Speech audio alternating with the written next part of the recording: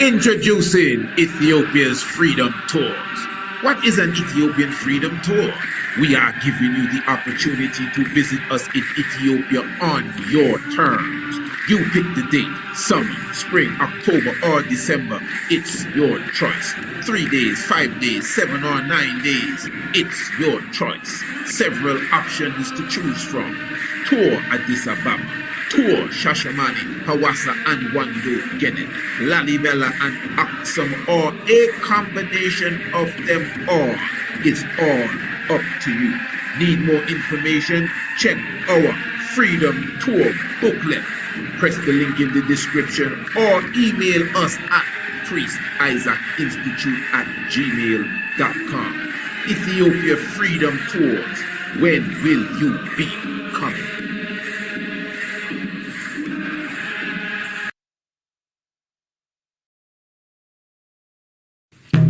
Attention! Join us in Ethiopia from the 20th to the 29th of July 2026 for the Lion of Judah Tour. As we celebrate the 134th anniversary of Emperor Haile Selassie I, Emperor of Ethiopia.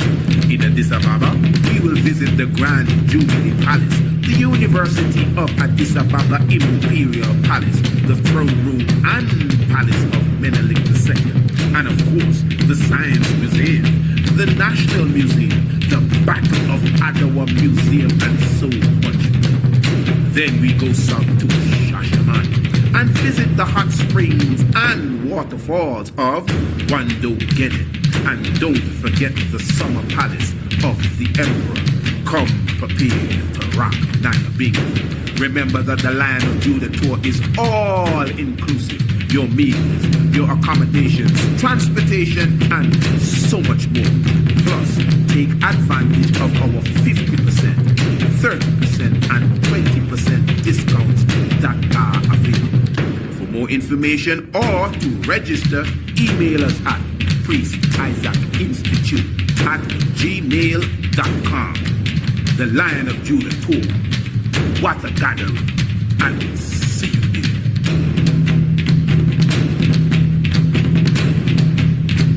And the situation that, that I was in, and of course with the future challenges that came. When I was 13, my whole life changed and became upside down. So that, I think, being observant, I think, was a plus. Yeah. So, for many people, including me, we had the chance to experience His Majesty through books, through speeches, through things that were left from that time. So, but you got the personal experience. You got to know Him personally. So, what was He like in those quieter, more personal moments? I think his greatest asset or his greatest ability is his ability to relate to everybody and to be able to adjust his communication. For example, his ability to talk to his great-granddaughter versus talking to a head of state or a minister or even someone else, a member of his cabinet. It's quite something to be able to do that. Not everybody has that skill to be relating to you on a one-on-one basis. So I think that's kind of my biggest takeaway in terms of how I remember him, is the fact that he could relate to me, even though he had an incredible busy schedule, that he would have time for his great-granddaughter, I think, is amazing.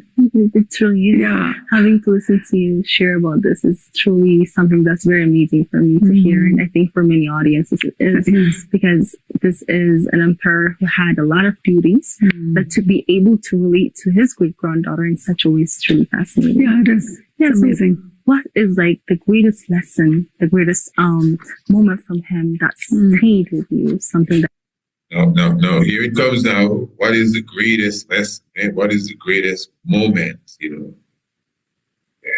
You could share with us. It might surprise you, but it was an occasion where I forgot to say thank you. Him and my family, my mother, my grandmother, other members of the family were having dinner in the formal dining room, and he called me and he gave me a piece of chocolate. And I accepted it, and apparently, I don't remember, but he said, I didn't say thank you.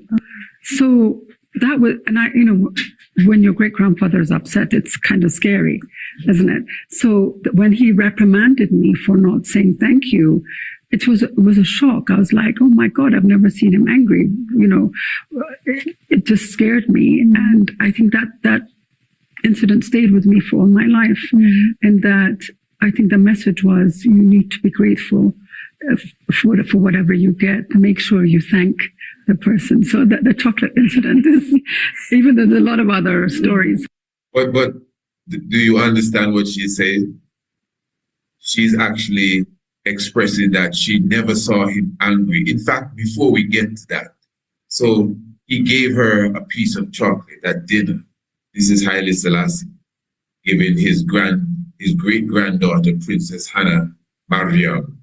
So she was definitely younger than 13 or 12. Maybe she may have been 10 or 9 or 8 at the time. And Haile Selassie gave her the chocolate and told her that she did not say thank you. And he somewhat chided her for that. She even went as far as to say, oh my grandfather is upset with me. And it's the first that she's ever seen him angry. And she was really afraid. And she went on to say that has stuck with her from ever since that time. And it's interesting what really stands out there, is when she highlights that she's never seen him. But she used the term angry. She also used the term upset. And it was towards her. Earlier, she spoke of her grandfather, the qualities of him having the ability to speak to everyone. And as I said, that the thunder just rolled in the heavens right here.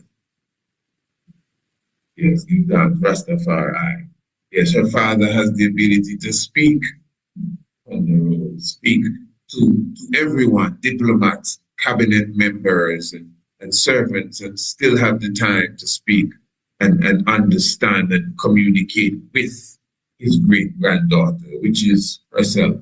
She is speaking about Princess Hannah Mariam. So give thanks for that testimony coming from her. Royal family, remember, this is the Tiger's Nest. If you're not a subscriber, make sure you subscribe to the Tiger's Nest. Email us, Priest Isaac Institute at gmail.com. Definitely. All right, let us continue with this interview. I think that one stayed with me forever. Blessed love, Honourable Priest Isaac. It's Sister Beulah here. Just come to share a few words regarding my natal chart, which was recently done. Thank you.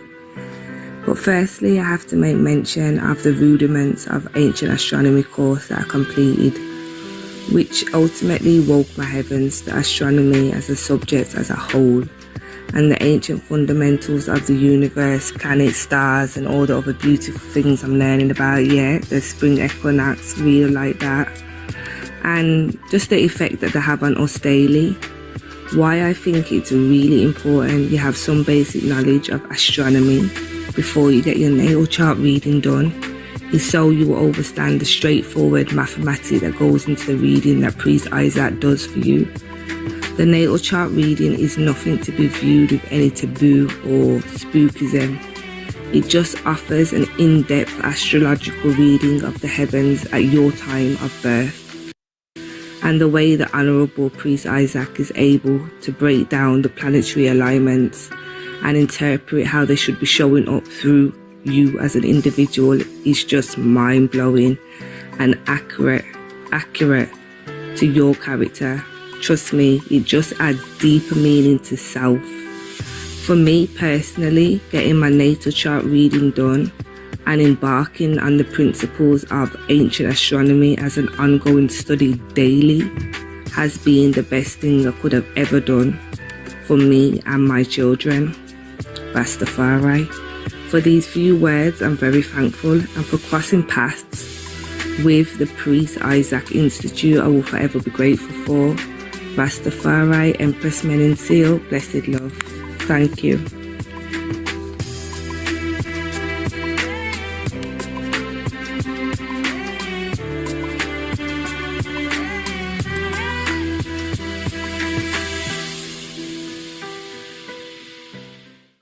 Venerable Priest Isaac here, and I'm here with Brother Nakaya Yahawasha. And of course, how you felt about the tour, the different places we visited, the different parks, museums, churches, the Christ Mass.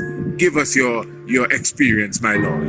Yeah, man, and bless up, Priest Isaac Institute, for coordinating, this year, necessary and island occasion, wherein I got the opportunity now, guidance and safety and security, to be able to forward here, into this year, I grounds, motherland, Ethiopia itself, and to touch in Ethiopia and also to touch very, very sacred grounds, such as the King's Palaces, because now I am, multiple palaces where the king, resided, meeting grounds, clothes that the king wore himself, so to touch on these different areas, go to the museums, also to the national, institutes, as well as, the space program to see what's going on, as well ancient, traditional Ethiopia, as well as where Ethiopia is heading for the future. Definitely, is personally encouraging I myself to return here and making the necessary preparations to come forward to be here. So it's not just a dream but a reality. So I can continue to learn, because there's no way, there's so much to learn. There's no way to learn and compact everything in just one tour. So I is looking forward for the future tours, not just the next tour, but the tours up on top of the tours up on top of the tours. Building.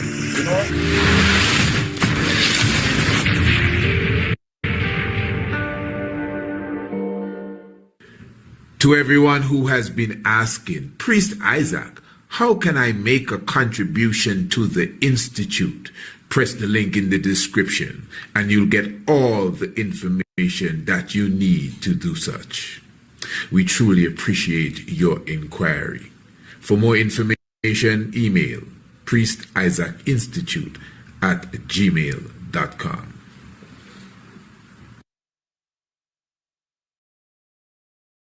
So when is your birthday? What day were you born?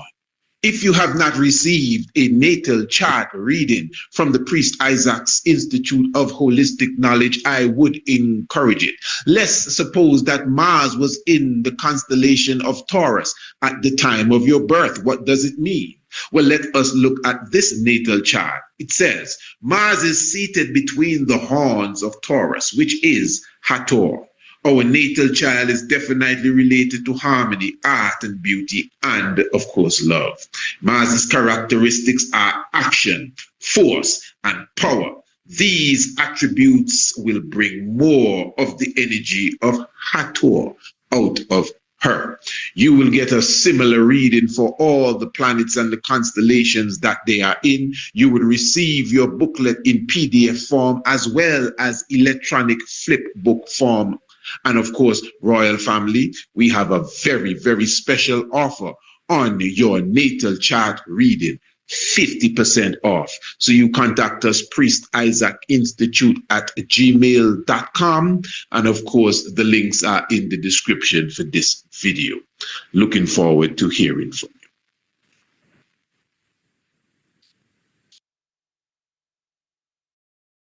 Sign up today for the Rudiments of Ancient Astronomy course and take advantage of our 50% off. The 50% discount is for a limited time and you will receive the full course for only $99.99 United States dollars. The Rudiments of Ancient Astronomy, professionally done. The graphics are definitely top-notch. Email us, Priest Isaac Institute @gmail.com. Designed for the mature mind and also for the young thinker.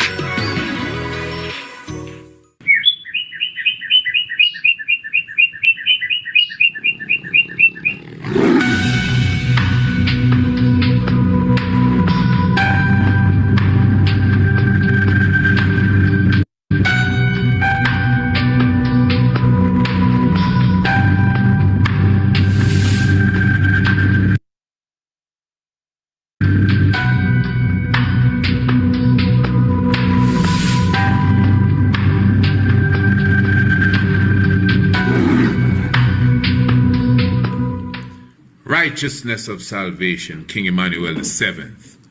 Adonai God, Jah, Rastafari. I give thanks for your presence with us, royal family. We welcome you to another edition of the Tiger's Temple. Of course, your humble servant, Honorable Priest Isaac, here with you. And for this episode, we want to highlight the oneness of the lamb and the lion. This concept is very important because many ones are now speaking of the reality of the Jesus Christus, the Yeshua. Many ones are not sure. Ones are even denying that there is one that existed 2,000 years ago, the Jesus, the Messiah. And then the crucifixion comes into play and what really happened, and is it historical or is it symbolic? Well, listen, family, of course, you know, we would have covered this from different angles many times, but I want to look at it today from a very symbolic level that is right before our eyes. And again, we are highlighting the oneness of the lamb and the lion, the sacrificial lamb and the lion that went conquering and to conquer. Now, let us begin with the 10 Commandments. I'm sure we're all familiar with the 10 Commandments, but not just the rules, not just the law, but the tablets that the law was written on. The tablets, the 10 Commandments and the tablet thereof represents the Messiah. It is symbolic of the Christ figure. That is how it is written. And at the same time, the Ark of the Covenant, which is really the box that would house the 10 Commandments, is also seen as being very divine, being the divine mother, the mother Mary, the Yeshimabet. This is the individual that housed the Christ, his mother. So at the same time now, Lady Zion, we would have covered this as well. Lady Zion, the Ark of the Covenant, is the incubator of the Christ figure, the incubator of the commandments. And the commandments, one more time, represents the perfect man, represents that divine being, the Sabbath keeper, he that comes and teaches us the moral standards of the law. Very good. Now, as Bobo Shanti, we have this phrase that we say all the time, that Moses is God and God is Moses. What does that mean? Well, it means that the man Moses, within his persona, you know, there is the spirit of the Almighty. The Most High dwells within him, the man Moses, to the point that he can be equated to God and God to him. Moses is God and God is Moses. So Moses comes down like a Christ sort of figure here. This is also highlighted even in the scripture we are going to touch upon right now.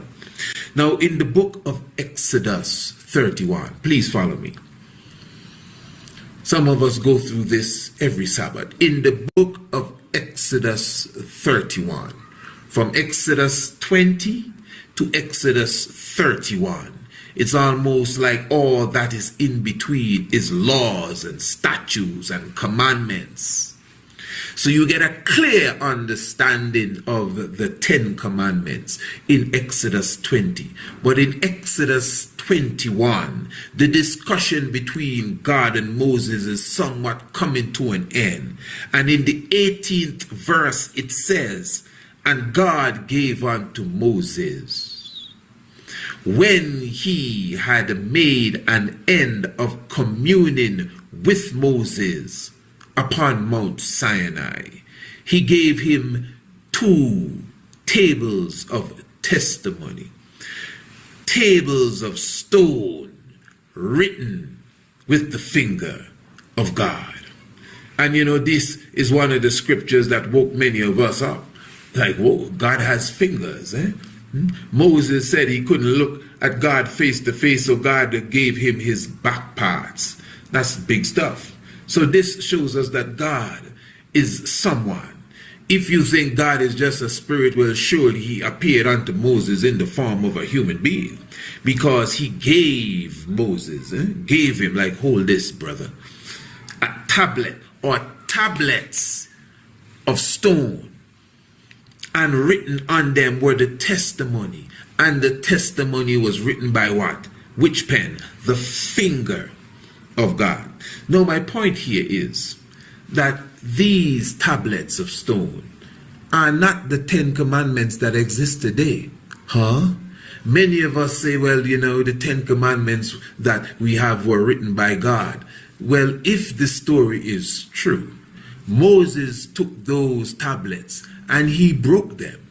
He destroyed them. When Moses went down the hill, he found the congregation worshiping a golden calf, remnants from Egypt, the worshiping of the animals and so forth and so forth.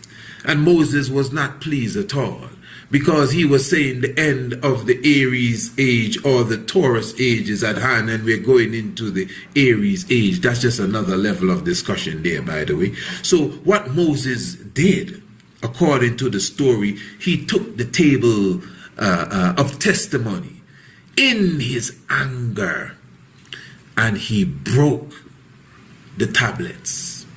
Talk about breaking the 10 commandments. Moses was the first person to break the commandments, and he broke the commandments, and many people had to suffer.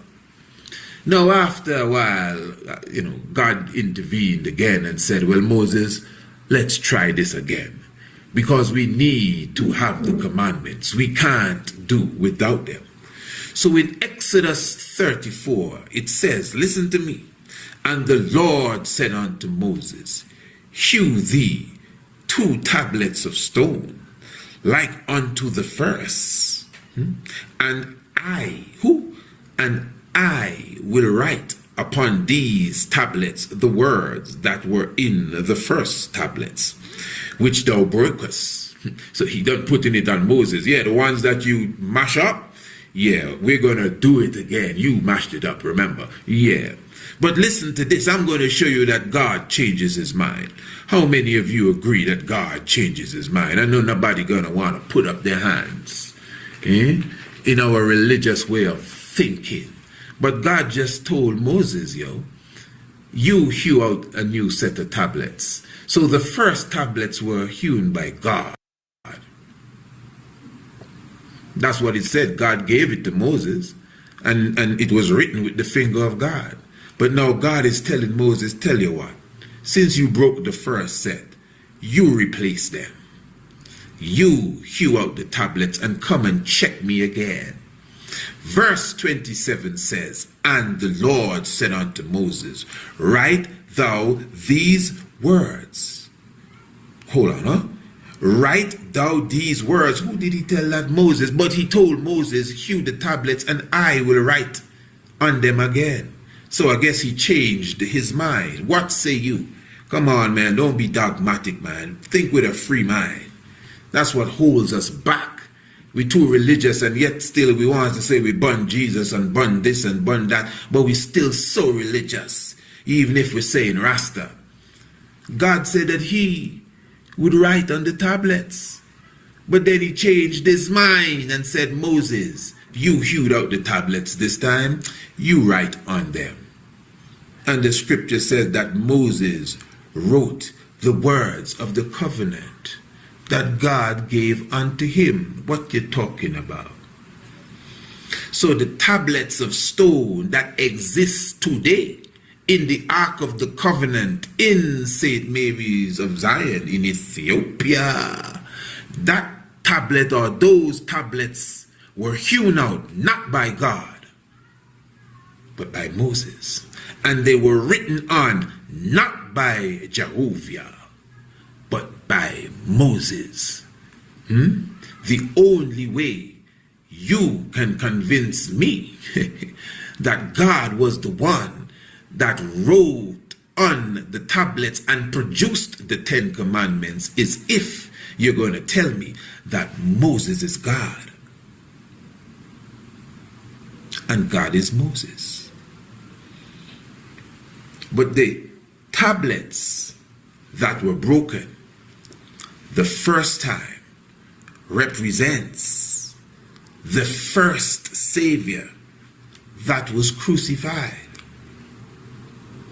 And the second set of tablets that are there up to today represent the returned Messiah, the conquering lion that cannot be broken. But there's more. To everyone who has been asking, Priest Isaac, how can I make a contribution to the Institute? Press the link in the description and you'll get all the information that you need to do such. We truly appreciate your inquiry. For more information, email priestisaacinstitute@gmail.com. Attention! Join us in Ethiopia from the 20th to the 29th of July 2026 for the Lion of Judah Tour, as we celebrate the 134th anniversary of Emperor Haile Selassie I, Emperor of Ethiopia.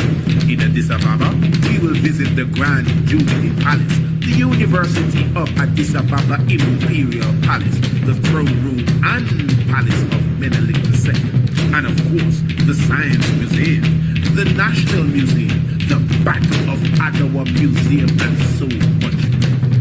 Then we go south to Shashamane and visit the hot springs and waterfalls of Wando Genet. And don't forget the summer palace of the Emperor.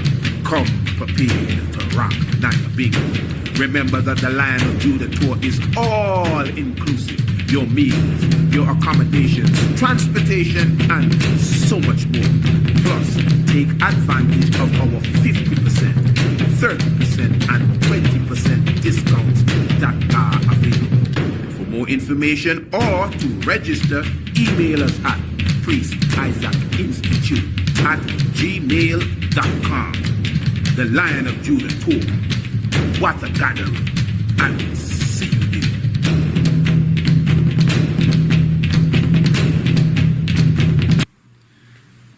Now we sing a hymn in the church, Rock of Ages cleft for me.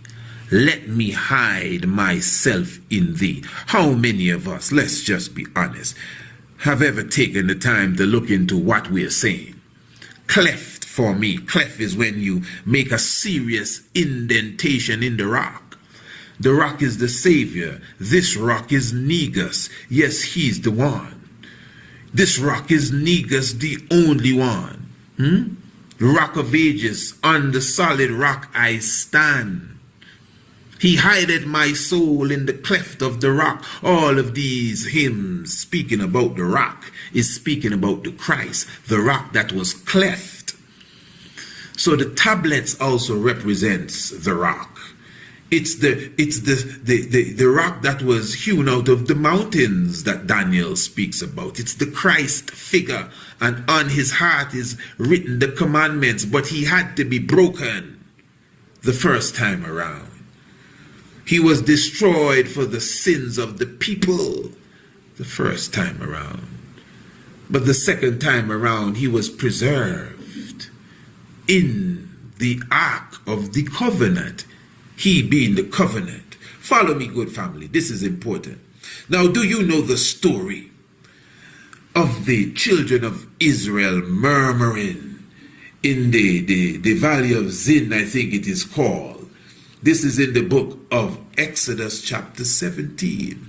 Because they were thirsty and they wanted water. Listen to this. Verse 3 says, and the people thirsted there for water. And the people murmured against Moses and said, wherefore is this that thou hast brought us up out of Egypt to kill us and our children and our cattle with thirst? And Moses cried unto the Lord, saying, what shall I do unto this people? They be almost ready to stone me.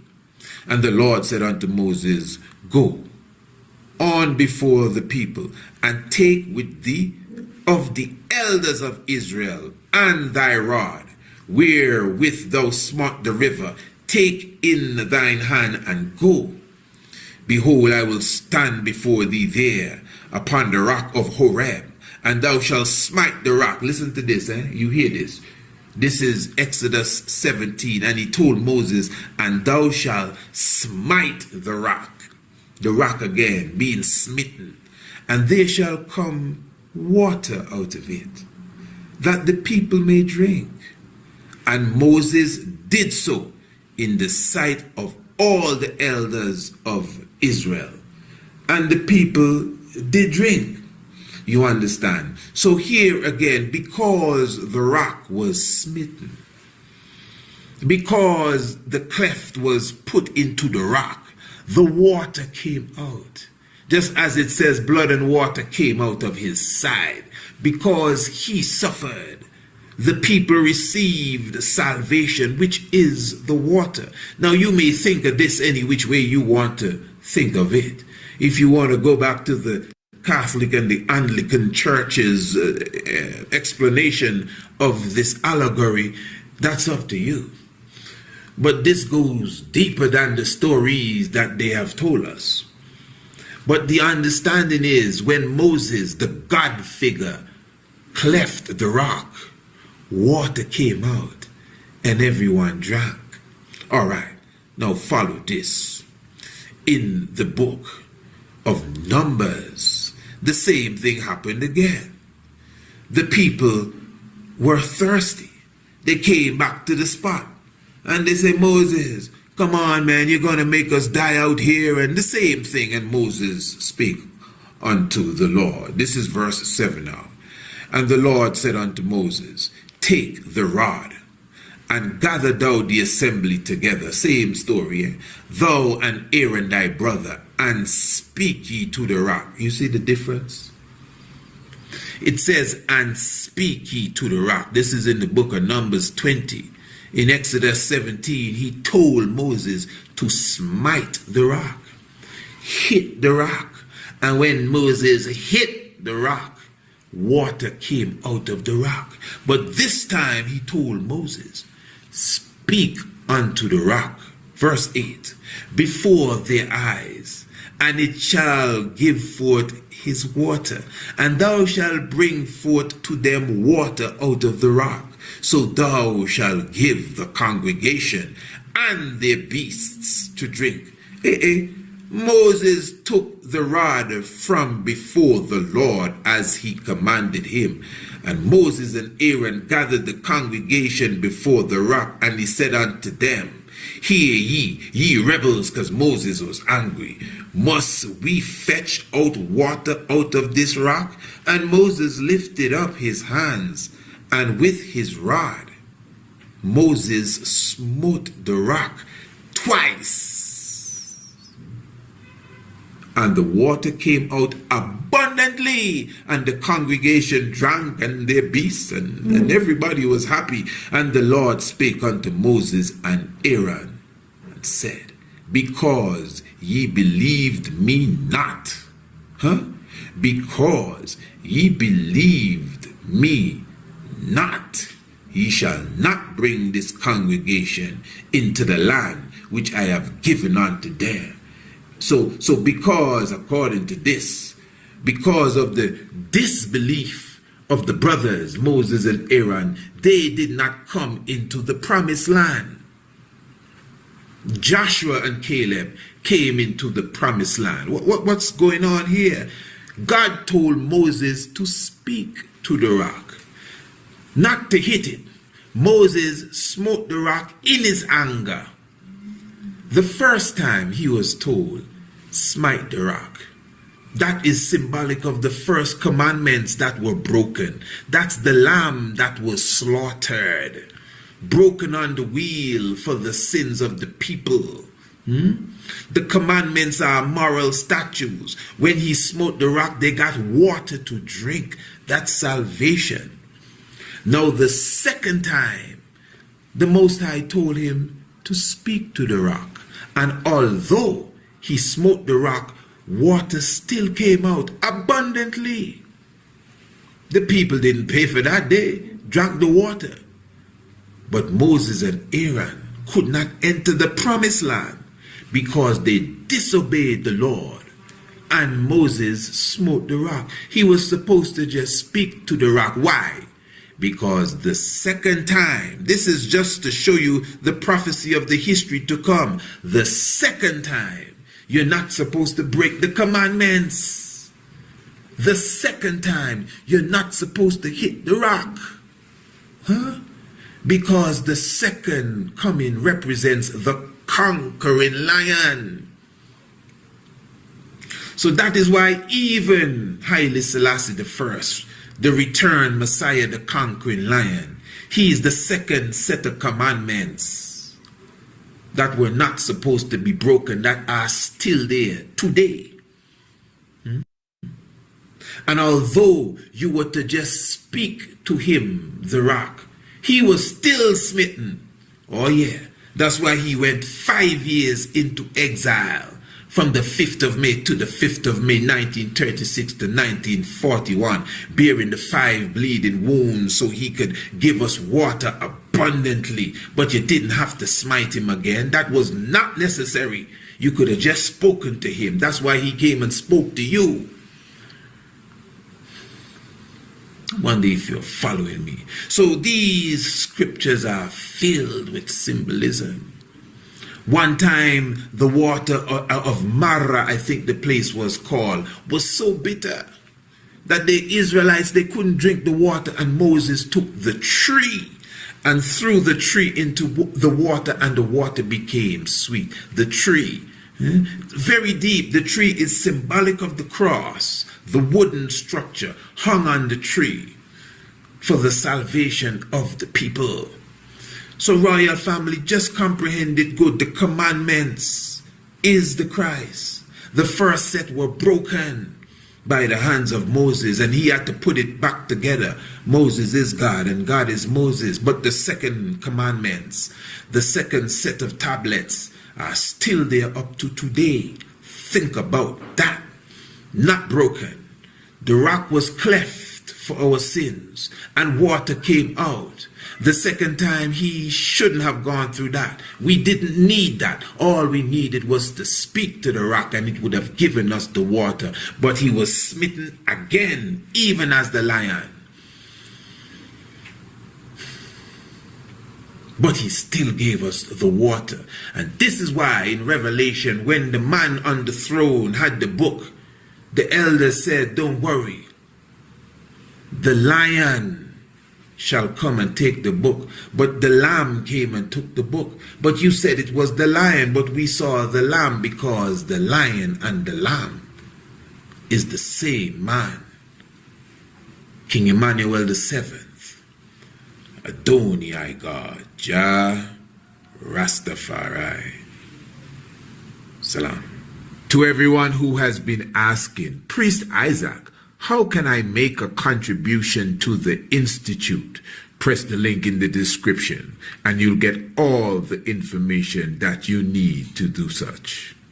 We truly appreciate your inquiry. For more information, email priestisaacinstitute@gmail.com. Attention! Join us in Ethiopia from the 20th to the 29th of July 2026 for the Lion of Judah Tour, as we celebrate the 134th anniversary of Emperor Haile Selassie I, Emperor of Ethiopia.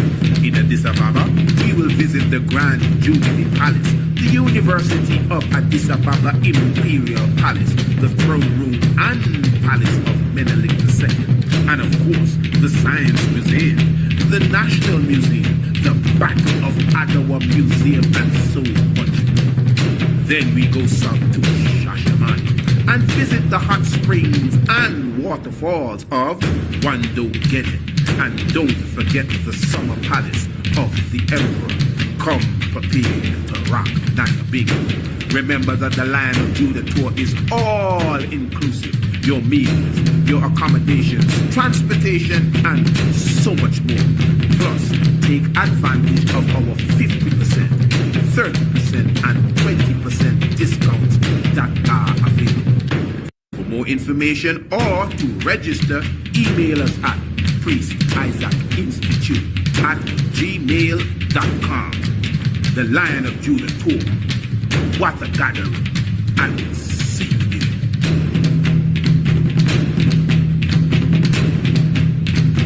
Honorable Priest Isaac here, and I'm here with Brother Nakaya Yahawasha. And of course, how you felt about the tour, the different places we visited, the different parks, museums, churches, the Christ Mass.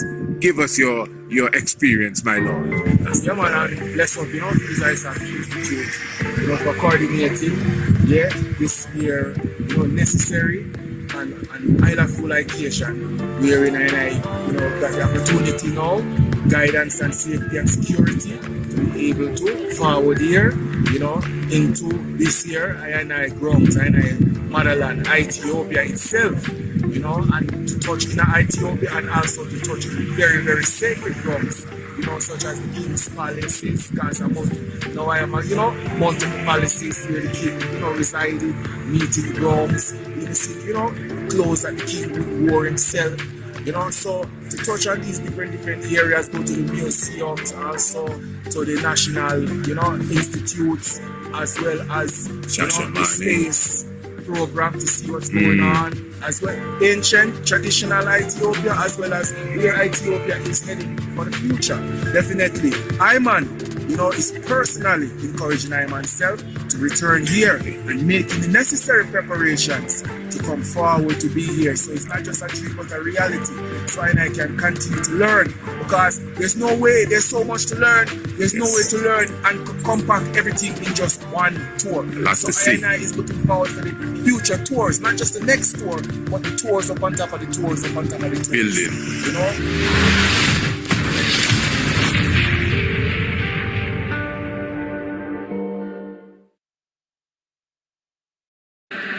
Introducing Ethiopia's Freedom Tours.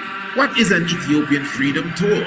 We are giving you the opportunity to visit us in Ethiopia on your terms. You pick the date, summer, spring, October or December. It's your choice. 3 days, 5 days, 7 or 9 days. It's your choice. Several options to choose from. Tour Addis Ababa. Tour Shashamani, Hawassa and Wando Genet, Lalibela and Aksum, or a combination of them all. It's all up to you. Need more information? Check our Freedom Tour booklet. Press the link in the description or email us at priestisaacinstitute@gmail.com. Ethiopia Freedom Tours.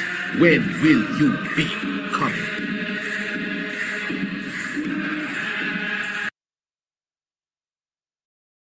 Honorable Priest Isaac here, and I'm here with Brother Nakaya Yahawasha.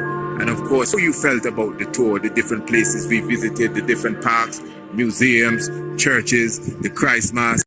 Give us your experience, my Lord. Yeah, man, and bless up, His Isaac Institute, for coordinating, this year, necessary and island full occasion, wherein I got the opportunity now, guidance and safety and security, to be able to forward here, into this year, I grounds, motherland, Ethiopia itself, and to touch in Ethiopia and also to touch very, very sacred grounds, such as the King's Palaces, because now I am, multiple palaces where the king, resided, meeting grounds, clothes that the king wore himself, so to touch on these different areas, go to the museums, also to the national, institutes, as well as, the space program to see what's going on, as well ancient traditional Ethiopia, as well as where Ethiopia is heading for the future. Definitely, Iman, is personally encouraging I myself to return here and making the necessary preparations to come forward to be here. So it's not just a dream but a reality. So I can continue to learn, because there's no way, there's so much to learn, there's no way to learn and compact everything in just one tour. So I is looking forward for the future tours, not just the next tour, but the tours up on top of the tours up on top of the tours. Building.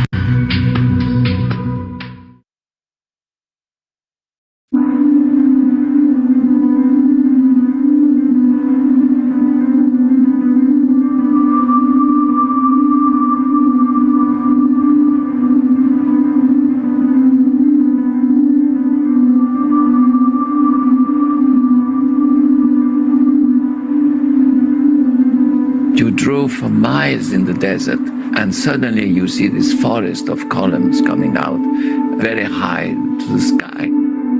And next to it, this village, town, which was created for the occasion of tents. And that was already a fairy tale story.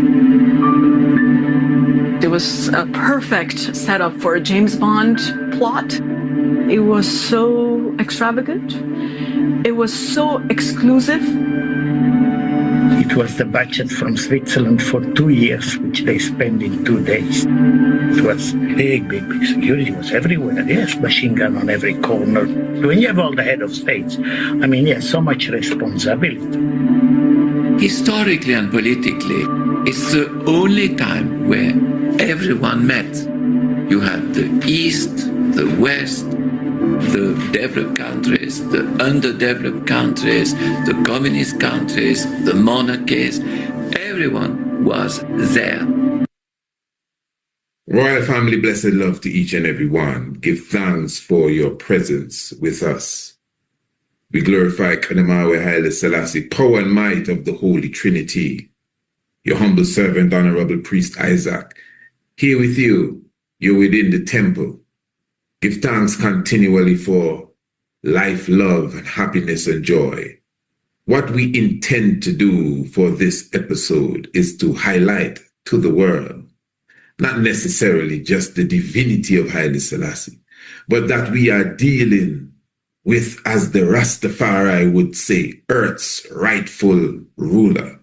When the scripture asks, who is this King of glory, the Lord of hosts, we will prove, utilizing this documentary, that we are dealing with the King of glory. As you would have heard in the introduction, this is 1971, and we are in Persia, the place known as Iran today. I'm sure you have heard of Iran.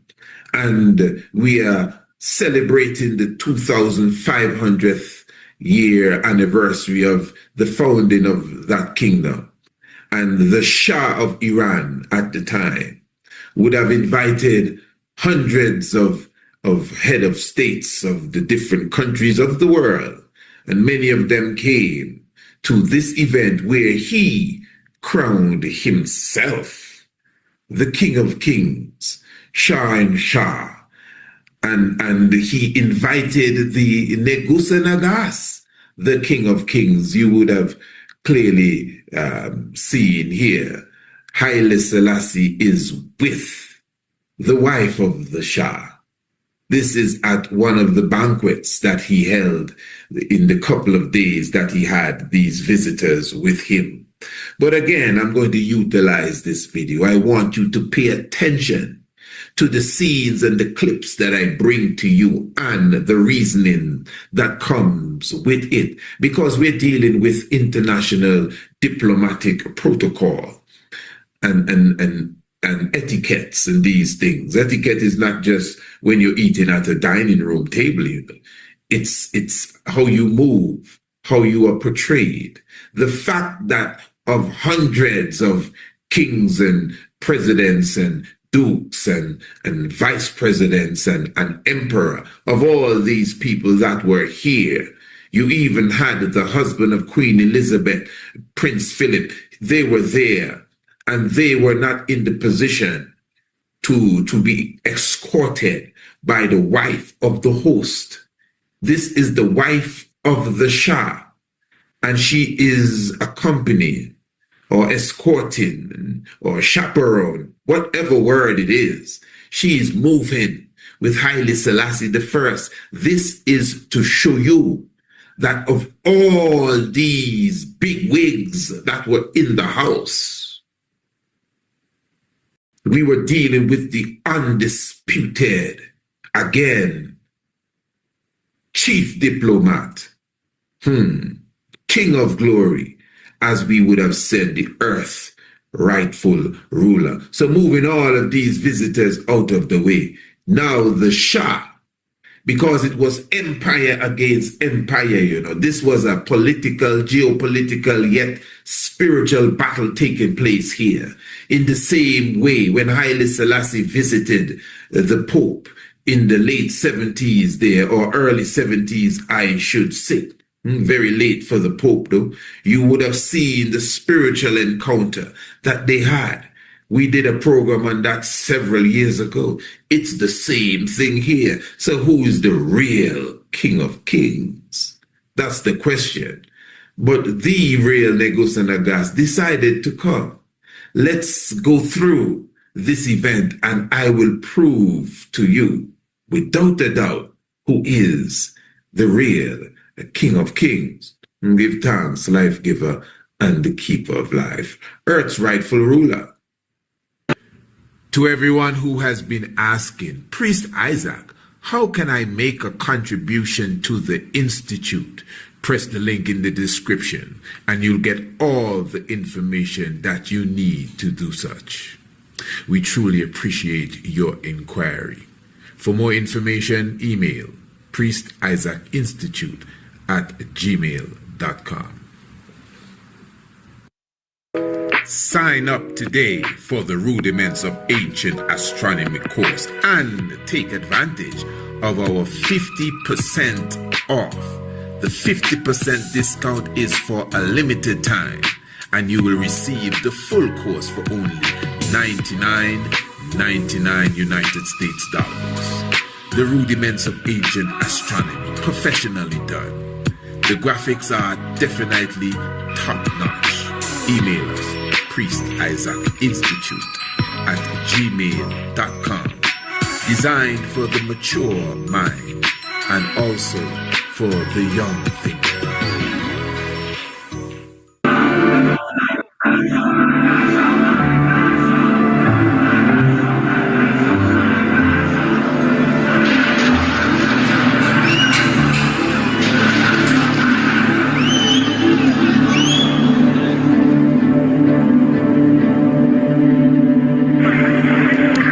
Sitting in on a television first this morning, the heads of state are about to arrive in Persepolis, Iran, to help celebrate the 2500th anniversary of the founding of what was once called the Persian Empire.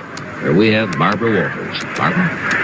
There's so much that one should understand about this event, both historically and in terms of modern times, and I thought I'd try to give you the who, what, where, how, and why right now.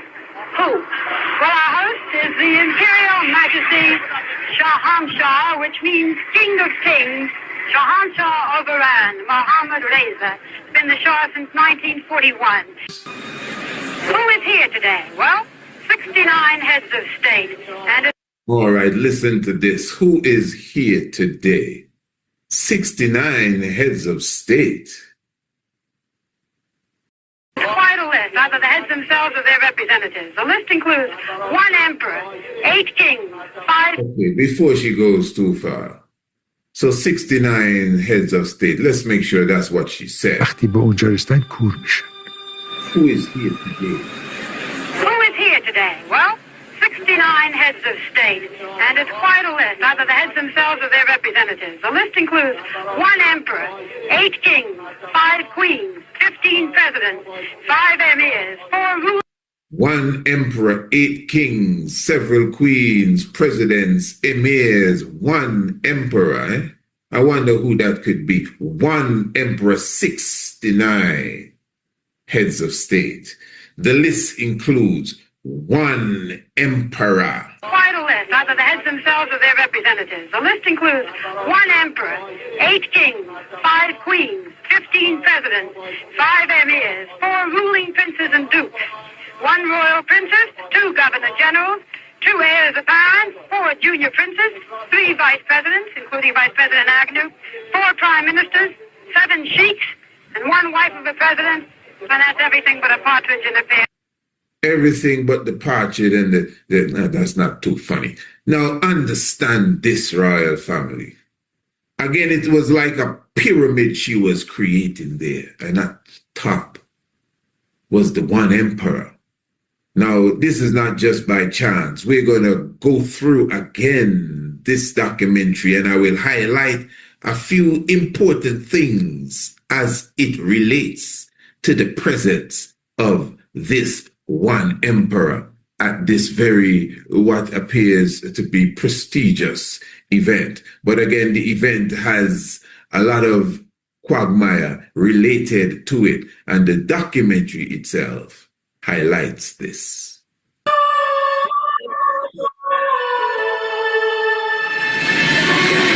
In the middle of October 1971, 62 heads of state converged on the airport of the fairy tale city of Shiraz.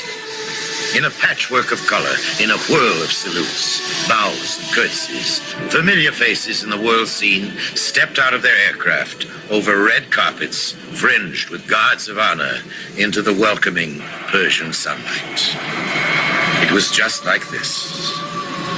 Too much was happening to pick out the detail. For all the arrivals, ceremony and protocol had to be carefully observed. None who were there saw it all. So began one of the most historic cultural gatherings the world has ever seen. The only person that was sitting in headquarters in Persepolis was me. I couldn't sleep.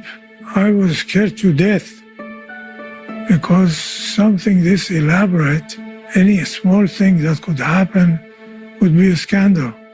One of these African countries requested through our embassy that they'd like to bring 10 people with the head of state.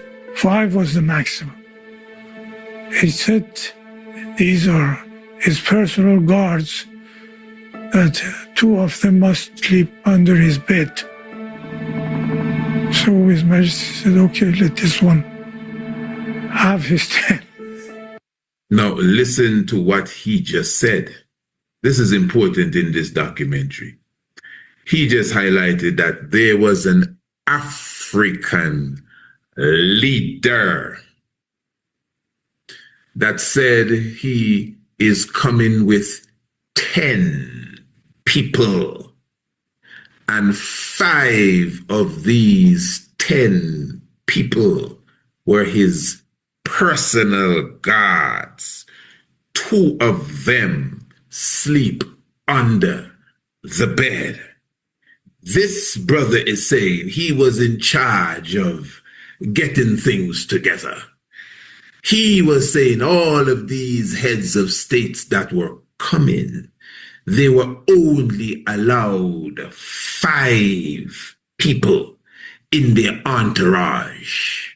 So all the other heads of states, listen, all of the other heads of states could only bring 5. He said that he had to go to the Shah and say, well, Shah, this African leader, now he didn't give the name. He said, this African leader wants to bring 10 people, but nobody can bring 10, only 5. You hear that? And the Shah said, it's all right, free him up. This man said the African leader was given the permission to bring 10. Now, and before we continue, because it's when we continue, you're going to get the bang. Before we continue, again, we must highlight, remember, a lot of money was spent here. They took the desert and turned it into a city with trees and roads and tents and so many different things. They brought ice out into the desert every day to make sure things kept cool. He brought birds from certain parts of the country and placed them in the area, but most of them flew away. That's the Shah. So a lot was spent. Twice the annual budget of Switzerland that was spent on this 2-day, 3-day event where the Shah in Shah was crowning himself King of Kings. But he's not the Negusa Nagats. He's not the earth's rightful ruler, and he's not the King of Glory. This man is saying 10 people the African leader wanted to bring, but we could only afford 5. And I went to the Shah, and the Shah said, it's okay. Let him have the 10. That's a highlight for him. You know, this is decades after. He is reminiscing on what was happening when he was younger. And this is a story he pulled out of his hat because it was unique. Hear what he says after that. And he brought 10 guys. Haile Selassie came with... Haile Selassie came. Now, hold on. Haile Selassie was not the leader. At least he didn't say it was Haile Selassie. He just said an African leader. And now he's going on with Haile Selassie. Okay, tell us about Haile Selassie. 10 guys. Haile Selassie came with 75 people.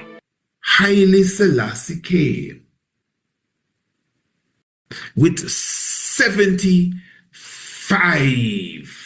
people on a plane. I remember I went nuts because these guys, who's going to take care of 85 people? Haile Selassie came on a plane with 75 people. And he said he went nuts because he said, how are we going to take care of? Then he said 85 people.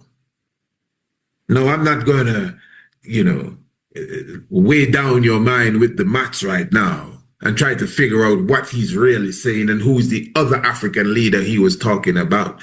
Because he said the other African leader got 10 people to come. He didn't give any name. Then he said Haile Selassie came with 75 people. He said, who's going to take care of the 85? But anyway, the main point is that they have a protocol of 5 people. You can't bring. So Prince, what's his name? Prince Philip, when he came, he had to have 5 people or less. Princess Anne, 5 people or less. All of these heads of state, the king of Russia and the king of this or the king of whatever, and the president of here, there, and everywhere, the king of Jordan, all of these fellas were there. And they could not bring more than 5 people. Haile Selassie came with 75 people. You think the Shah of Iran is going to give Negus and Nagas any trouble as it relates to how many people he have in his entourage? Of course not. Earth's rightful ruler. Hold on.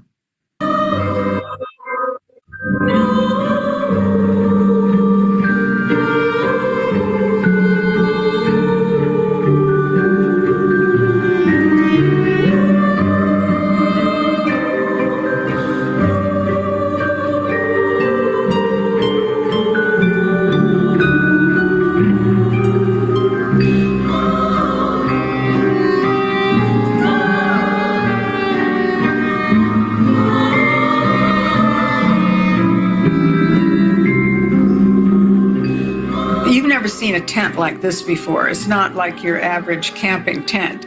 They were like little homes. I mean, they were gorgeous, and everything looked like it had come right out of a decorating magazine. You could pull up your chair, and it was a nightmare of all nightmares at this thing. Everybody was sort of looking to see where everybody else was seated and who had a better seat and who had a better ranking.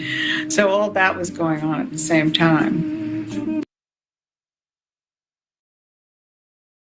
And just to highlight what was said there a moment ago, the reporter clearly said, listen, man, everyone was looking to see who had the better seat and who sat next to who and all of that. Now, of course, remember, hundreds of people around this well put together, elongated and well-designed and curvy table. But at the same time, the chief seat again, belongs to the man next to the wife of the host. And as you can clearly see, the chief seat belongs to Emperor Haile Selassie I. Again, this is not religion we're talking about. I'm just proving to you in the geopolitical world, on the geopolitical stage, historically, in any gathering that the emperor was in, he always had the best seat, undeniable. And this is very important as we are talking about Earth's rightful ruler. Now, again, he's in the presence of another fella who is going to crown himself Shah, the King of Kings, I guess, of Iran. But keep in mind, if you understand the history of the Shah, this is another thing. Remember, we highlight from time to time Economic Hitman by John Perkins, The Confessions of an Economic Hitman. And the Shah is almost the star of his book, and how the Shah was utilized by the governments of the West and the CIA and so forth, even to get rid of Mossadegh, the individual who was the prime minister of Iran at the time, and he wanted to use the resources of Iran for the people of Iran, and of course the Western world didn't like that.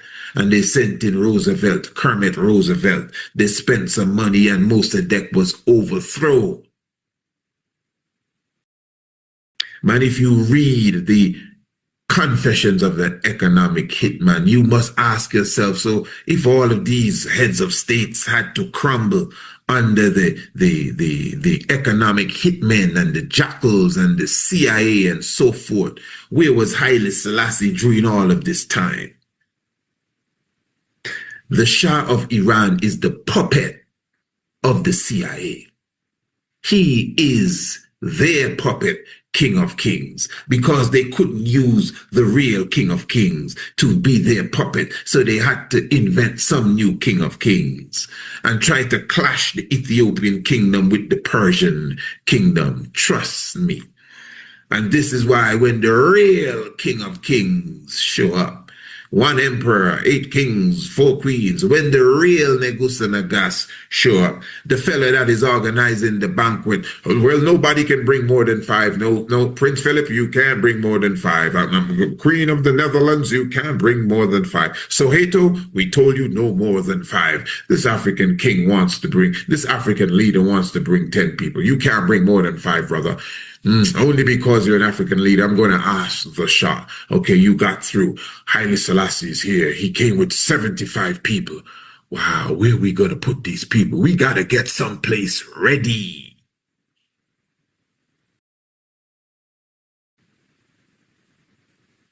When you watch this documentary, you don't see the king bowing down and doing all of the stuff you see all the other leaders doing. But the point is that he's moving with the wife of the host of the banquet.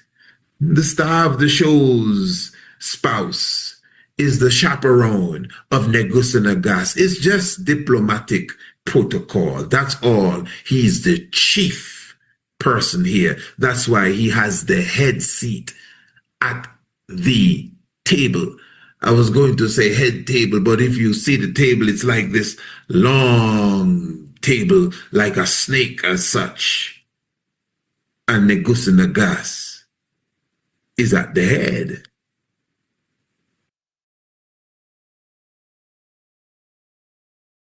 Now, we're going to see Haile Selassie at the funeral of President Charles de Gaulle of France. And again, the importance of position. Because keep in mind, at the funeral of President Kennedy, Haile Selassie was front and center. That's the president of the United States. Haile Selassie would have just visited Kennedy. And then he went back to Ethiopia eventually, and then had to return in short order to the United States of America to bury President John F. Kennedy. front and center. Many other heads of states and important diplomats were there, but front and center was Haile Selassie the first. And next to him, you would have seen the picture, is Charles de Gaulle. Now, de Gaulle is being buried now, and Haile Selassie is at the funeral and at the memorial in the church. Again, he is given the seat, the highest position. He's in the front and in the center. He's right at the edge. He's not in the middle of anyone here. And if you look good, you would see just next to him is the Shah of Iran, taking a second seat to the real Negus Nagas, the real King of Kings. The picture, the photos, as they say, don't lie. And it's right in front of you, clear to see who is Earth's rightful ruler. Who is the King of Glory? This is not religion here. This is geopolitics. And you may say, well, that doesn't matter in the kingdom of God. Well, in the kingdom of history, you should ask your question, why is it that they leave Haile Selassie, the most important figure in history, totally out of the history books? Rastafari. Attention! Join us in Ethiopia from the 20th to the 29th of July 2026 for the Lion of Judah Tour, as we celebrate the 134th anniversary of Emperor Haile Selassie I, Emperor of Ethiopia. In Addis Ababa, we will visit the Grand Jubilee Palace, the University of Addis Ababa Imperial Palace, the Throne Room and Palace of Menelik II, and of course, the Science Museum, the National Museum, the Battle of Adwa Museum, and so much more. Then we go south to Shashamane and visit the hot springs and waterfalls of Wando Geddon. And don't forget the summer palace of the Emperor. Come prepared to rock Naya Big. Remember that the Lion of Judah Tour is all inclusive. Your meals, your accommodations, transportation, and so much more. Plus, take advantage of our 50%, 30%, and 20% discounts that are available. For more information or to register, email us at priestisaacinstitute@gmail.com. The Lion of Judah Tour. What a gathering, and see you there.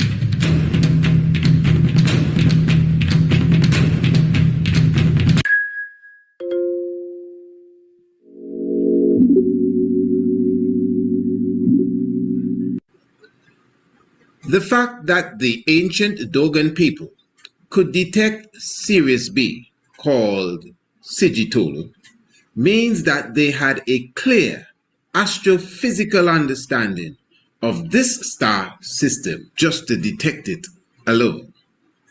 The star Sirius is the brightest star in the night sky. It has a magnitude of minus 1.46. The magnitude refers to the brightness of the star or other celestial bodies. The brighter the object, the lower the magnitude, at least the numbers assigned to it. So the brighter an object appears, the lower the value of its magnitude. The brightest objects in the sky are negative in number. In ancient astronomy, we observe both apparent magnitude and absolute magnitude. Apparent magnitude is the brightness of an object as it appears in the sky from Earth. Sign up today for the Rudiments of Ancient Astronomy course and take advantage of our 50% off. The 50% discount is for a limited time, and you will receive the full course for only $99.99 United States dollars. The Rudiments of Ancient Astronomy, professionally done. The graphics are definitely top-notch. Email us, priestisaacinstitute@gmail.com. Designed for the mature mind and also for the young thinker.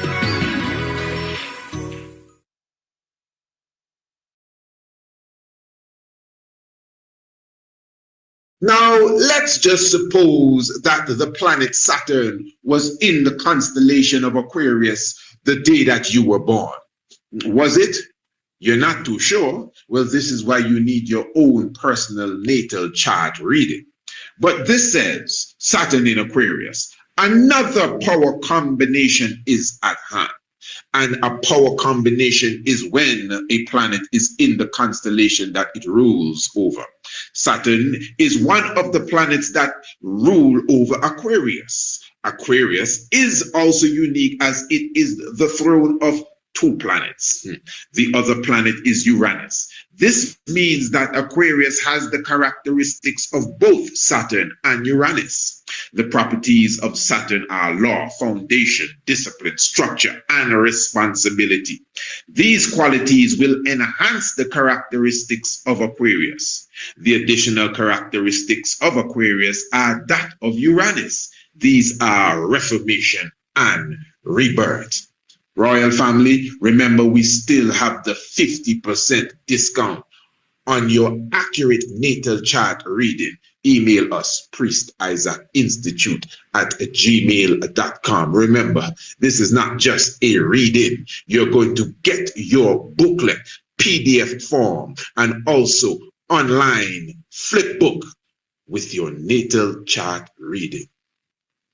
Blessed love.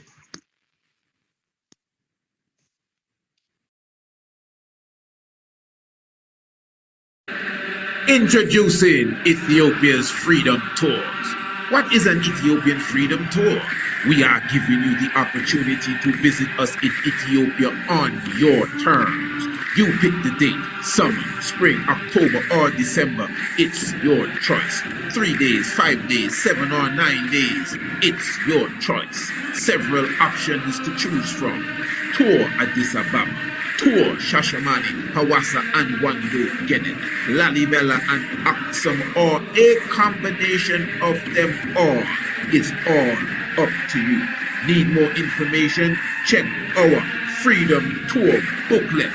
Press the link in the description or email us at priestisaacinstitute@gmail.com.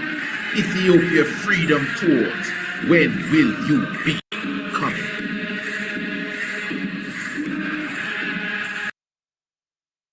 Honorable Priest Isaac here, and I'm here with Brother Nakaya Yahawasha.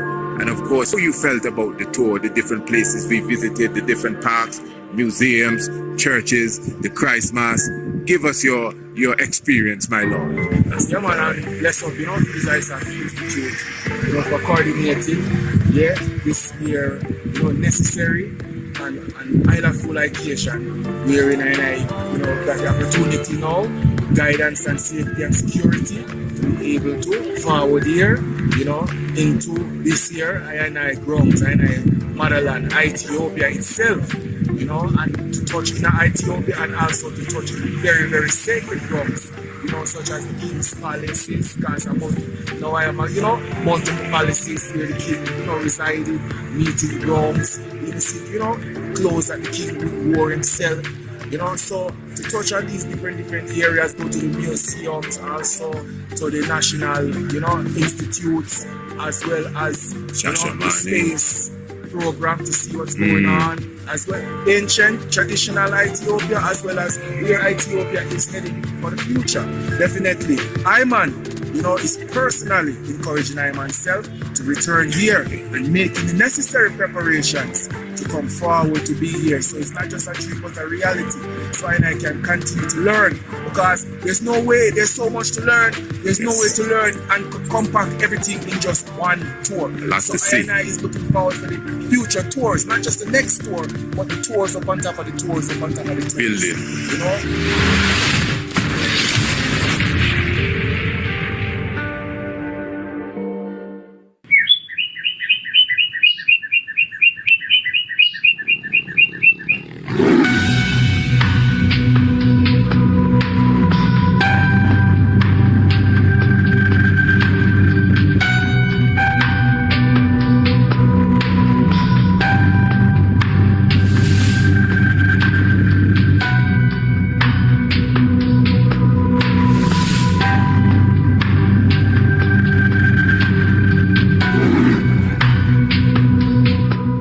glorify Emperor Haile Selassie the First in all doings and sayings. The Tiger's Temple in full effect. And we are concentrating on kingdom building. And one may ask themselves, well, what is kingdom building? What are we speaking about here? The building of an empire. And the empire consists, obviously, of a specific people. So you see, royal family, most of what you see us do, most of what the community as conscious people exhibit has to do with them resurrecting themselves. You hear about reparation, but reparation means to repair the nation. Why do you need to repair the nation? Because the nation has been damaged. Now, we cannot deny this as a people, although we are very trapped into celebrations and this day and that day and the Holocaust. I'm talking about the Black Holocaust now, and slavery and emancipation and independence, and we fought off colonialism, and yes, and we celebrate this, but do we understand it in the depths, to our heart, to our core? How all of this has turned a people, a royal people, the royal sons and daughters of the shores and coast and interior of Africa, into boys and girls, into commoners, into the lesser class and even the middle class, and second class citizens, and beggars and jobbers, and so many different things. And Kunta Kinte has become Toby, and Shaka Zulu has become Robert, because, you know, and then the Amarinya has become English, because, again, our mother's tongue, the tongue in the mouth of our mother, I'm not speaking symbolically, they literally cut our mother's tongue out of her mouth, so she cannot pass on the ancient Swahili, the Kiswahili, the ancient language of home, the ancient Twi, the ancient Akan. No, she got to, well, she ain't saying nothing. So you now will be learning from the enslaver. Don't worry. Even though mommy can't speak, I will teach you how to speak. Repeat after me. Mary had a little lamb. Her fleece was white as snow. So this is why the nation needs to be repaired. To me, I am very big on reparation. And the first reparation is education. We need to re-edify ourselves. And we don't have to wait for the former colonial masters to begin this process at all. That begins in our heart zone. So you see, the kingdom building now. And in my world, the kingdom has already been built. But you see, those of us who are the disciples of the Messiah, who has established the kingdom, we have a responsibility. As he said, greater works than these shall ye do. So although he has the blueprint, what some of us call the black print, there's much, much, much more work to be done. So what we are speaking about, royal family, really is economic freedom. We are going to talk about wealth.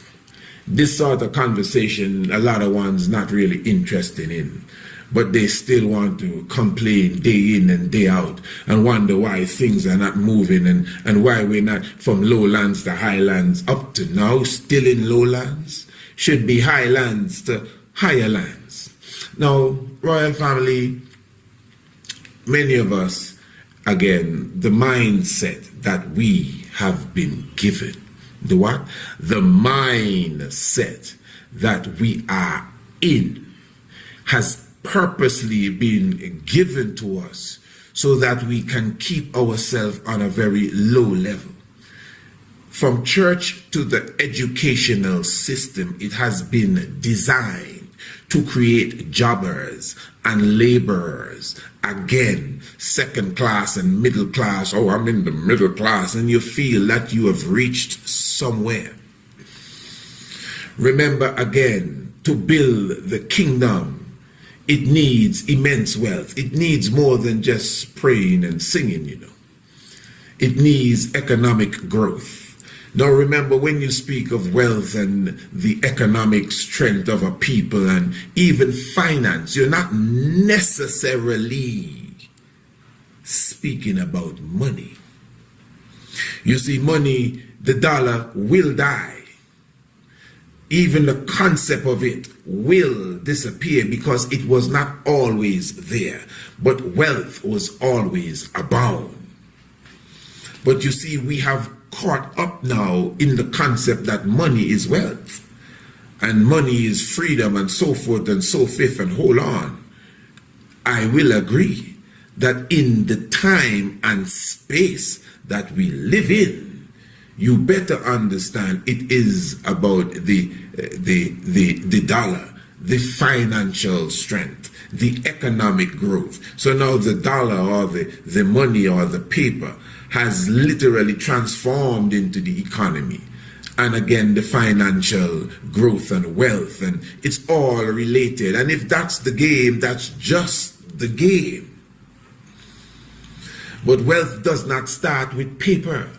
Come on, pull any of the paper out of your pocket or the wallet and look and see whose face is on the paper. Number one, it's dead people in most cases.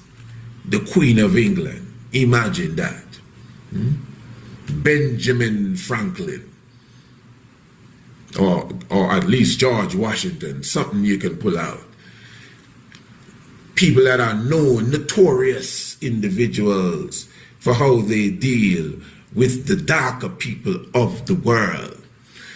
So obviously, there's something wrong here because you know the paper does not have any value. This is very important. Before you even begin to learn how to make the money, you got to understand the money you're dealing with.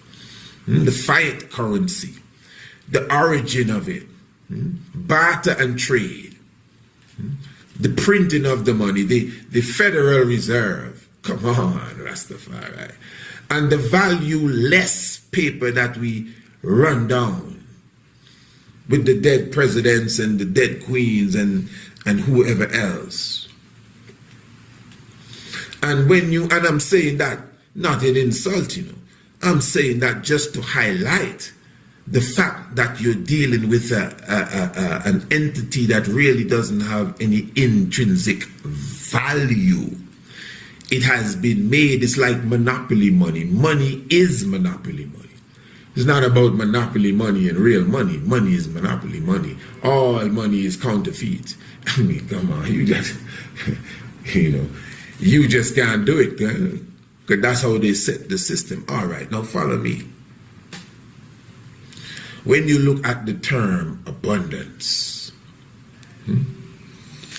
to abound, the earth and creation was created in abundance. What does that mean?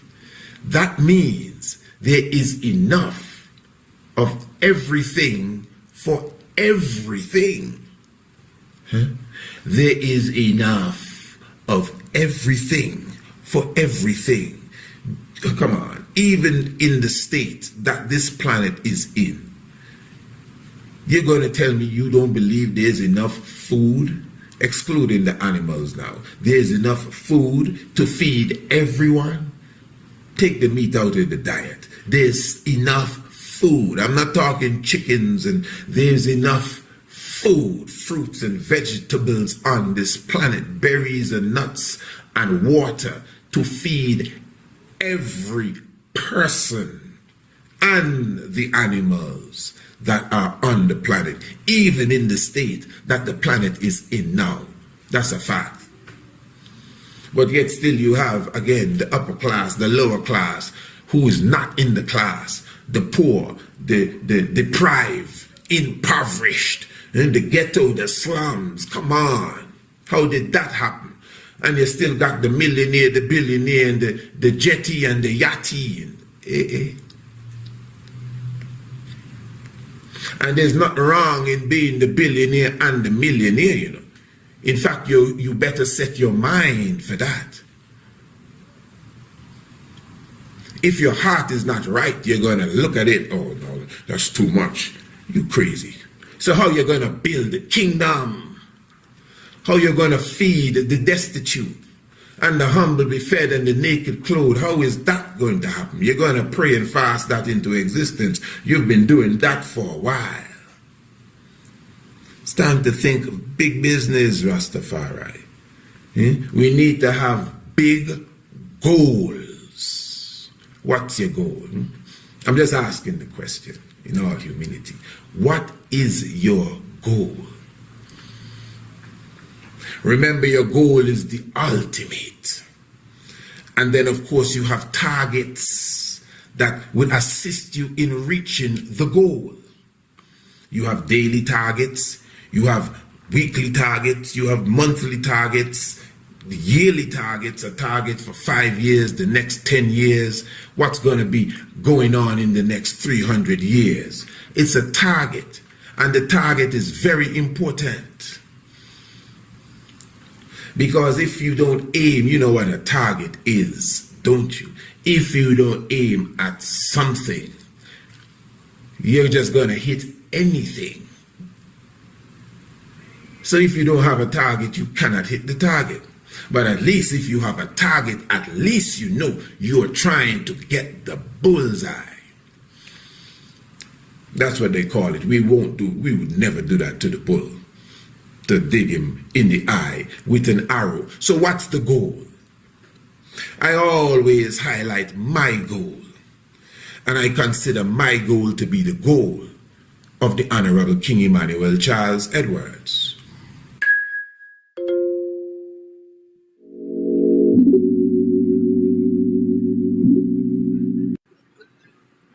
The fact that the ancient Dogon people could detect Sirius B, called Sigitolu, means that they had a clear astrophysical understanding of this star system just to detect it alone.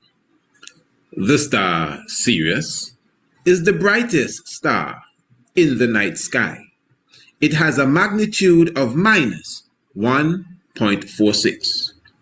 The magnitude refers to the brightness of the star or other celestial bodies. The brighter the object, the lower the magnitude, at least the numbers assigned to it. So the brighter an object appears, the lower the value of its magnitude.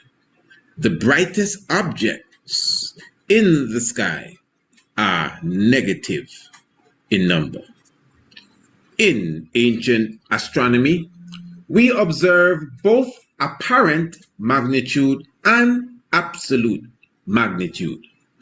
Apparent magnitude is the brightness of an object as it appears in the sky from Earth. Sign up today for the Rudiments of Ancient Astronomy course and take advantage of our 50% off.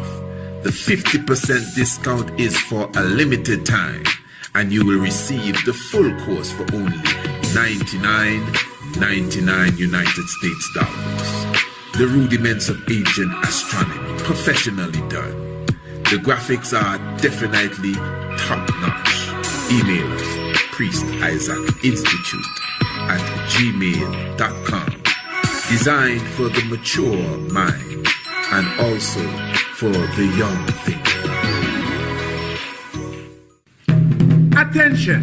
Join us in Ethiopia from the 20th to the 29th of July 2026 for the Lion of Judah Tour, as we celebrate the 134th anniversary of Emperor Haile Selassie I, Emperor of Ethiopia. In Addis Ababa, we will visit the Grand Jubilee Palace, the University of Addis Ababa Imperial Palace, the Throne Room and Palace of Menelik II, and of course, the Science Museum, the National Museum, the Battle of Adwa Museum, and so much more. Then we go south to Shashamane and visit the hot springs and waterfalls of Wando Geddon. And don't forget the summer palace of the Emperor. Come prepared to rock, not a big. Remember that the Lion of Judah tour is all inclusive. Your meals, your accommodations, transportation, and so much more. Plus, take advantage of our 50%, 30%, and 20% discounts that are available. For more information or to register, email us at priestisaacinstitute@gmail.com. The Lion of Judah tour. What a gathering. And see you there.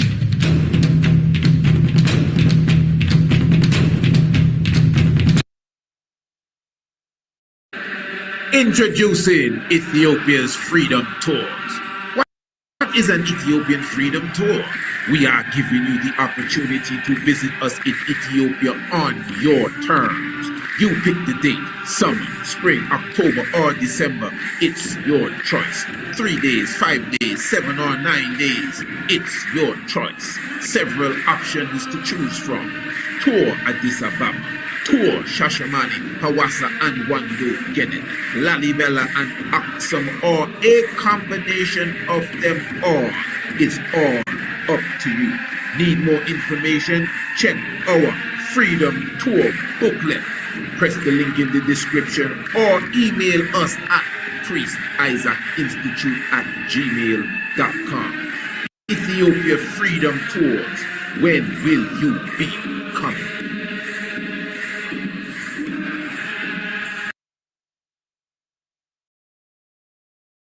So when is your birthday? What day were you born? If you have not received a natal chart reading from the Priest Isaac's Institute of Holistic Knowledge, I would encourage it. Let's suppose that Mars was in the constellation of Taurus at the time of your birth. What does it mean? Well, let us look at this natal chart. It says, Mars is seated between the horns of Taurus, which is Hathor. Our natal child is definitely related to harmony, art and beauty, and of course, love. Mars's characteristics are action, force, and power. These attributes will bring more of the energy of Hathor out of her. You will get a similar reading for all the planets and the constellations that they are in. You will receive your booklet in PDF form as well as electronic flip book form. And of course, Royal Family, we have a very, very special offer on your natal chart reading, 50% off. So you contact us, Priest Isaac Institute @gmail.com. And of course, the links are in the description for this video. Looking forward to hearing from you.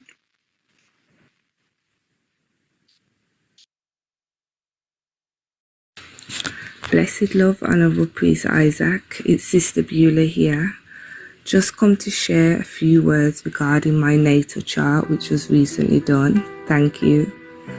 But firstly, I have to make mention of the rudiments of ancient astronomy course that I completed, which ultimately woke my heavens to astronomy as a subject as a whole, and the ancient fundamentals of the universe, planets, stars, and all the other beautiful things I'm learning about, the spring equinox, real like that. And just the effect that they have on us daily. Why I think it's really important you have some basic knowledge of astronomy before you get your natal chart reading done is so you will understand the straightforward mathematics that goes into the reading that Priest Isaac does for you. The natal chart reading is nothing to be viewed with any taboo or spookism. It just offers an in-depth astrological reading of the heavens at your time of birth, and the way the Honourable Priest Isaac is able to break down the planetary alignments and interpret how they should be showing up through you as an individual is just mind-blowing and accurate to your character. Trust me, it just adds deeper meaning to self. For me personally, getting my natal chart reading done and embarking on the principles of ancient astronomy as an ongoing study daily has been the best thing I could have ever done for me and my children. Rastafari. For these few words, I'm very thankful, and for crossing paths with the Priest Isaac Institute, I will forever be grateful for. Rastafari, Empress Melon Seal, blessed love. Thank you.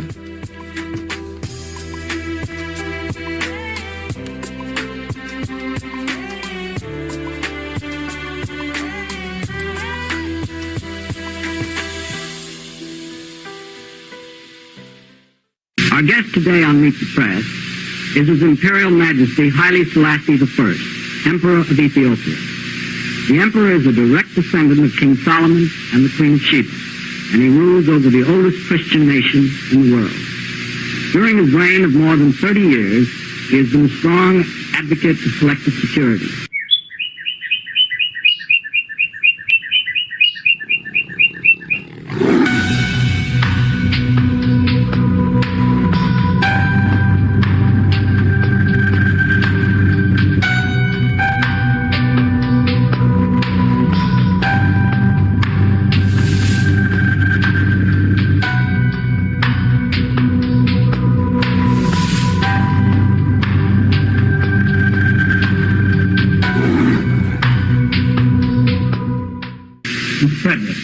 Your Majesty, in view of the African drive against colonialism and South African racism, what is the place the white man will have in Africa? Does he have any choice between leaving or accepting domination by the black man? Royal family give thanks. Abata Janai Selassie, Jah Rastafari. Of course, you're in the Tiger's Temple. Your humble servant here with you, the Honorable Priest Isaac. In 1963, Emperor Haile Selassie I, on one of his visits to the United States of America, encountered the television program known as Meet the Press. And at the Meet the Press program, he was interviewed and asked questions by 4 reporters from different news organizations. One of them really stood out, and that is one known as Pauline Frederick, which represented the NBC network. This is the meditation we will be getting into today, Royal Family. We are going to highlight again, just because of the questions that were asked, that we are dealing with the prominent figure in the world at that time, Earth's rightful ruler, who is the King of Glory. And Royal Family, before we go thus far, let me just remind everyone that we will be officially launching the Ethiopian Tariq, the Ethiopian History essay competition on the 5th of May. This year is going to be a beautiful and wonderful experience. Remember, for the past 13 years, we would have been hosting the essay competition in the Caribbean. And this time now, this is on a much bigger stage. All of those other essay competitions were like, oh Christ, do thou my soul prepare for this bright home of love. So now that we are in the bright home of love, we will continue what we have always been doing. You know, giving back to the community as it relates to the edification of the youth. Remember, there's a reason for the essay competition. Yeah? It is to not only edify, but to encourage the youngest of the generations to go and research their rich history, of which there is such a rich history here in Ethiopia. So as we continue to get closer to the 5th of May, we will continue to give you more information as it relates to the upcoming essay competition. And then at the same time, we will be showing you exactly how we will proceed as it will climax on the 2nd of November this year. So as you can see, there's several months in between because there's a lot of work to be done. I just mentioned that to you. It's a much bigger stage. Remember, obviously, we reach out to the highest of officials, the Ministry of Education, the Minister of education must have a good understanding of what it is that we're doing, and we are obviously hoping that they can collaborate with us. If that is the case or not, it will still continue. There are many other diplomats that must be introduced to the program.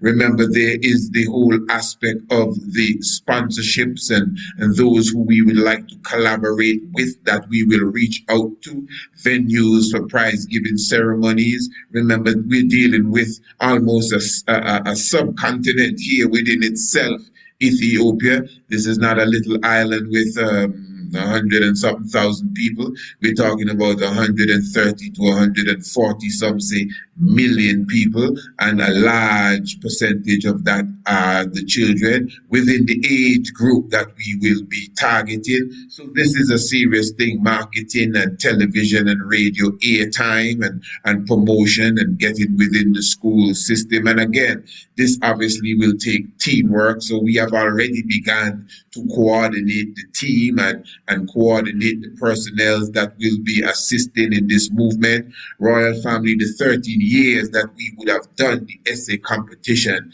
we have not received a dime. At any time has it profited us financially. In fact, we always take our own personal finance and put into it. You know, that's not the motive. It is supposed to yield its own income, of course. It is supposed to create a support group, and those who would sponsor who will also, will get their promotion for their sponsorship. So it's a great mechanism which would need a manifesto. All of that is what we are working on now. It must be detailed on paper. We have emails to send out, we have phone calls to make. There's so many things that must be done just to make this a successful project. We have to employ people just to make this a successful project. Remember, we've done this for 13 years on a smaller stage. It was as if we were in the gym. But now it's time for the rumble in the jungle, if you see what I'm saying. So I'm looking forward even to continue to share the information with you, looking for the support of all of those of you who can support. You obviously see this is a program from the heart. It is a must. Our Father is the Minister of Education, and it is the education of his young ones that he has at hand. So definitely continue to stay close to us as we gravitate to that. Again, the program in the Tiger's Temple today, again, is to highlight the importance of Haile Selassie on the earth stage, the world stage, if you prefer. During that time, during the time of the 30s, 40s, 50s, 60s, 70s, Emperor Haile Selassie I, the Emperor of Ethiopia, was seen again as Earth's rightful ruler. We highlighted this in the documentary we did dealing with the Shah. We highlighted this even in the Kiss of Death. So again, I want to begin with this program here, the Meet the Press program in 1963, just after the establishment of the Organization of African Unity. And Miss Frederick is the fourth reporter that will be asking her questions, and her questions to me stand out. Rastafari, the Tiger's Temple. Your Majesty, in view of the African drive against colonialism and South African racism, what is the place the white man will have in Africa? Does he have any choice between leaving or accepting domination by the black man? No. Did you get that? In light of the developments that are taking place in Africa, And again, that is talking about the Organization of African Unity and the coming together of the free African countries. And she's asking, what place will the white man have in Africa? Okay. Does he have to leave, or can he stay and do business and develop himself? Obviously, I'm paraphrasing, but you're going to get it word for word again. But I'm just trying to show you the nature of the question. What kind of question is Miss Frederick asking? How is he supposed to do that? They don't have no power over that. Nobody said that. Nobody said that. It's not as if she just escaped from the crack house. She is an intelligent journalist, you know, intrepid reporter. And she is asking a very logical and rational question for the time. And she's asking it to the right person. Listen to it again. Your Majesty, in view of the African drive against colonialism and South African racism. In view of the African drive against colonialism and South African racism, and that drive against colonialism, you know, remember from Menelik II, who conquered Crispy and his army and preserved the independence of Abyssinia, Ethiopia. And Pan-Africanism really saw its true beginning somewhere around that time. So this coming together of the African free heads of state. Listen, hold on. I just want you to get this good. Because the first reporter who got 3 questions, he tried to get out of Haile Selassie what part he was playing in the liberation of Africa on the battlefield. Remember, you had countries, for example, South Africa, for sure, Zimbabwe, Mozambique. There were different countries, you know, that were literally on the battlefield fighting for their independence. They did not necessarily get it like how Ghana got its independence. The situation was different as it related to them. So this is why you have met Brother Nelson Mandela and other leaders would have come to Ethiopia and received training. We would have done programs on that. Most of you know. Nelson Mandela got a gun from Haile Selassie I, the Haile Selassie gun, they call it. So the thing is, the point is really that yes, Ethiopia was already on the front line when it comes to the liberation of Africa, especially on a military level too, and otherwise, and funding. It is well known. His Majesty's grandchildren would have done many interviews, and they bring it up all the time that yes, and we were very active in the liberation of Africa. So the point I'm making is, she understands, the world understood that we're dealing with the individual who is leading the anti-colonialist movement, colonialization movement, anti-colonialization movement, to the point now that she's asking him, what is the place the white man will have in Africa? What is the place that the white man will have in Africa? So it is as if we are at the decision-making table now. It's decision-making time. What is the place that the white man will have in Africa? What's wrong with Miss Frederick? He wouldn't know that. Is that so? She went on to ask a second part to the same question. Does he have any choice between leaving or accepting domination by the black man? Does he have any choice between leaving or accepting domination by the black man? Now, what kind of question is this? Who is she talking to? The king of the world? How would he know if she has any, or how would he know if, the white man has a choice in staying or leaving or accepting domination by the black man or the domination by the black man.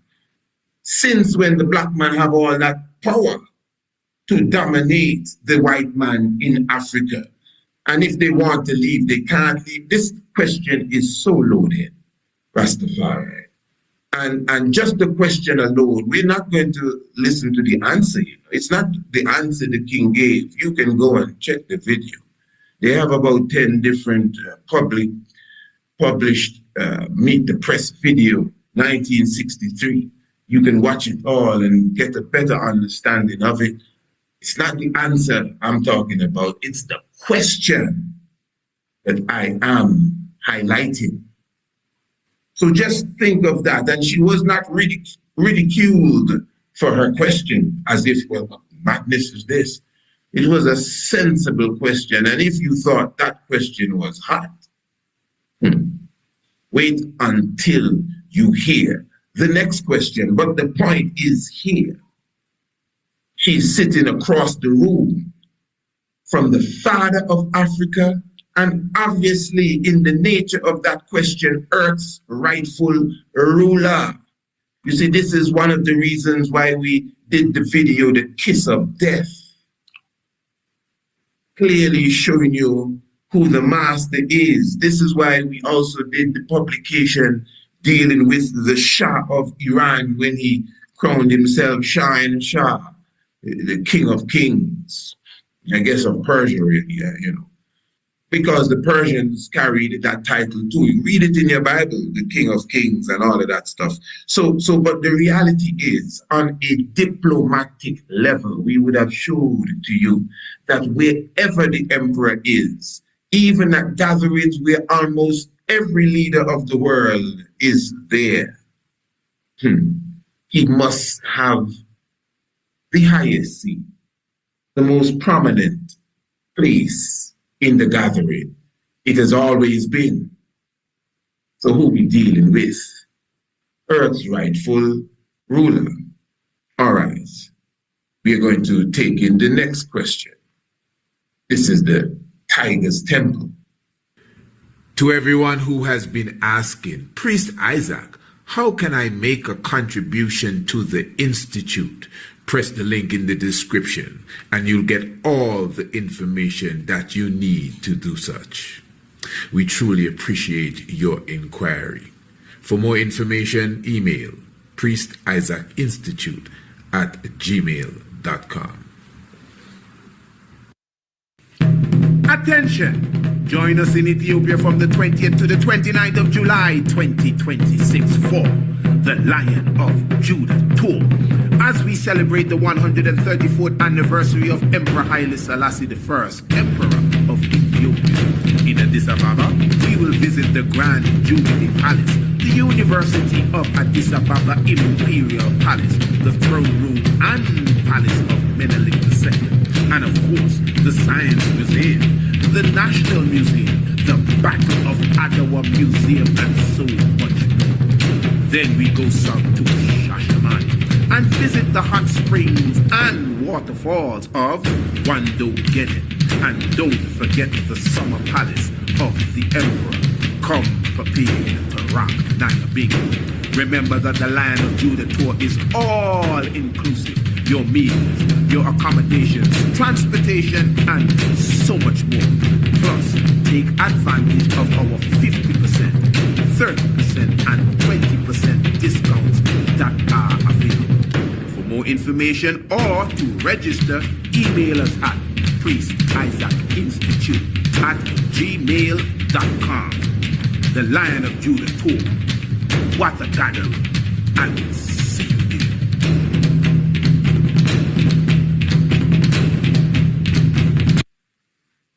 For all those who are planning to be with us in July for the Lion of Judah Tour from the 20th to the 29th, we have created a booklet answering all the questions that you would have as it relates to this upcoming tour.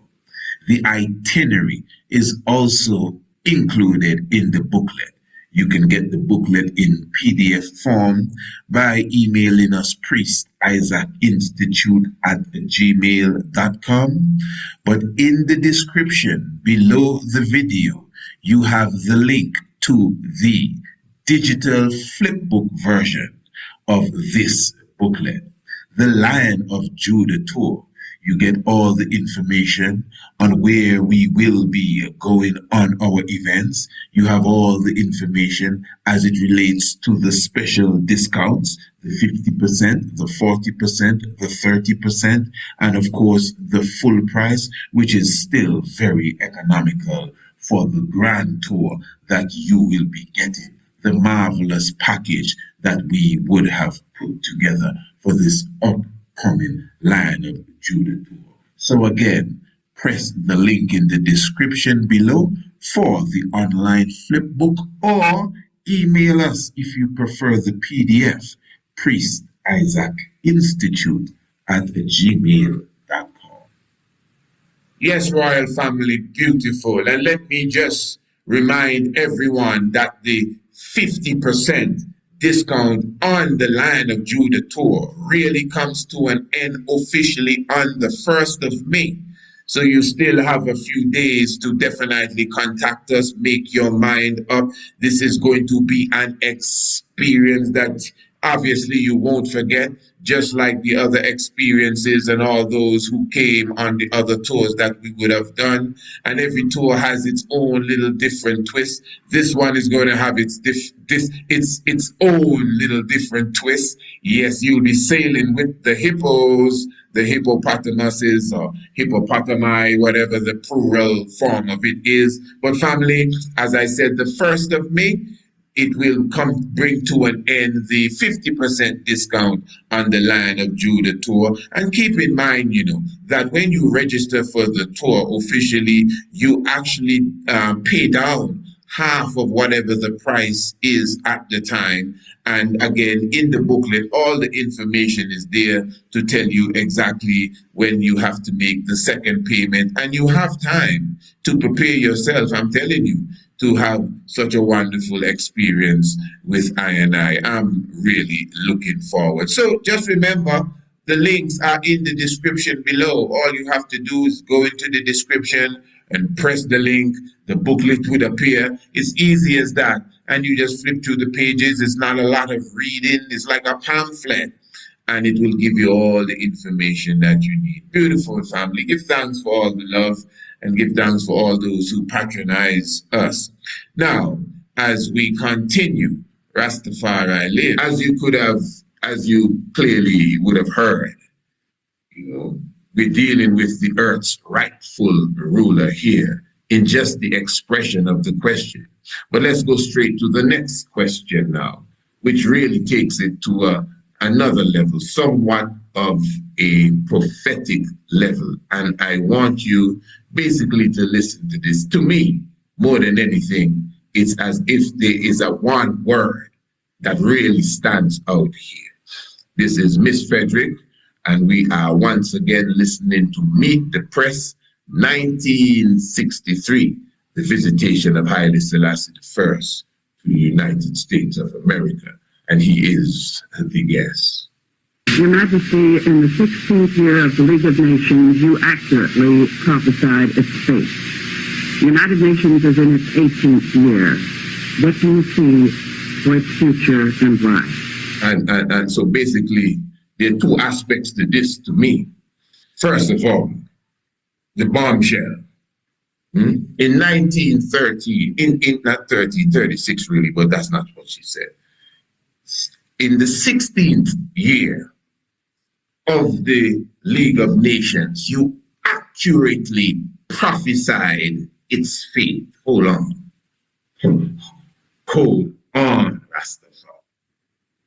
Now, just taking into consideration the first question, it's not as if this question lives by itself. The first question to me, really, even more than this, really brought to, solidified, concretized who we really dealing with in world geopolitics. And her mind frame is a consensus at the time. You may not have been around in 63, and even if you were, you may have been a little, a little lad. You may not be picking up none of this stuff. And even those who would have been there and been adults and have passed on, a lot of this has gone over their heads too, or under. Because when, maybe gone over their heads. But the point is that now she's asking another question. And the question itself is very powerful. Because the question is, what do you see for its future and its fate? Listen, man. So it's like if she's talking to a Swami here. You know what I mean? Look into your crystal ball. Because the first part of the question, she declared that Haile Selassie is a prophet. Miss Frederick's NBC network. What's her name? I think it's Pauline Frederick. In the 16th year of the League of Nations, you accurately prophesy this thing. She's not asking him that, or do you think no, she's telling him and the world, well, listen, in the 16th year of the League of Nations, you already told us what was going to happen. That's what happened, and you were right on point. So since you don't know, you're the undisputed heavyweight champion. What is going on now? This is the 18th year of the other thing here, the United Nations. What's going to happen to it? Yeah. Listen, Rastafari, this ain't no game, eh? I'm not afraid to tell you.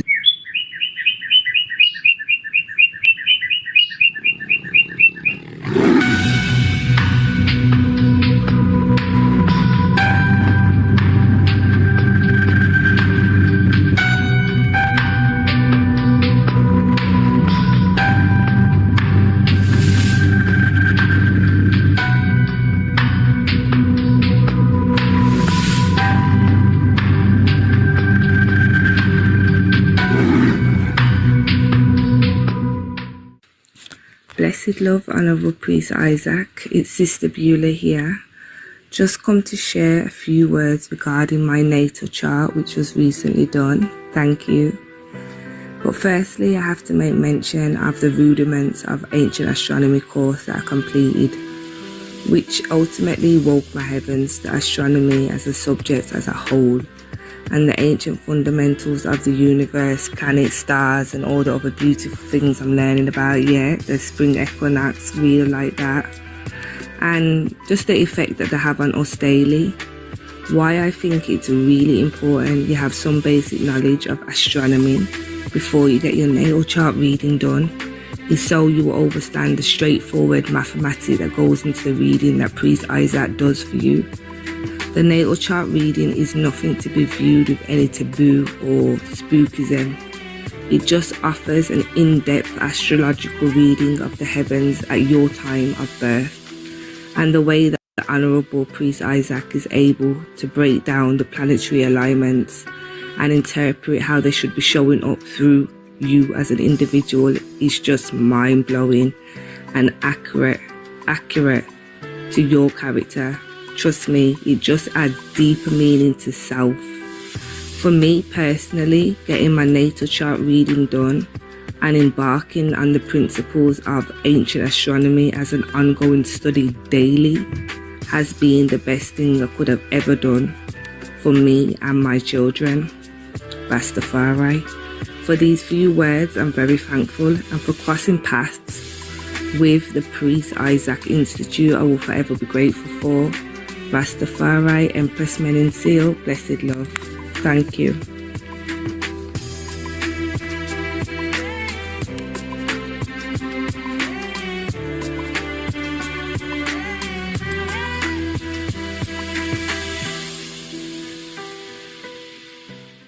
Honorable Priest Isaac here, and I'm here with Brother Nakaya Yahawasha, and of course, how you felt about the tour, the different places we visited, the different parks, museums, churches, the Christ Mass. Give us your experience, my Lord.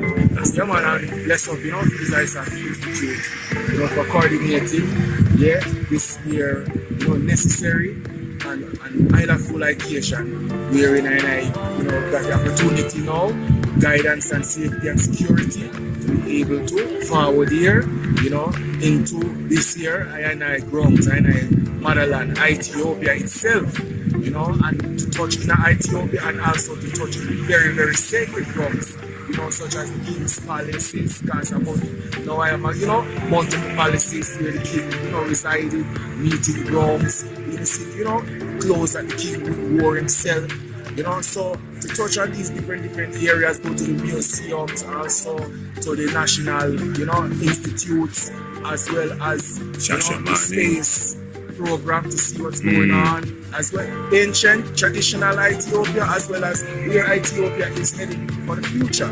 Definitely, Ayman, is personally encouraging Ayman self to return here and making the necessary preparations to come forward to be here. So it's not just a dream, but a reality. So I can continue to learn, because there's no way, there's so much to learn. There's no way to learn and compact everything in just one tour. So I is looking forward for the future tours, not just the next tour, but the tours up on top of the tours up on top of the tours. Building.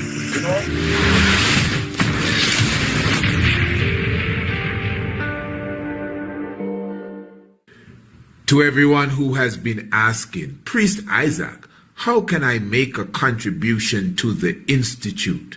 Press the link in the description and you'll get all the information that you need to do such.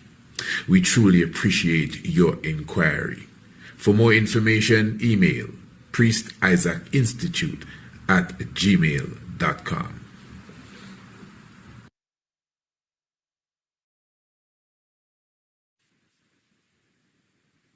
This beautiful model of the solar system was created by one of the students in our international homeschool program. This is young Prince Haile Selassie, 7 years old. What a wonderful project. What a wonderful model of the solar system. And the royal family, he has been paying keen attention to the lessons that we would be giving him each and every day. Haile Selassie, congratulations. Wonderful work. Keep it up. Give thanks for you and your royal family. And those of you who want to be a part of the International Homeschool Program, or just to get more information on how you can enroll your young ones, email us, priestisaacinstitute@gmail.com.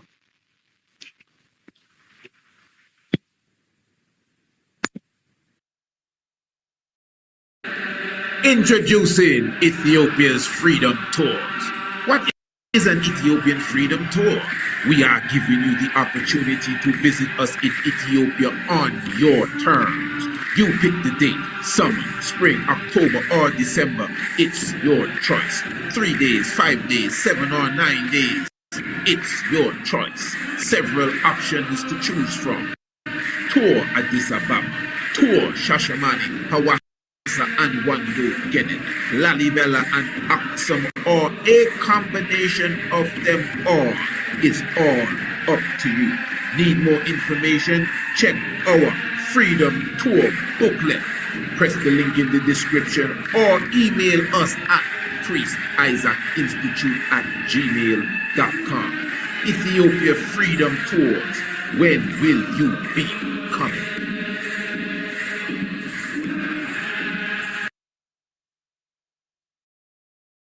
Honorable Priest Isaac here, and I'm here with Brother Nakaya Yahawasha.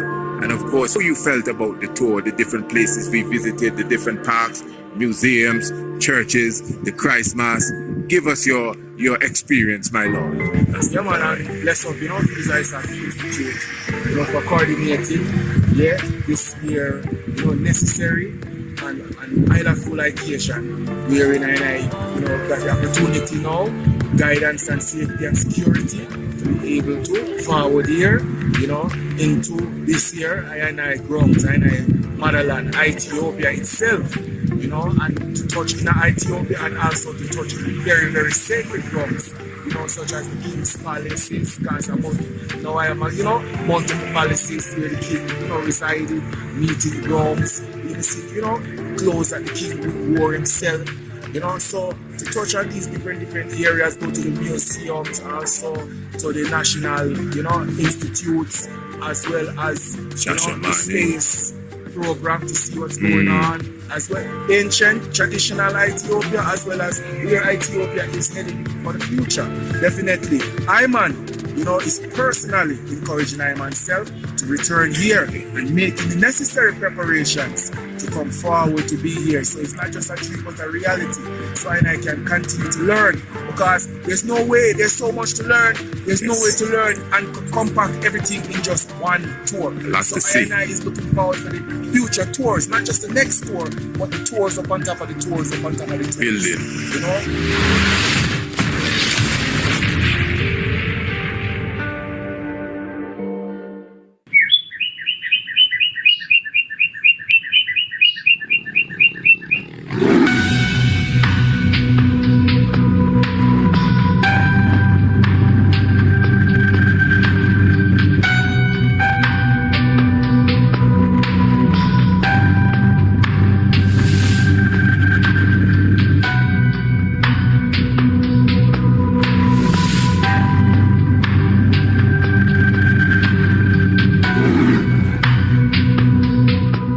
We give thanks to the Mawe Haile Selassie. Now, why would God ask a man to go and marry a prostitute? Now, you may say, well, maybe he doesn't like the man. But we're speaking of the prophet of God. Is God in the business of turning his prophets into pimps?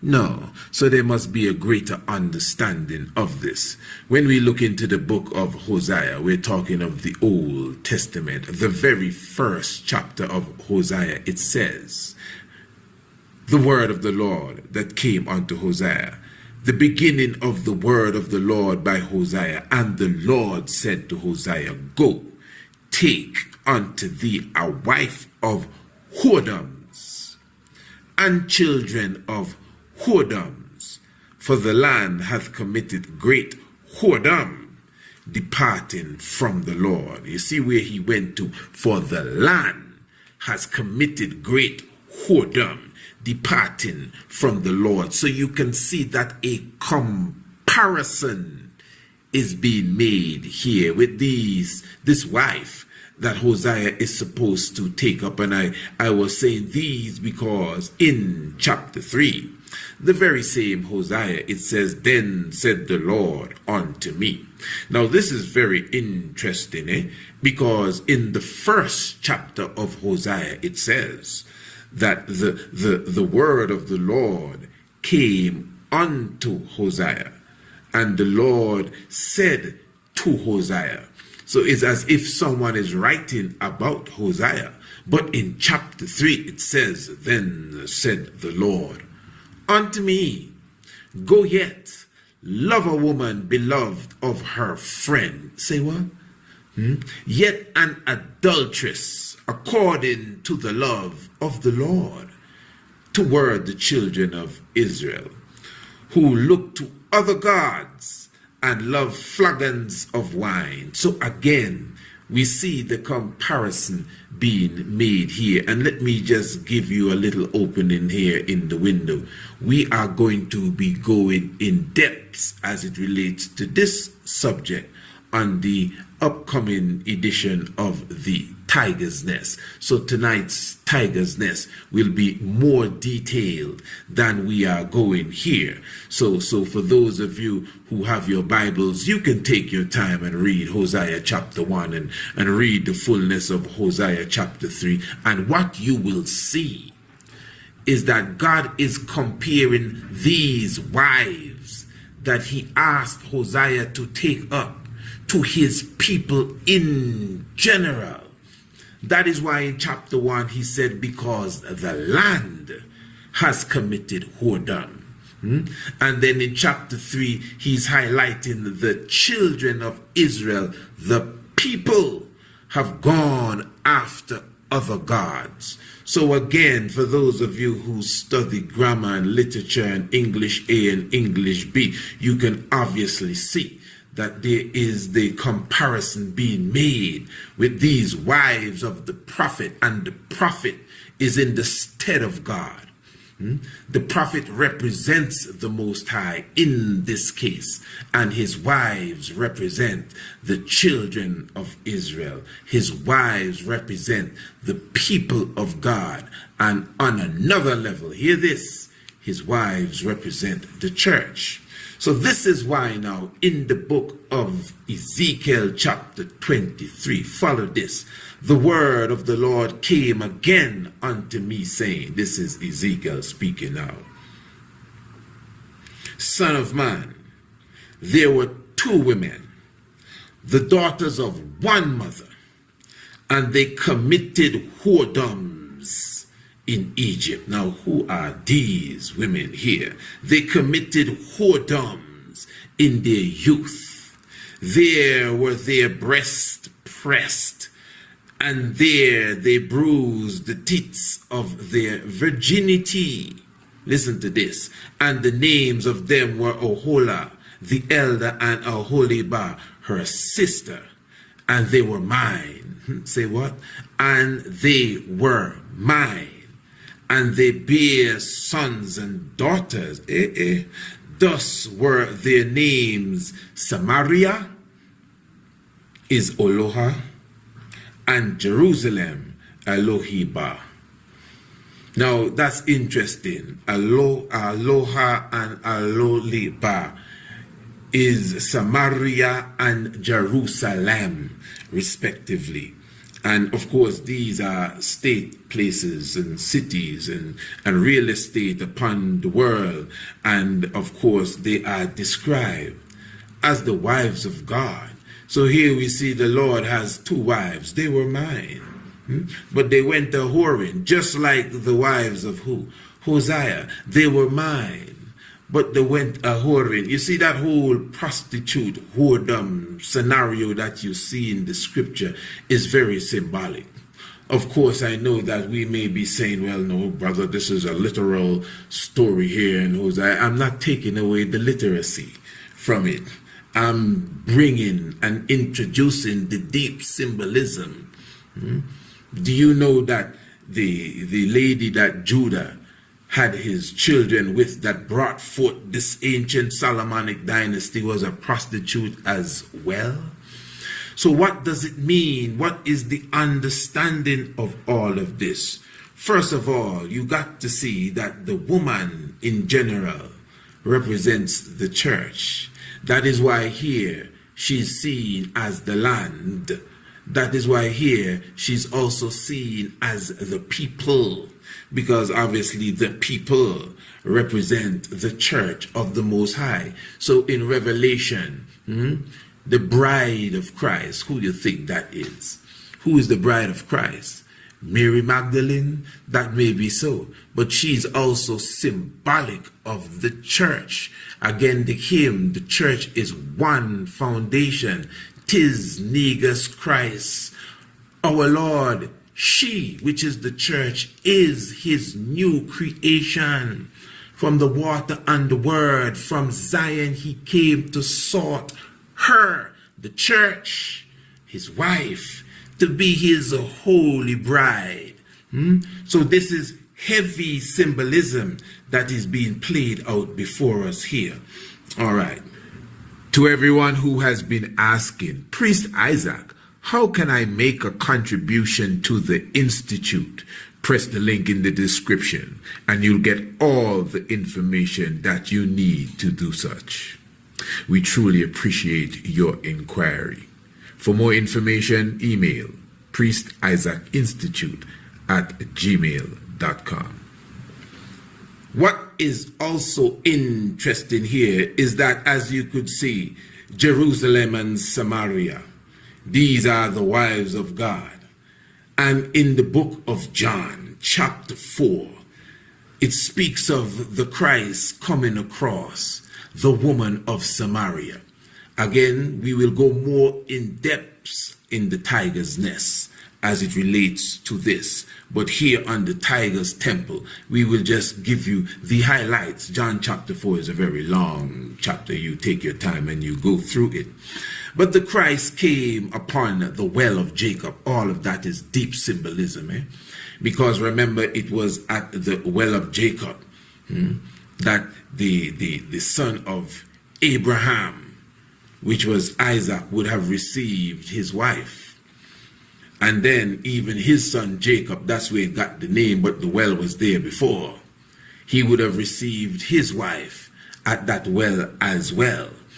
And this is very in tune with the age of Aquarius and the sign of Aquarius, which is sometime a man and sometime a woman. I think I'm actually going on another level here, but maybe for another time. But the depths of it is, and again, as I said, the Tiger's Nest program, but the depths of it is, remember, Isaac himself got Rebekah at the well, although he was not present, but his servant received the water from Rebekah. And Joseph, his son, or Jacob, pardon me, his son, received his wife, which is Rahel or Rachel, at the very same well. And this is very deep, with deep understanding again, because he gave her the water. And the same thing with Moses, who met the 7 sisters. I'm talking about the daughters of the ancient king at that time. And he removed the stones and rushed away the shepherds and gave the 7 daughters, the Pleiades, the water. Very deep understanding. So I'm just highlighting for a moment the science and the importance of the well. So anyway, Christ met the woman at the well, and this woman was from Samaria, because that's where the well was. And if you understand the science of Samaria, Maria, you could see the word Maria there, but the word Sa is also there too.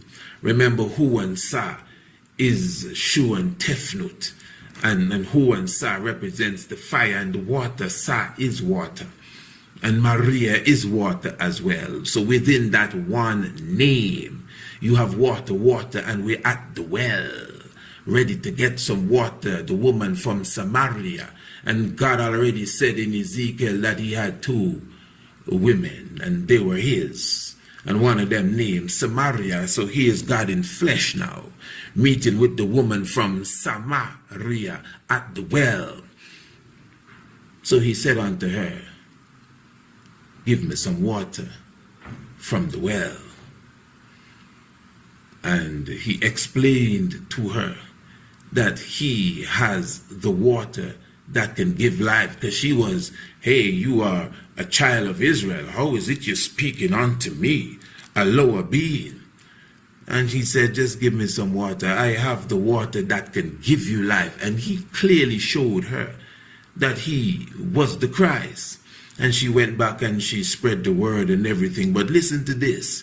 Remember, he asked her, or he told her, go and bring your husband. And she said, I ain't got no husband.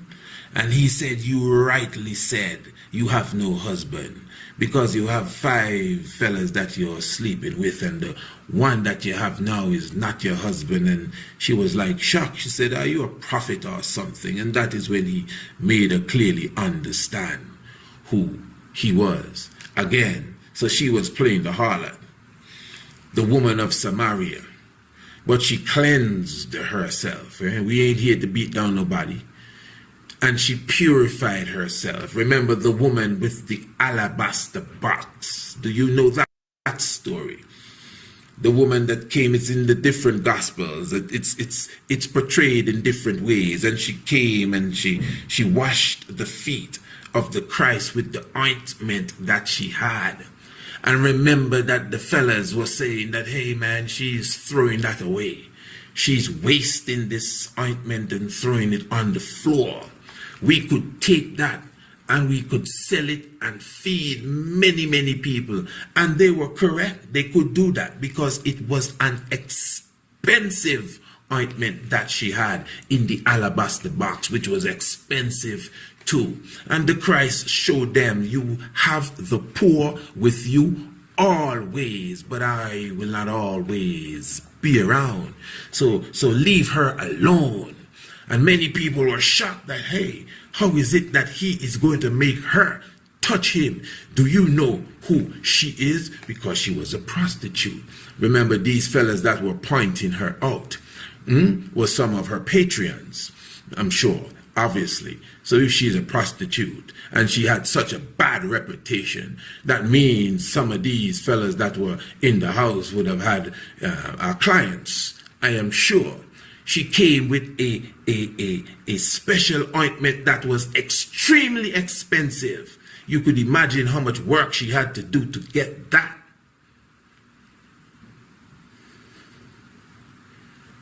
So much so that they could have sold it and fed the nation. But she came and she gave it to the Christ, and she washed his feet with her locks.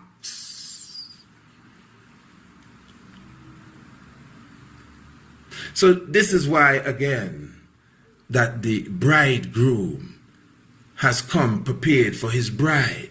That's why from Zion to earth he came to sort her. His wife that has gone astray and has gone and given her love to all the other nations and have worshipped the gods of all the other nations and the idols of all the other kingdoms, and have taken up their ways and have followed their path and taken up their names, even if it was forced upon them, but they didn't let it go.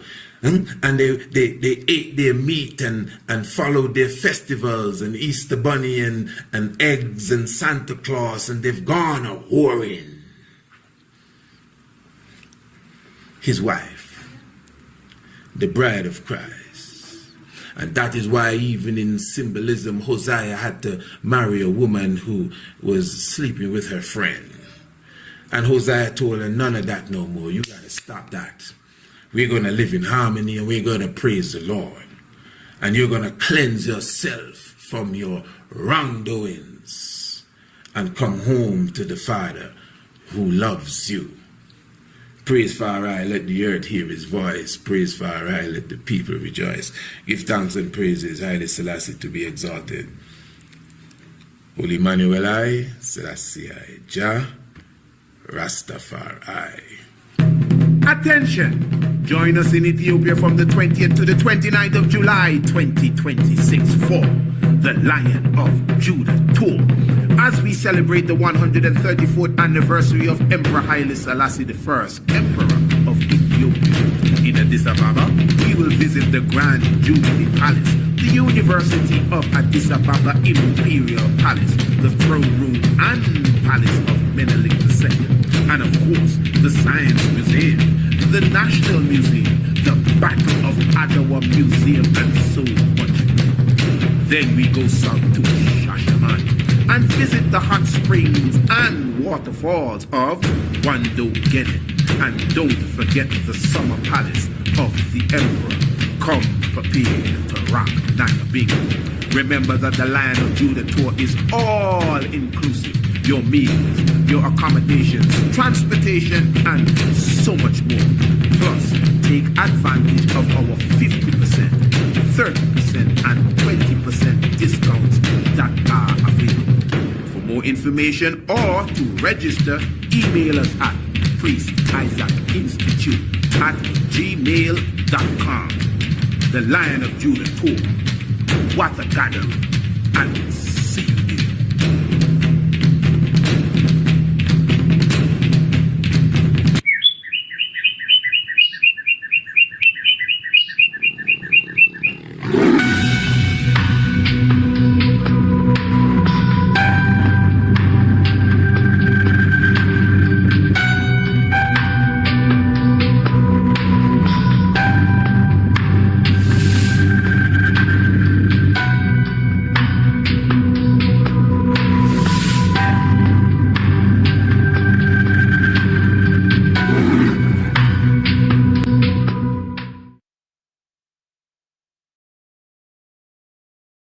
Now let's suppose that the moon was in the constellation of Pisces at the time of your birth. And it probably was, but many of us, we just don't know. Now I'm going to take a page from one of our recently concluded natal chart booklets. And it is the booklet of an individual who had the moon in Pisces when she was born. And it says here, the moon in Pisces, astronomical interpretation. Pisces, like Sagittarius, is ruled by Jupiter. This means that the characteristics of abundance, growth, optimism, and progress are that of Pisces. The moon represents emotional power, instinct, and intuition. These qualities, when reverenced, will allow the natal child to harness the characteristics within Pisces. Very simple. As you can see, royal family, when we do our natal chart reading, we literally show you how we come to the conclusion. We give you the mathematics behind the reading so you can comprehend. It's not guesswork, it's ancient astronomy.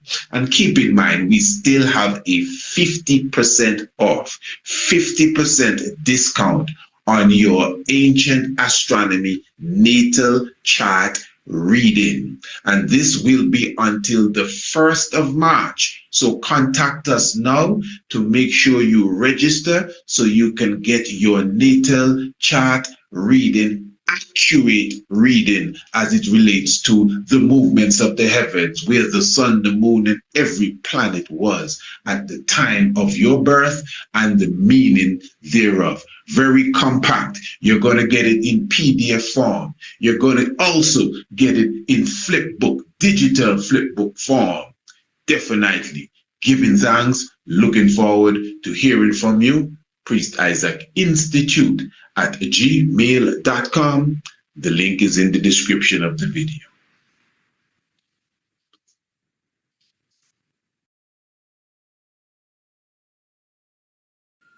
Before we begin, be sure to share the video.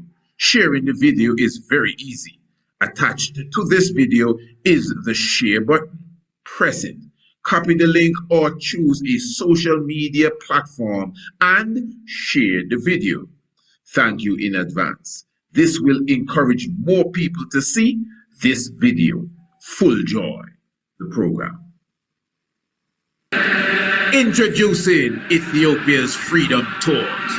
What is an Ethiopian Freedom Tour? We are giving you the opportunity to visit us in Ethiopia on your terms. You pick the date, summer, spring, October, or December. It's your choice. 3 days, 5 days, 7 or 9 days. It's your choice. Several options to choose from. Tour Addis Ababa, Tour Shashamani, Hawassa and Wando Genet, Lalibela and Aksum, or a combination of them all. It's all up to you. Need more information? Check our Freedom Tour booklet. Press the link in the description or email us at priestisaacinstitute@gmail.com. Ethiopia Freedom Tours. When will you be coming? And that was beautiful. So what we're going to do now, let us summarize all of this. And this is why it is so important that everyone become a subscriber, an official subscriber to the Tiger's Nest program. Because between the program that we are now completing tonight and the previous program, I mean, this has been definitely a wealth of knowledge and information going forward, looking at this whole science of evolution. So I'm sticking to my guns here because, as we said, and you can clearly see, science in general is something that is just continually moving on. It's like it's growing. Now, the absolute science, the architecture of the universe is just that. It's absolute. But this whole craft of science, the discipline of chemistry, the discipline of physics, astronomy, and all the other science, it is something that's in the process of growth. So every year they have to revise it and look at it, and then all of a sudden Pluto is not a planet anymore because they have now revised what a planet is, and it has a new definition. And oh, we just discovered this last week, and this changes everything, Bob. And so that is what science is. So this is why now evolution, as you heard her say a moment ago, this is like the golden age of evolution. And remember, previous evening's program, the interview, the doctor, she was explaining that there is this ghost genome.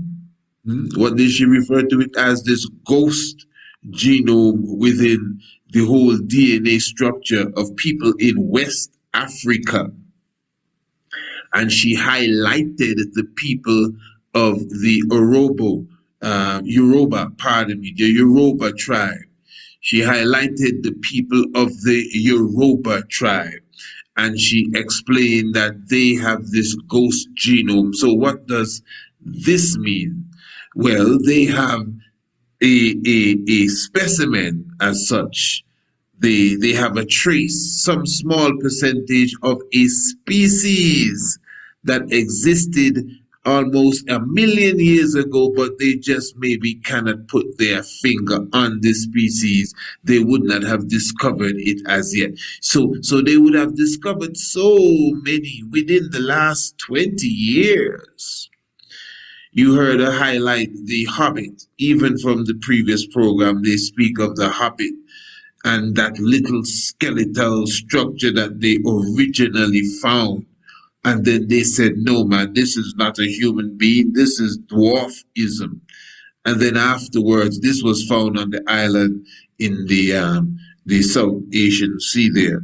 And then the other specimens of the same species began to pop up in that region and in different places 100,000 years apart, according to their carbon 14 and their other means and ways of detecting how old these fossils are.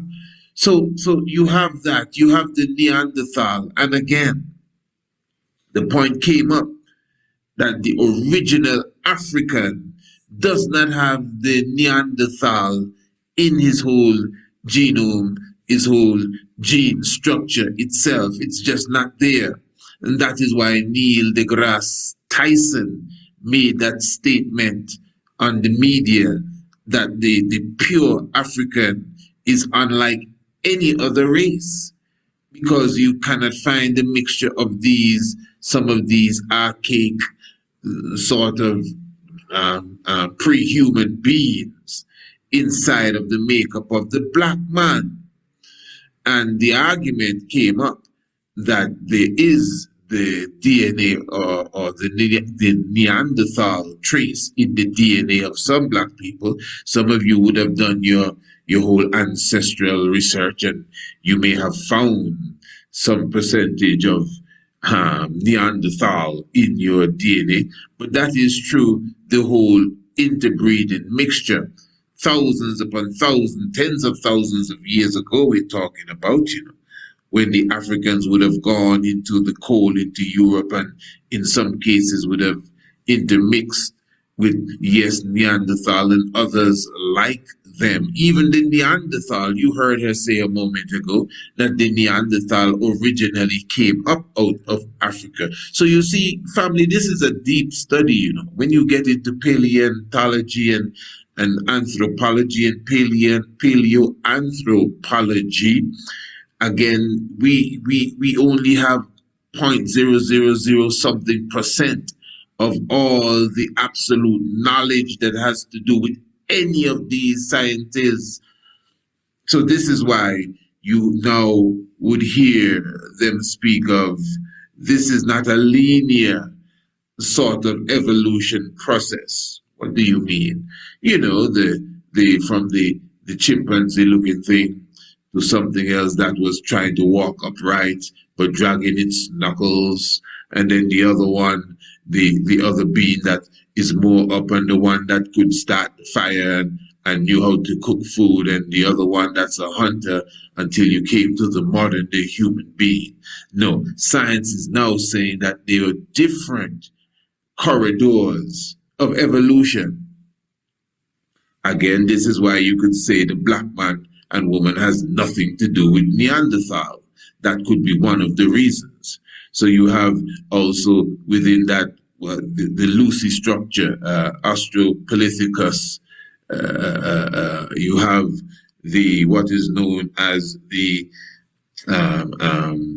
Cro-Magnon man, and then you also have the Homo sapiens sapien. Then you have the Homo erectus and other species. Again, she highlighted the different ones that are now being discovered. But the main point is that all of these different species are not necessarily within the same line, as if, well, one, according to its age, preceded the other one, and according to its age, preceded the other one. Even some species that they thought were extinct at a certain time, they are finding fossil remains of the species in an age that they did not expect.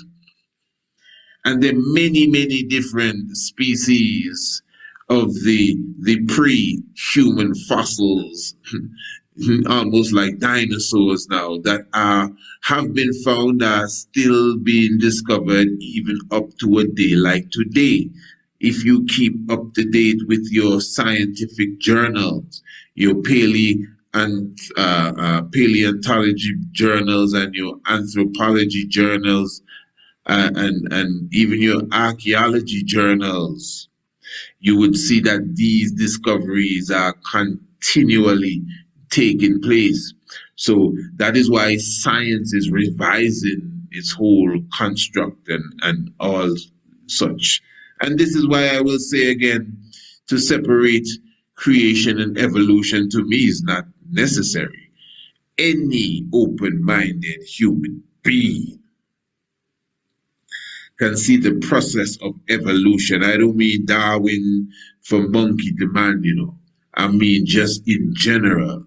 Creation is something that evolves. You just cannot deny this if you are an open-minded person, not religion. Even in the religious books, the story sounds like things are being evolved. To me, it's an evolution process, even in creation. And the place was void and without form. It didn't just, and everything was there.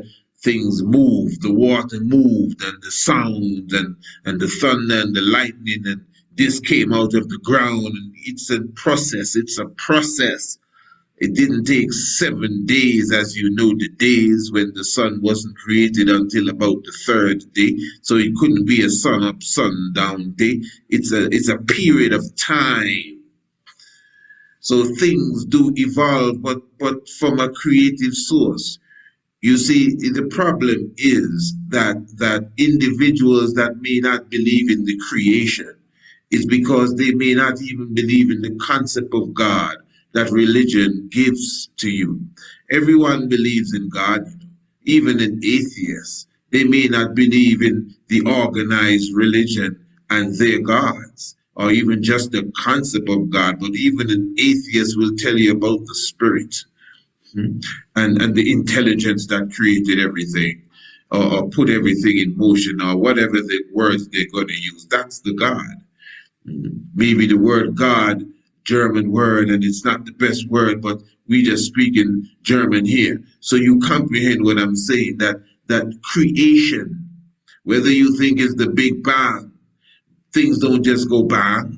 What do you mean bang? Bang, what do you mean bang? Some pressure, some compression, some sort of activity and frequency and energy had to be there.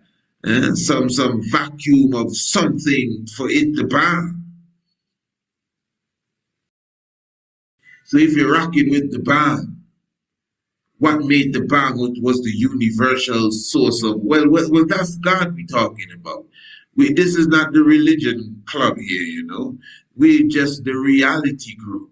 So that's the so-called God, the intelligent all, that would have put all things in motion so things could evolve. You don't have to separate evolution from creation. And evolution obviously doesn't have to be the textbook stuff. I know some of us, we say, well, we don't deal with Darwin's theory of evolution. This just means that we all have this common ancestor. All of that sounds good. And from stromatolites to single cell amoeba until we get a human being that can jump and catch a taxi. I get what you're saying.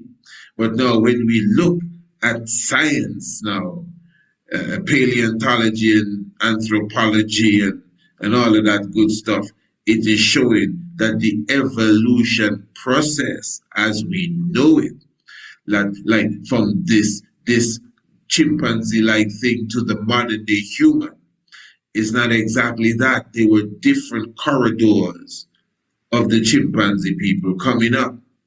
But science is saying, but how is it that only one species have remained? Are you sure that is only one species remain? Well, how many species of humans you have? Well, you see, this is science. We're not even sure. What you call the different races could be different species. You're the scientist. You're telling me that, hey, this isn't a long line of monkey people straightening up, walking upright, hunting and planting until we get the office worker. No, this is more than this. We have different lines. It's as if the Neanderthal is not in the same lineage of the black people. It's like a different corridor. And then we discovered these little people here on the island in Southeast Asia region. And then, of course, remember, we have the Java man from 1892.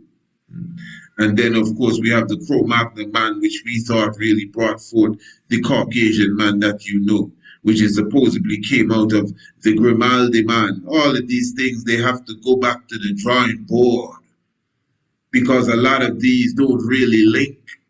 And apparently everybody else disappeared.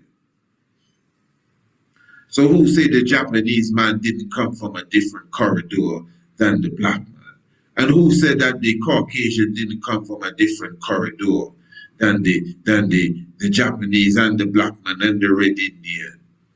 And maybe some came out of some. Maybe somebody did come out of the black man. Maybe the Indian man came out of the black man. It looks like it makes sense. But maybe the Caucasian came out of the Neanderthal man that had nothing to do with the black man. Hey, I'm just looking at it like any other scientist because science moves on, you know. Don't try to tell me the scientists are racist now. We're just looking at the thing realistically. That's when you study some of the metaphysics teachers like Bobby Hemmett and Delbert Blair, even Dr. Malachi York and Phil Valentine, you get this reasoning that this is not necessarily how science teaches us, in the sense that I'm talking about even black people science, that all the races came out of the black man. Some people, I think Delbert Blair thinks that Caucasians come from some planet. I can't even remember which planet it is. I'm telling you, not from this earth. Not from this earth. Now, whether you agree or disagree, I'm not even just looking at philosophy here and people's outlook. I'm trying to give you an understanding why even that school of thought, you don't just throw these things away because your science now, that you have a degree in this, you know, your science is saying, hey, we got to look at this again. It's not exactly what we thought. And then you find someone millions of years ago, at least 1 million plus years ago, a little people, just as high as your waist, they grow to. But yet still they're almost as close as the modern day human today. That is why in the conscious community, you always hear us speak about the Twa, the Pata, the little people, the first human being. They weren't too tall neither. They were there for millions of years. So who says you had to start like a monkey? Who says that the human being that we know as the human being, the black man, didn't begin just like that? If you can find some little people that you're saying now is, wow, they call them the Hobbit. Go and look it up. Well, you just heard all the information there. And those who were listening to the previous program of the Tiger's Nest, these Hobbits took the whole anthropological world, the paleontological world by surprise. Family, you may have to go and listen to these interviews and the documentary that we ran tonight again to get the gist of really what's taking place here. And how, again, you can even look at science and see the reality of creation. Now, creation is not let us make man, and you're saying, so who it is? Is it God and Jesus? No, you see, this is what the problem is.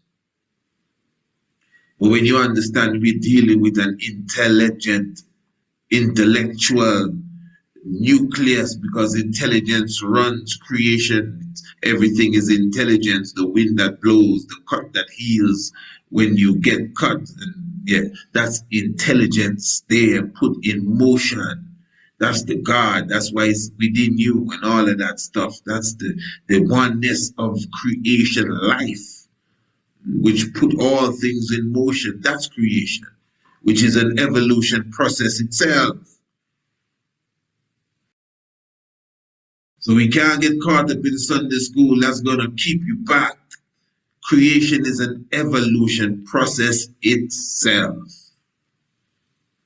But again, the evolution, the Darwin theory, and even those of us who try to dismantle it and put it in a conscious sense may still have to be questioned right now, because we're looking at different corridors of many different species that we are being discovered, have been discovered, we are discovering as such, and some not even related to others. And then at the same time, the modern day human being still have a different makeup amongst themselves. There are those that don't even have Neanderthal and those who directly came from Neanderthal. This is my point.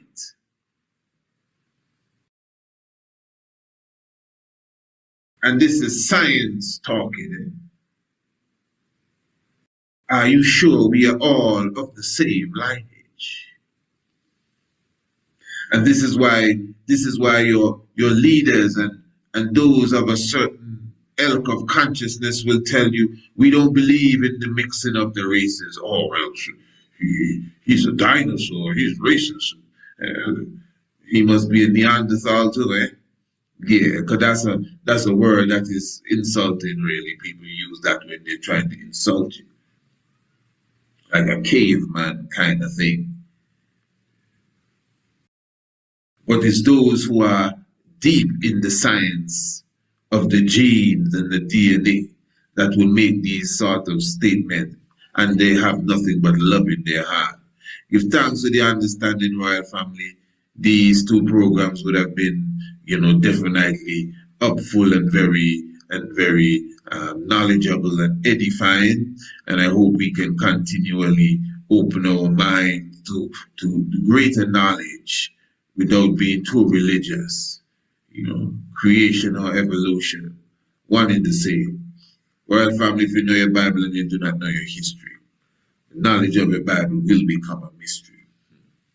Remember, at the same time, it takes up real eyes to realize the real lies that are amongst us. I'm very thankful.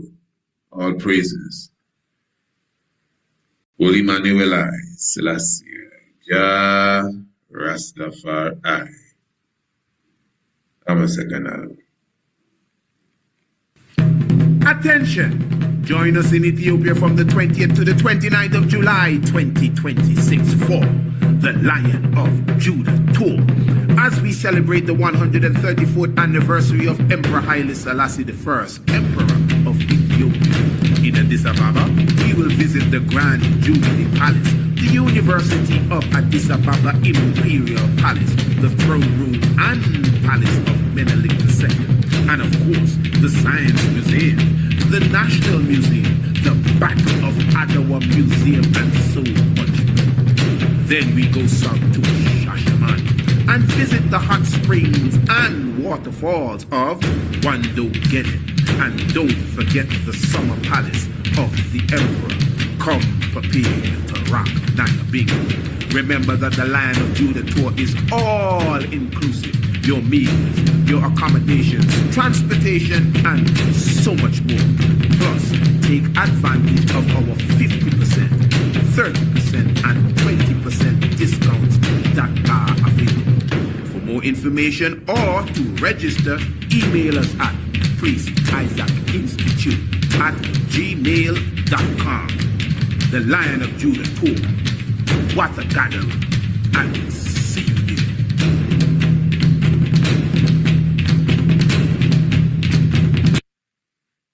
For all those who are planning to be with us in July for the Lion of Judah tour from the 20th to the 29th, we have created a booklet answering all the questions that you would have as it relates to this upcoming tour. The itinerary is also included in the booklet. You can get the booklet in PDF form by emailing us priestisaacinstitute@gmail.com. But in the description below the video, you have the link to the digital flipbook version of this booklet, The Lion of Judah Tour.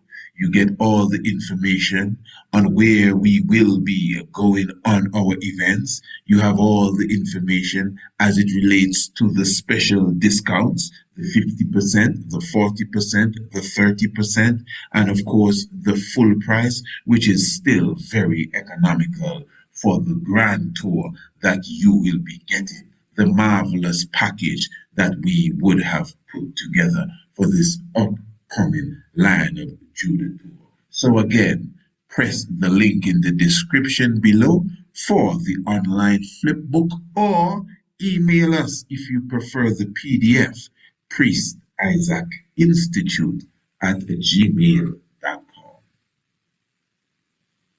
Sign up today for the Rudiments of Ancient Astronomy course and take advantage of our 50% off. The 50% discount is for a limited time, and you will receive the full course for only $99.99 United States dollars. The Rudiments of Ancient Astronomy, professionally done. The graphics are definitely top-notch. Email us, priestisaacinstitute@gmail.com. Designed for the mature mind and also for the young thinker.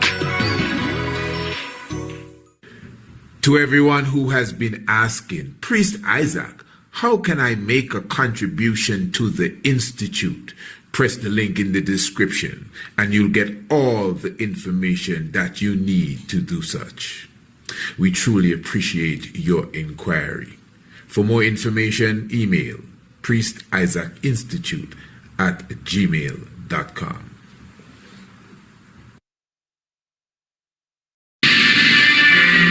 A crowd of Ethiopians watch Her Majesty the Queen welcome the Emperor to her capital. This is his first visit for many years. He was last in this country as a refugee after Mussolini's troops had invaded his kingdom. The Duke of Edinburgh and the Queen Mother greet the Emperor, who is known to his own people as the King of Kings, the conquering Lion of Judah, elect of God, power of the Trinity.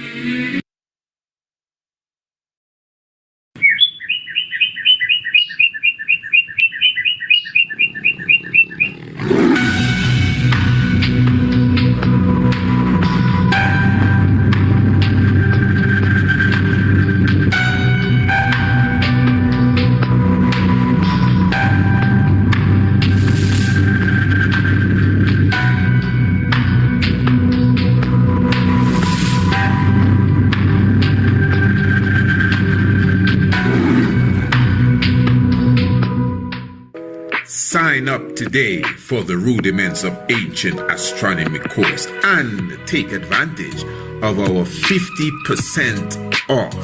The 50% discount is for a limited time, and you will receive the full course for only $99.99 United States dollars. The Rudiments of Ancient Astronomy, professionally done. The graphics are definitely top-notch. Email us, priestisaacinstitute@gmail.com. Designed for the mature mind and also for the young thinker. Royal family, give thanks. Bata Janai Selassie Jah Rastafari, welcoming you to another edition of the Tiger's Temple. Your humble servant, Honorable Priest Isaac, here with you. Very serious subject area that we want to touch upon. Not necessarily the visitation of Haile Selassie to England or Great Britain in the mid-1950s, but specifically the greetings that he gave to Queen Elizabeth II when they met. And, you know, this has been a subject of debate for a very long time. Why is it that the King of Kings, your God in flesh, had to come and bow down and kiss the hand of Queen Elizabeth II if he is God? Well, obviously, you know, anyone who's asking that is asking that really in that way, for sure, from a level of dogma, strong dogma, and a serious level of religious thinking. But we can handle all of that, and we will do that in a moment. Because you see, those of you who have followed for some time, you would have heard me speak about this as it relates to, you know, the first time I showed this video to some brethren in Barbados, in Mount Carmel, about 20 years ago. You see, at that time I had many DVDs of Haile Selassie and other things. And it was like my duty to just go around and show people these videos. This was before any strong, you know, internet and YouTube and all of that stuff. So many ones would have not seen the king moving and speaking and these things. Trust me. So it would be my delight to sit with the brotherhood and say, let's watch this. So Mount Carmel again. Give thanks for the brethren there. At that time, I was showing that very same video of Haile Selassie visiting the monarchy of Britain and kissing the hand of Queen Elizabeth. And I clearly remember a brethren jumped up out of his seat and said, "Fire! That is not true." And somebody doctored the tape and so forth, and he left the room. And you know, that was just us expressing our lack of understanding and maybe immaturity and a bit of ignorance of who we're dealing with as it relates to Haile Selassie the first, you know. Give thanks that most of us would have entered maturity, you know, comprehending that we're dealing with the living human being, the God in flesh, not no spookism and something out of the blue. Because you see, you must understand, we have been directly connected and many cases still connected to the Christian dogma and doctrine. Even with our Rastafari, you know, holding on to such a faith, it's still mixed with a lot of religious beliefs and concepts that many of us hold on to. So at that time, many ones didn't expect that. The same fuel that makes, to use the term, non-believer question you. Why is it your God kissing the hand of the harlot and all of that stuff? Is the same fuel that would make a believer say, I don't believe that video is true. My God will never kiss her hand. Okay. You know, and these are the things that I honestly delight in tackling. Now, before we go that deep, let me just bring something to the forefront, especially for those of you who have a genuine heart for the works that we do. On the 5th of May, we will be officially launching the first Priest Isaac's Institute of Holistic Knowledge Ethiopian History Essay Competition. As you know, for the past 13 years, we would have hosted the African History Month Essay Competition, which has been based in the Caribbean, the nation of Antigua and Barbuda to be precise. And what we do for this essay competition, we gather prizes, whether we ourselves purchase them or whether we get them from sponsorship. And these prizes usually include tablets and laptops and things of the sort. And in some cases, we had passes to resorts and other things as prizes for the young minds. Now, this essay competition is catered to children from the age of 7 to 17, and we divided them into 3 different groups: the juniors, the intermediates, and the seniors. Now, for the past 13 years, the title or the topic of the essay has always been the same. What does African history mean to me? I never had a reason to change it. And each group has a specific amount of words that they would utilize to write their essay. And of course, this was done during the month of February for African History Month. And at the end of the month, and all the essays brought in, we had key people, teachers and principals and other ones in education that would have adjudicated, look over these works and would have given them their grades. And at the end of it, for the winners, we would have had a banquet and a prize giving ceremony. Now that's a nutshell, trust me. That's even smaller than a nutshell when it comes to the details of the essay competition, because it's a work, you know. It's not just a simple thing and you get up, it's a work, just the promotion of it, the marketing of it. Make sure that you get into enough schools, to make sure that you get on enough media, television and radio, and then of course the advent of strong social media and these different things. All of that has to go into the preparation, the planning and the execution of the African History Month essay competition at that time. But we are on a much, much, much bigger stage here. And the reason for the essay competition has remained the same. To edify the young minds is very important. I know that for sure.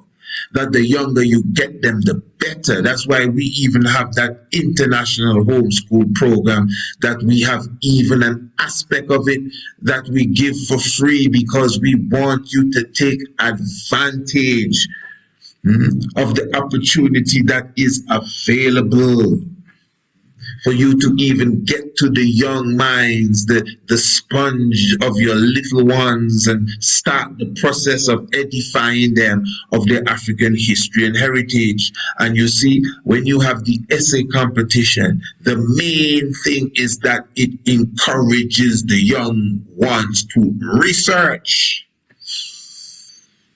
their history, or else they would not have something to write about.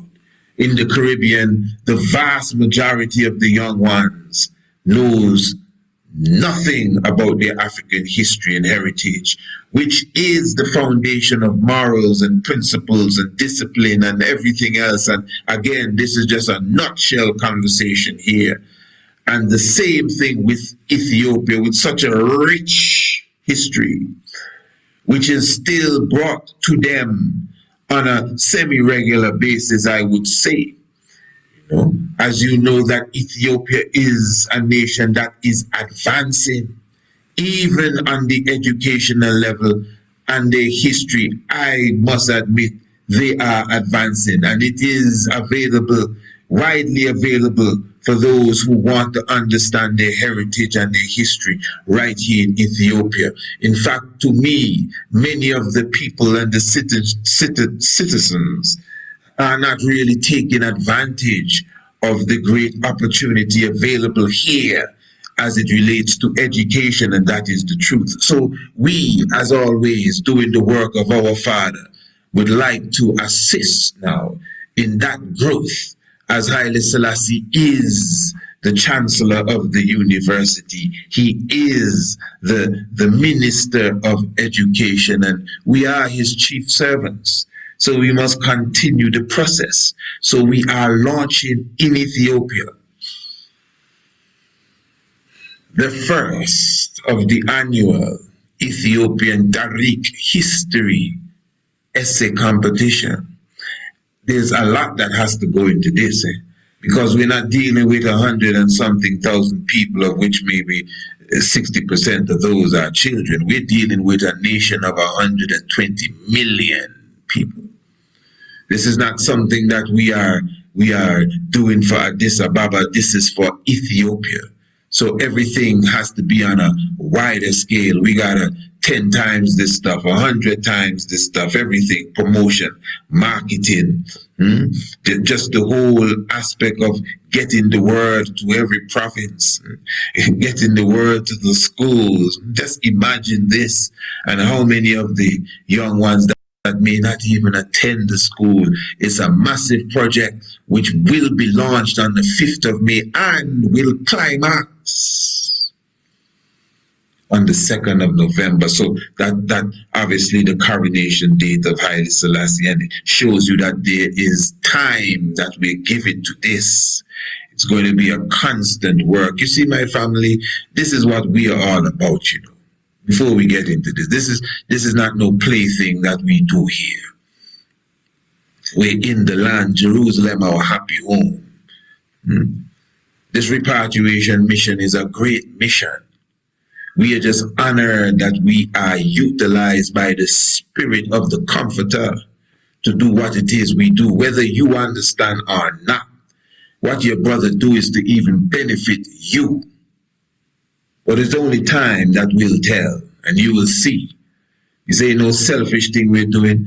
We're not playing around. This is freedom, redemption, international repatriation for all of I and I.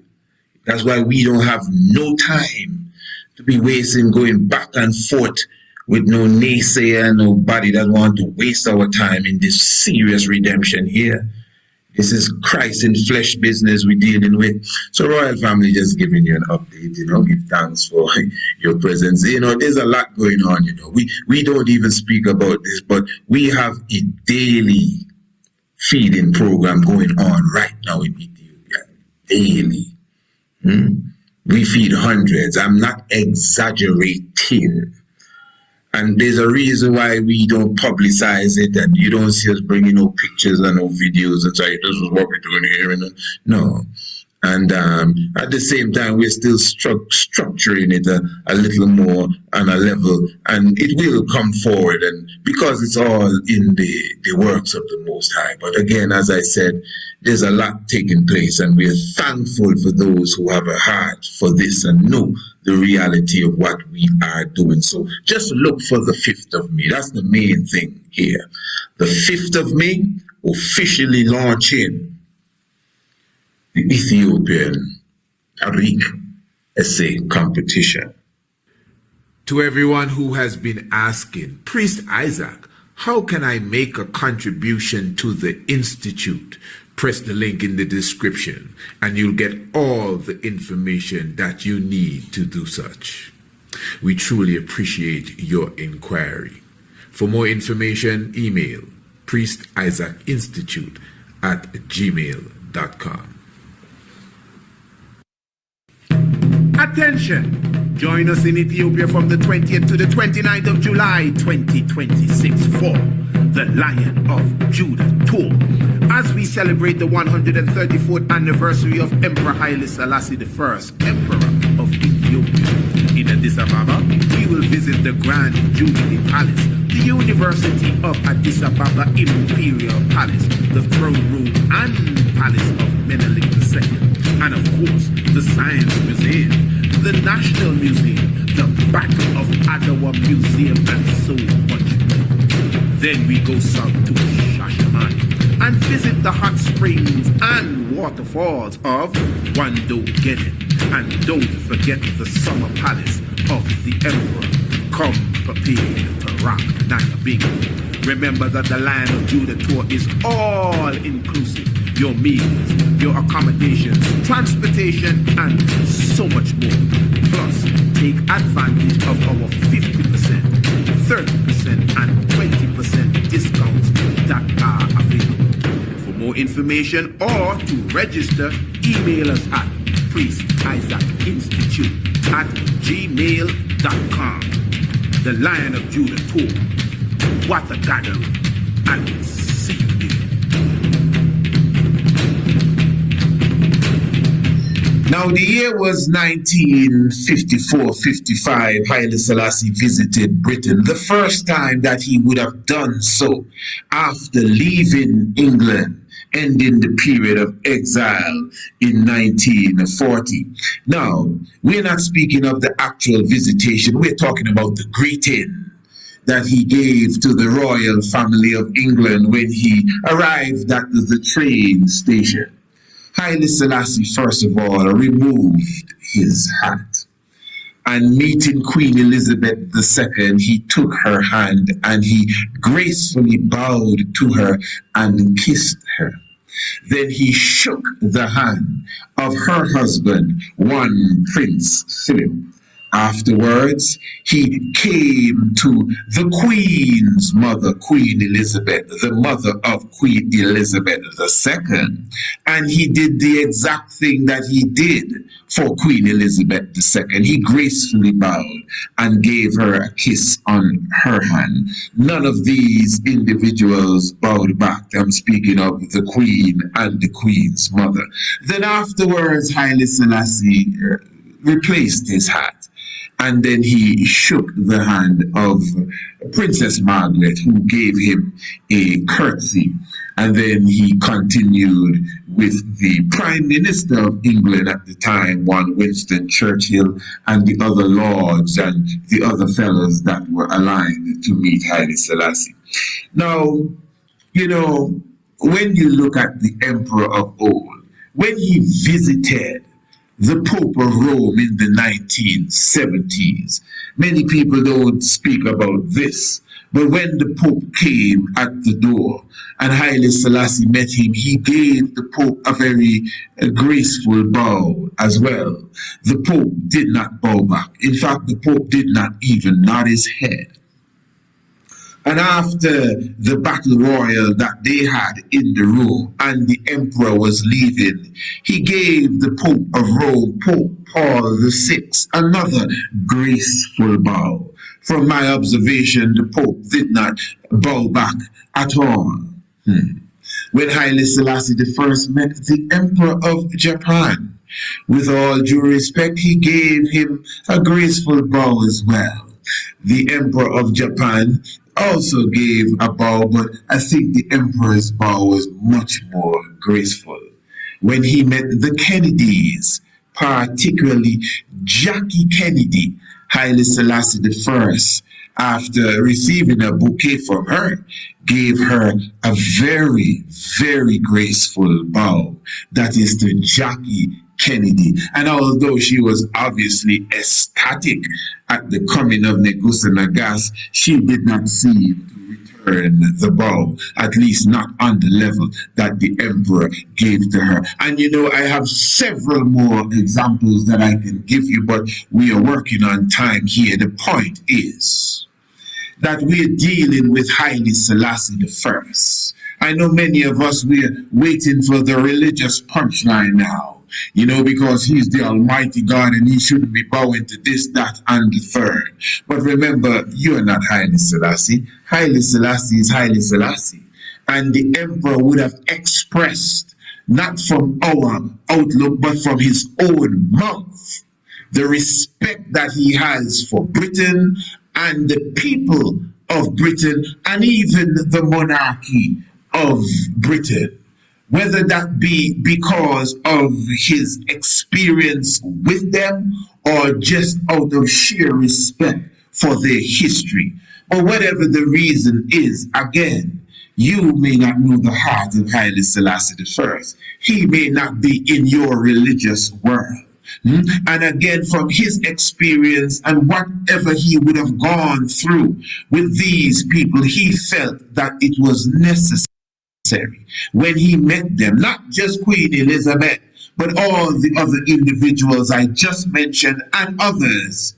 He found it to be appropriate to greet them in the way that he would have greeted them. Sometimes he brings gifts for them, worth millions, gold and silver and diamonds.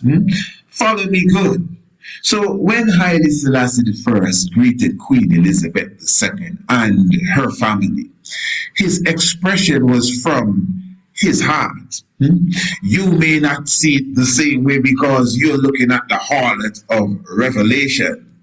But Haile Selassie I, again, as the most balanced diplomat in the world, decided to express himself on that level, and I know it is also coming from the heart. Hear this. That was not protocol. He did not have to kiss nobody's hands, but he decided to do it for not only Queen Elizabeth, but also for the Queen's mother. You need to comprehend this. And then at the same time, this is not the first time that this was done. I know many ones who are trying to, we need to get this straight. Why did he have to kiss Queen Elizabeth when he came to England? He did that more than once. There are other instances where the emperor would have greeted her with that same kiss. So again, this is just really the emperor expressing himself. It doesn't need nothing more than that. To be honest, the explanation can be over right there. But you see, many ones, they're not going to buy that. No, Ras, that ain't going to work. Good try. But he's supposed to be the Almighty. What is he doing kissing the hand of the harlot? And as I said, I know many ones would not, swallow that one. Although, for the rational thinking mind, that explanation is good enough. But for those who want something a little more dramatic, it's all right. We can entertain you too. Because you see, how many of us understand the real science behind the kiss of death? To everyone who has been asking, Priest Isaac, how can I make a contribution to the Institute? Press the link in the description and you'll get all the information that you need to do such. We truly appreciate your inquiry. For more information, email priestisaacinstitute@gmail.com. Now, the kiss of death, from a simple search, it highlights that you have the kiss of death from the Talmud, described the most painless death as a kiss from God. The kiss of God is also referred to as the kiss of death. All right. Let us just highlight this from the Talmud itself. The Talmud explains that the kiss of death is likened to removing a hair from milk. This does not require any forceful separation at all. The Talmud, Baba Batra 17a, and Rashi explains that, listen to this, the kiss of death means that God himself took their soul, not the angel of death. And that is within your religious confines. hands. So even though the angel of death is known to be, or the death angel, the one that comes, the grim reaper and all of that stuff, in special cases, the Almighty himself comes and lays the kiss on the soul that he would take away. Now hold on. Because even in that sense, that is usually really reserved, for the righteous. But still, to go deeper into just that whole concept of the kiss of death, you have the legends coming out of the folklore of Mexico, where you have the Mayans and the Incas, the kiss itself, many legends, particularly in Mexican folklore, features a scepter in beauty guise that lures individuals to their doom, sealing their fate with a kiss.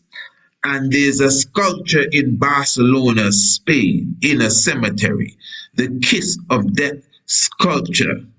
This famous 1930, you hear when this Kiss of Death sculpture was made? 1930.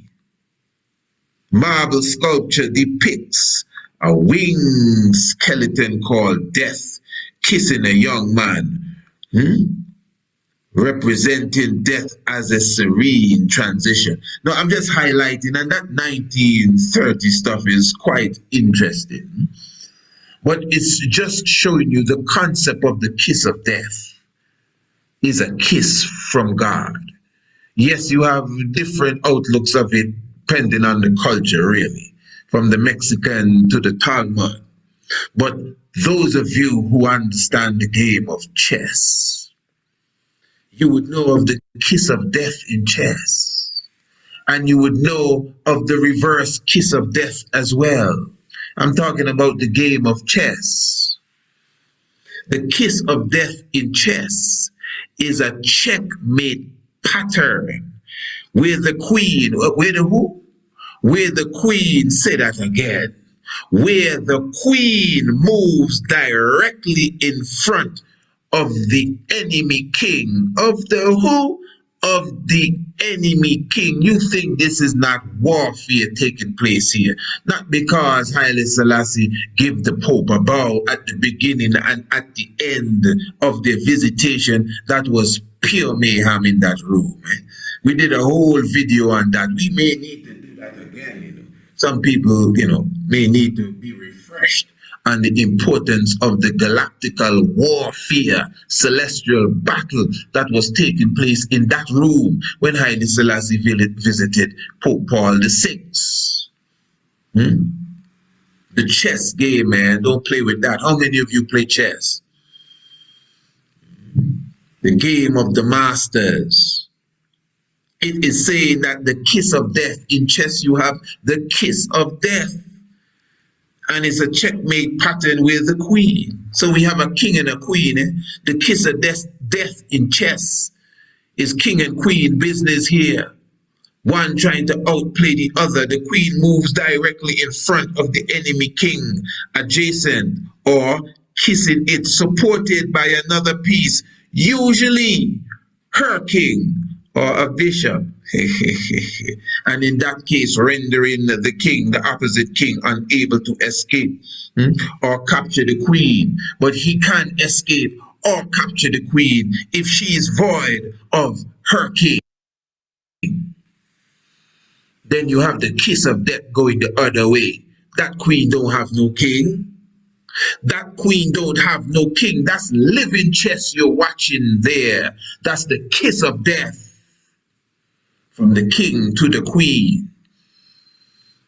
This is why, we're celebrating the 21st of April, the visitation 1966 of Haile Selassie I to Jamaica, where Abraham meet Melchizedek.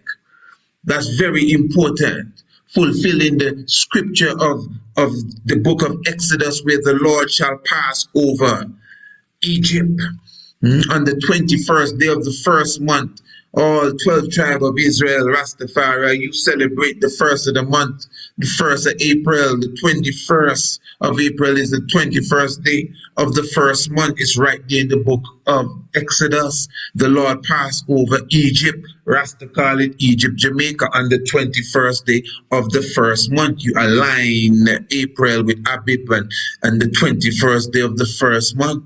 And it's right there in the book where he was looking to see those who had the blood of the lamb beaten on their doorposts. This is the time when the sun is in the ram Aries, this is the science in the age that we are taking part of.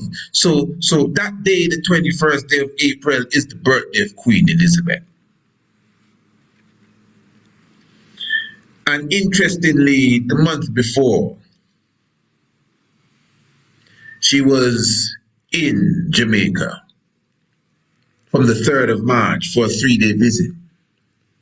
And when she left, interestingly, you gotta see the science here, 1966.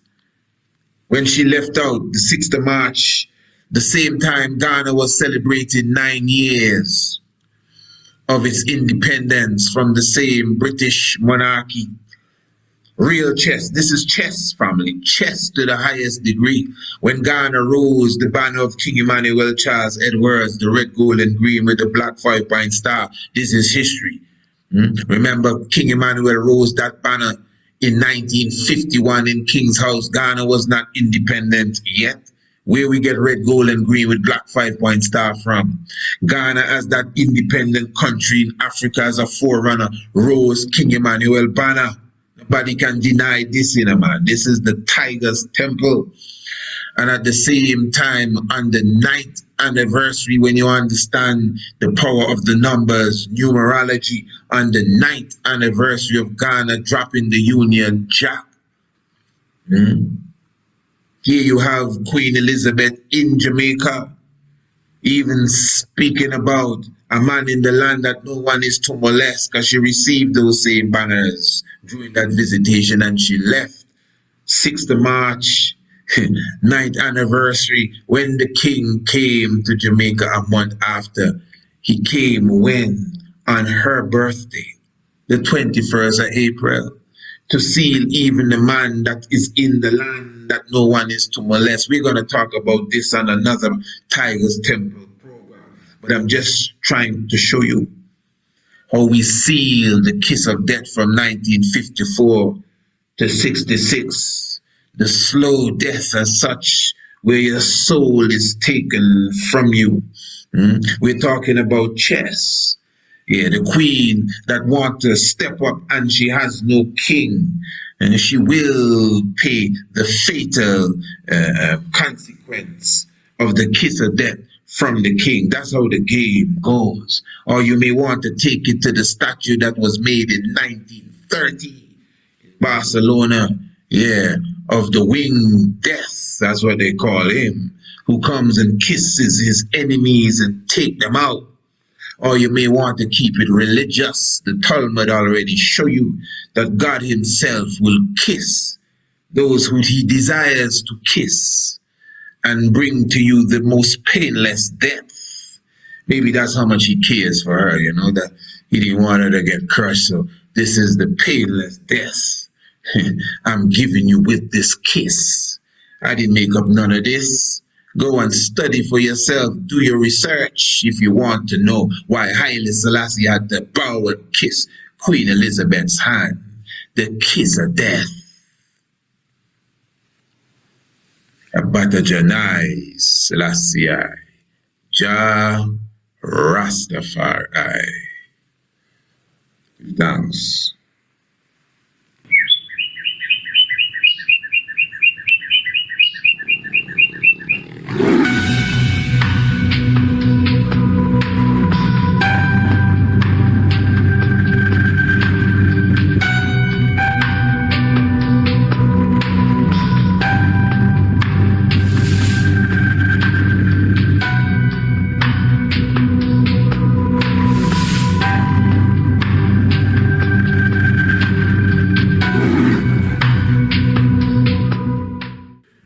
To everyone who has been asking, Priest Isaac, How can I make a contribution to the Institute? Press the link in the description and you'll get all the information that you need to do such. We truly appreciate your inquiry. For more information, email priestisaacinstitute@gmail.com. Honorable Priest Isaac here, and I'm here with Brother Nakaya Yahawasha. And of course, how you felt about the tour, the different places we visited, the different parks, museums, churches, the Christ Mass. Give us your experience, my Lord.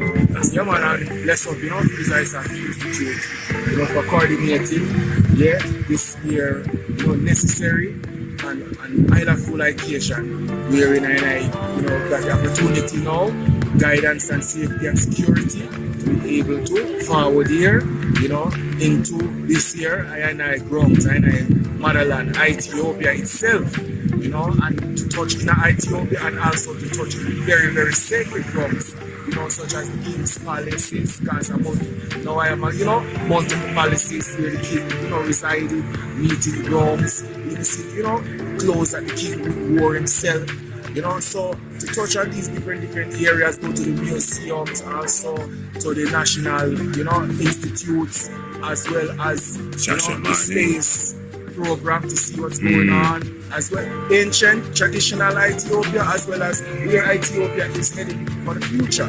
Definitely, Iman, is personally encouraging I myself to return here and making the necessary preparations to come forward to be here. So it's not just a dream, but a reality. So I can continue to learn, because there's no way, there's so much to learn. There's no way to learn and compact everything in just one tour. So I is looking forward for the future tours, not just the next tour, but the tours up on top of the tours, up on top of the tours. Building.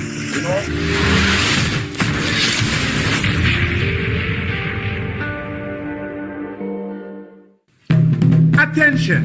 Join us in Ethiopia from the 20th to the 29th of July 2026 for the Lion of Judah Tour. As we celebrate the 134th anniversary of Emperor Haile Selassie I, Emperor of Ethiopia. In Addis Ababa, we will visit the Grand Jubilee Palace, the University of Addis Ababa Imperial Palace, the Throne Room and Palace of Menelik II, and of course, the Science Museum, the National Museum, the Battle of Adwa Museum, and so much more. Then we go south to Shashamane and visit the hot springs and waterfalls of Wando Gede. And don't forget the summer palace of the emperor. Come prepared to rock Nayabingo. Remember that the Lion of Judah Tour is all inclusive. Your meals, your accommodations, transportation, and so much more. Plus, take advantage of our 50%, 30%, and 20% discounts that are available. For more information or to register, email us at priestisaacinstitute@gmail.com. The Lion of Judah Tour. What a gathering and see you.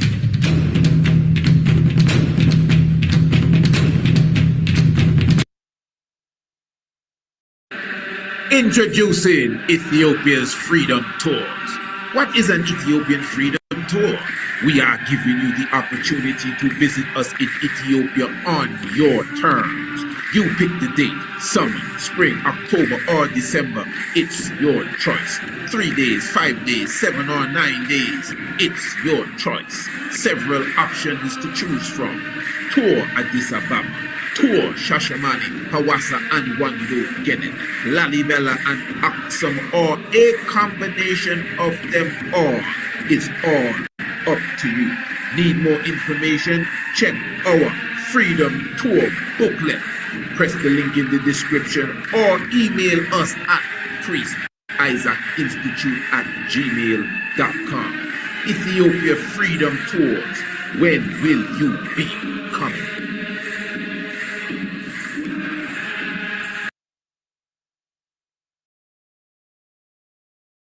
Now let's suppose that the moon was in the constellation of Pisces at the time of your birth. And it probably was, but many of us, we just don't know. Now I'm going to take a page from one of our recently concluded natal chart booklets. And it is the booklet of an individual who had the moon in Pisces when she was born. And it says here, the moon in Pisces, astronomical interpretation. Pisces, like Sagittarius, is ruled by Jupiter. This means that the characteristics of abundance, growth, optimism, and progress are that of Pisces. The moon represents emotional power, instinct, and intuition.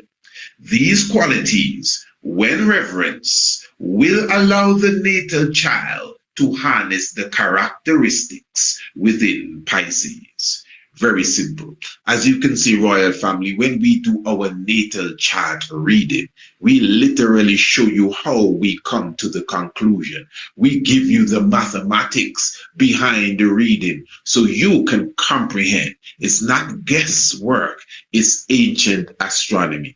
And keep in mind, we still have a 50% off, 50% discount on your ancient astronomy natal chart reading. And this will be until the 1st of March. So contact us now to make sure you register so you can get your natal chart reading, accurate reading as it relates to the movements of the heavens, where the sun, the moon, and every planet was at the time of your birth and the meaning thereof. Very compact. You're going to get it in PDF form. You're going to also get it in flipbook, digital flipbook form. Definitely. Giving thanks. Looking forward to hearing from you. Priest Isaac Institute at gmail.com. The link is in the description of the video.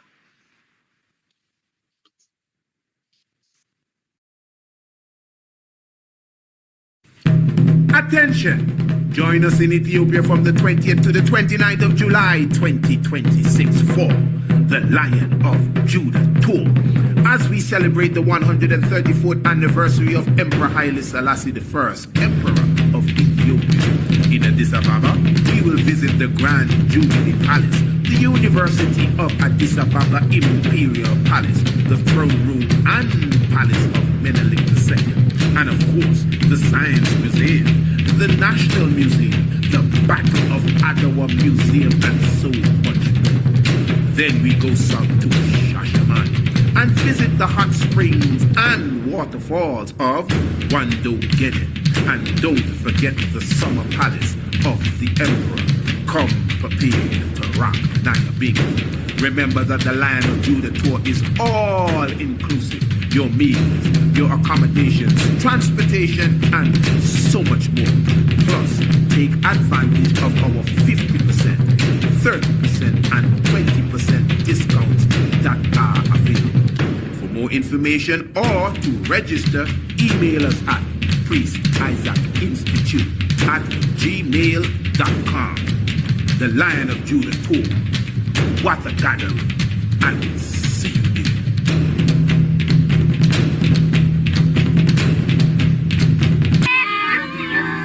Nearly half the population of Ethiopia now is under the age of 15, and for Haile Selassie their education has always been an obsession.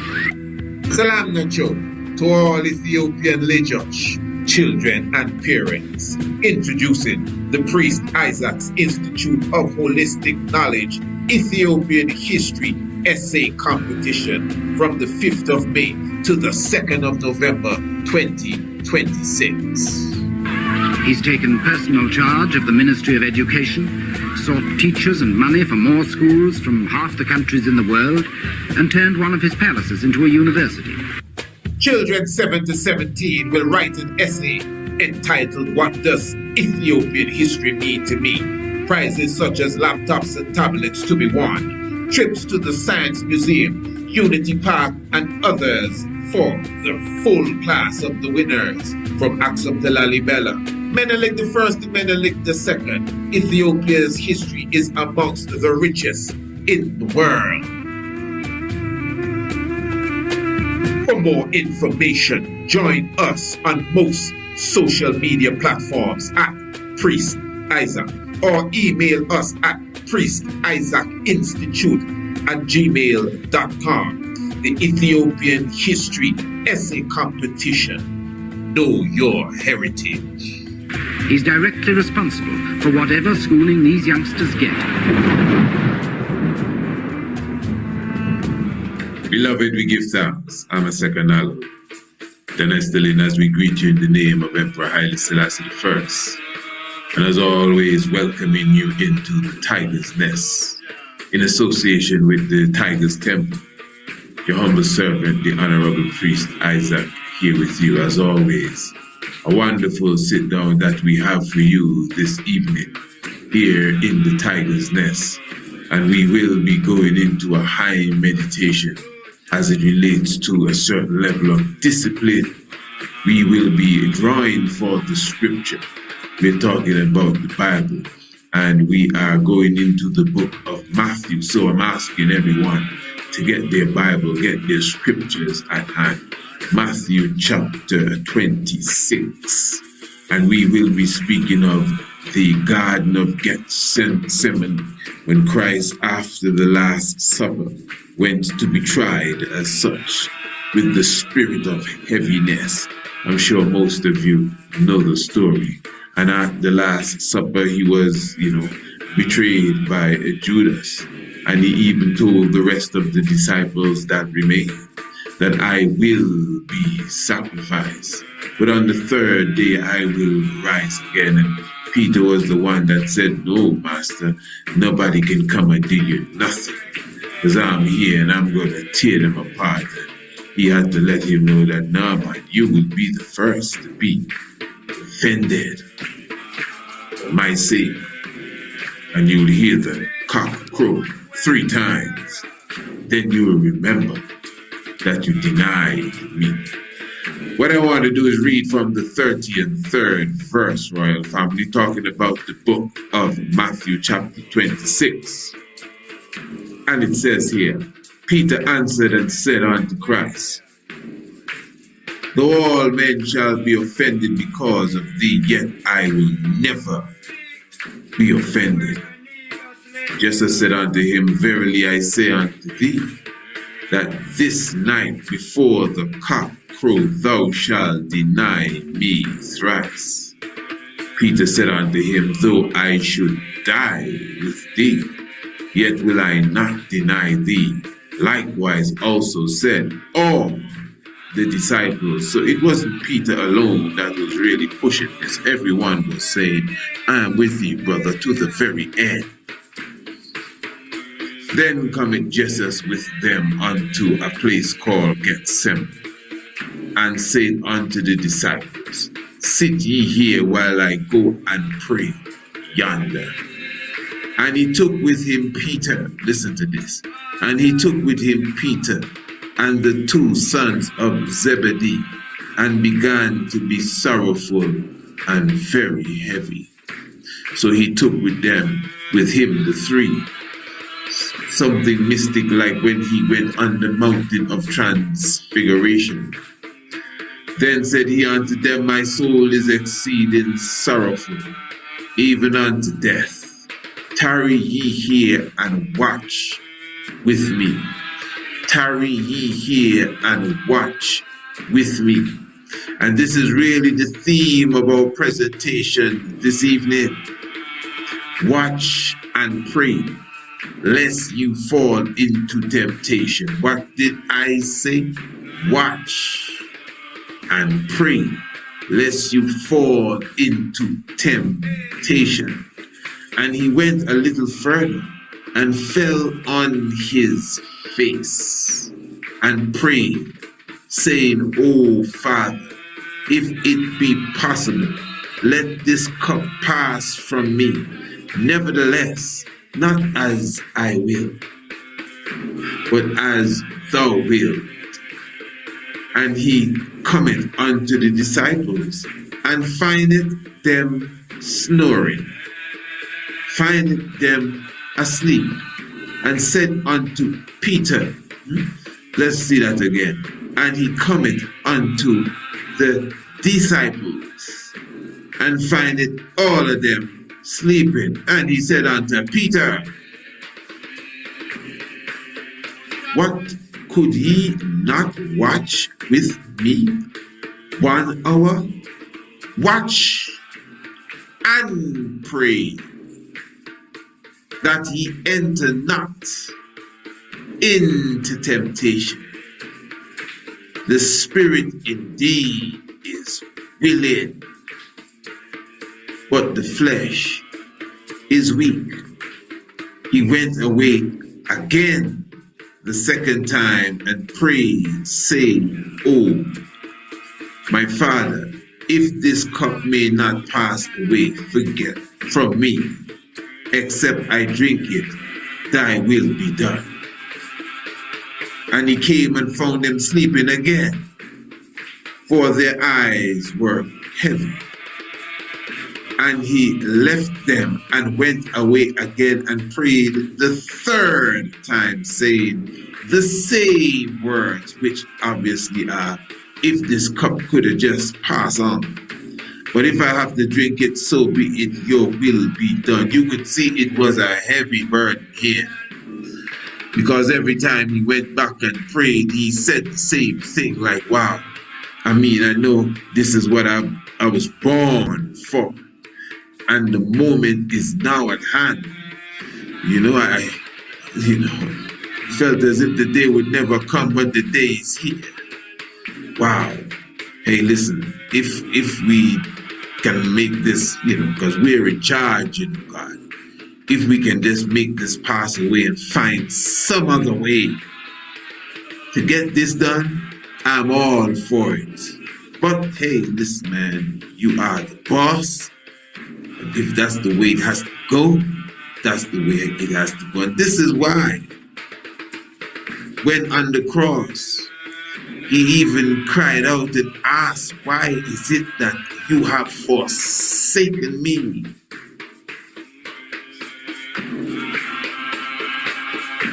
This is the Christ, a statement many strong dogmatic believers are afraid to even address.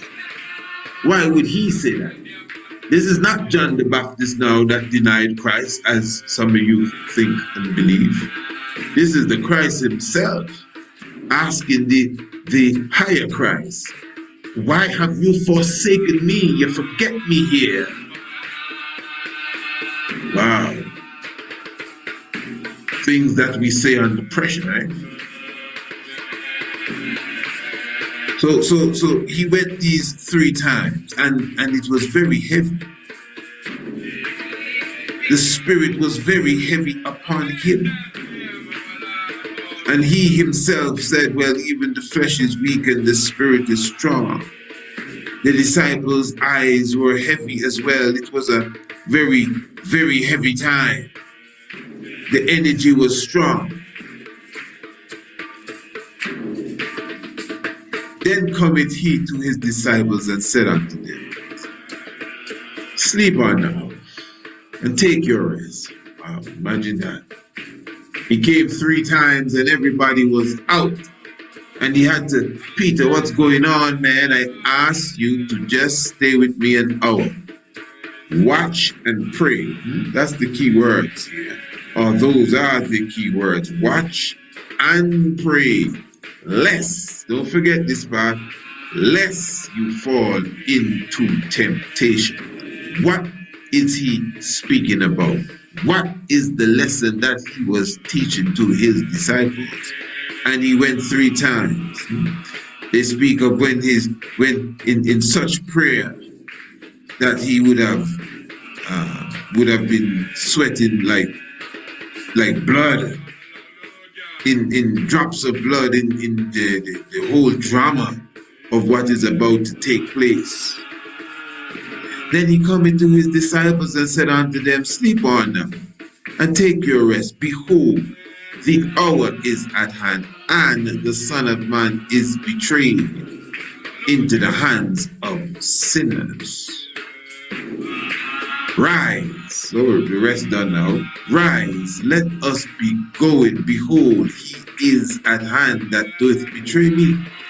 And while he yet spake, lo, Judas, one of the 12, came, and with him a great multitude with swords and staves, from the chief priests and elders of the people. Now, I don't know if Christ was about to try to make an escape. He said, come, let's rise up, and they're coming. Or it could have been that he was saying, rise up, let's meet them. But again, it could also mean, let's see if we can get away. You may say, well, Christ will run away. I understand. I get you. But you must understand again the pressure. 3 times he asked if we could change the plans here. I wouldn't mind. I understand how he feels, for sure. And then again, we highlighted that even at the last moment, it was a cry as if, wow, is this what I signed up for? Just showing you. So just to highlight how heavy the tension was. And he knows that they're coming. Rise up, for the hour is at hand. Let us be going. That's what he said. Let us be going. As if the plan was, let's get out of here. I'm just telling you. And while he spoke, it came on him. Now he that betrayed him gave them a sign, saying, whosoever I shall kiss, that same is he. Hold him fast. Imagine that, he giving orders. So the secret agent, the turncoat is, the undercover is giving orders. Like, hey, now, you hold him quick, make sure you put him in the car. Imagine that. And forthwith he came to Jesus and said, Hail. He already said, Hail, Master, and kissed him. And Jesus said unto him, Friend, wherefore art thou come? Then came they and laid their hands on Jesus and him. And behold, one of them which were with Jesus stretched out his hand and drew his sword, and struck a servant of the high priests, and smote off his ear. Then said Jesus unto him, Put up again thy sword into his place, for all they that take the sword shall perish with the sword. Thinkest thou that I cannot pray to my Father, and he shall presently give me more than 12 legions of angels? You don't think I have that ability? But how then shall the scripture be fulfilled, Rasta? That thus it must be. In that same hour said Jesus to the multitudes, Are ye come out as against a thief with swords and staves, for to take me? I sat daily with you teaching in the temple, and ye laid no hold on me. But all this was done, that the scriptures of the prophets might be fulfilled. Then all the disciples forsook him and fled. Just so. Then all the disciples forsook him and fled.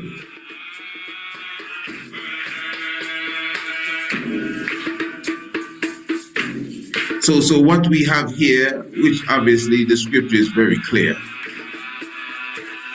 but I just want to highlight that this disciple that rose up and slew or took off the ear of the Roman soldier, I'm sure you all know that this is the sword man himself, Peter. Now, Peter himself, as you know, very zealous. And the Christ, when you look at the movie, you see the Christ figure there, and the Jesus movie I'm talking, go and he put his hand where the ear of the Roman soldier was, and the ear returned. Wow. And the disciples marveled. But then now, as I said, the disciples fled. Now you could just imagine. Peter, you may say, but they're cowards. Okay, I understand where you're coming from. I don't know what maybe you would have done, but so Peter now, remember Peter jumped up and said, hey, what's going on here? And he pulled out his tool and he bust 2 shots and he hit the man in his ear. Yeah, we got one. And Christ said, what are you doing, huh? What do you mean what I'm doing? Put that away. Put that away. And then he went and he healed the fella's ear. Something wrong here. I'm getting out of here. And then he ran away. And the disciples with him. Now, again, he did show some level of bravery. Because he is a brave soul. Running away, maybe this. Why can't we fight and we have our swords that he told us to sell our clothes and buy?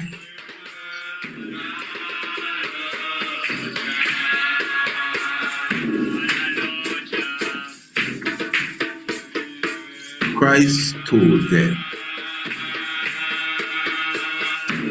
watch and pray, unless you fall into temptation.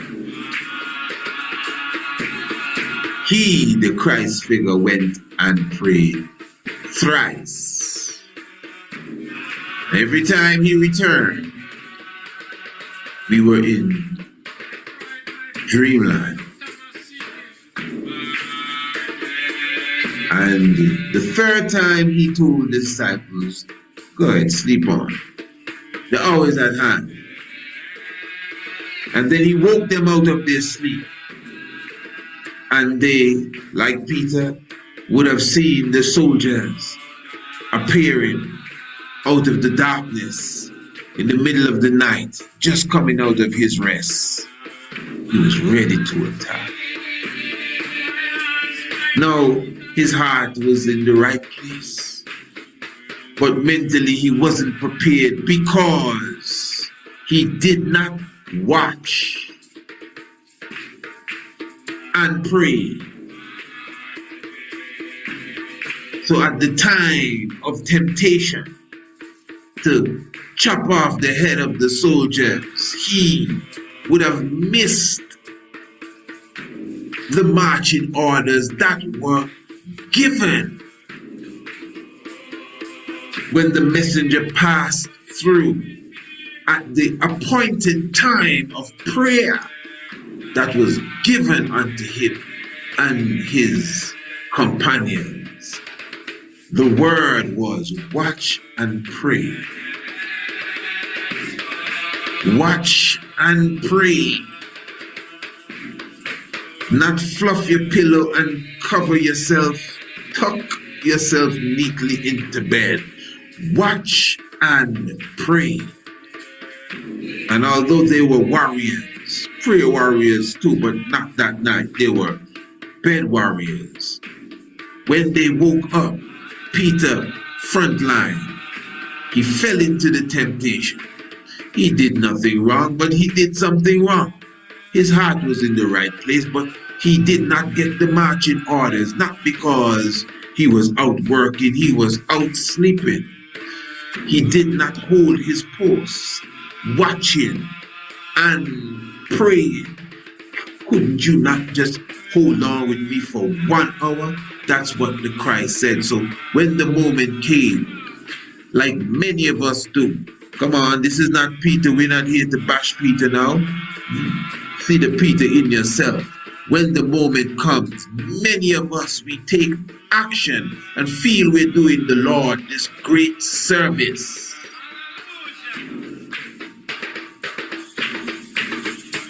But we're playing out of tune. Not because you're playing the right notes. If it's not your time to chime in, Mr. Clarinet or Mr. Trombone or Mr. Piano Man, it's the right tune, it's the right rhythm, but it's the wrong time. It's not your turn.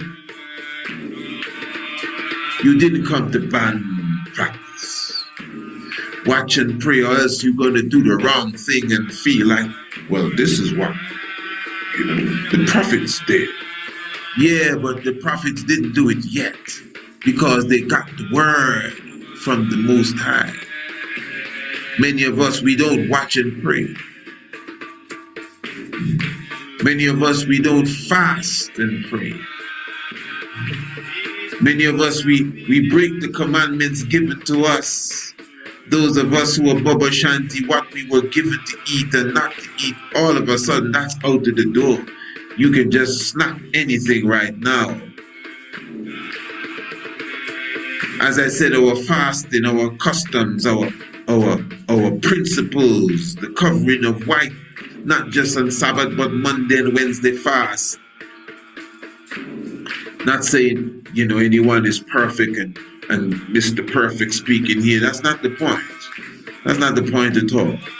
The point is, we have been given an order. Watch and pray. Hold fast to your principles. Secular knowledge, a lot of things, Rasta.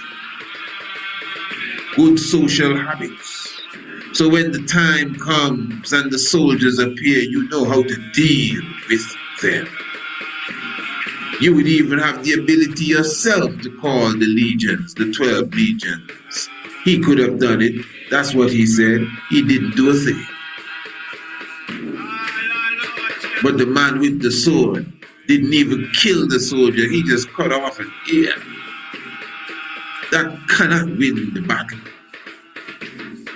Put that up, brother. So this is why they fled.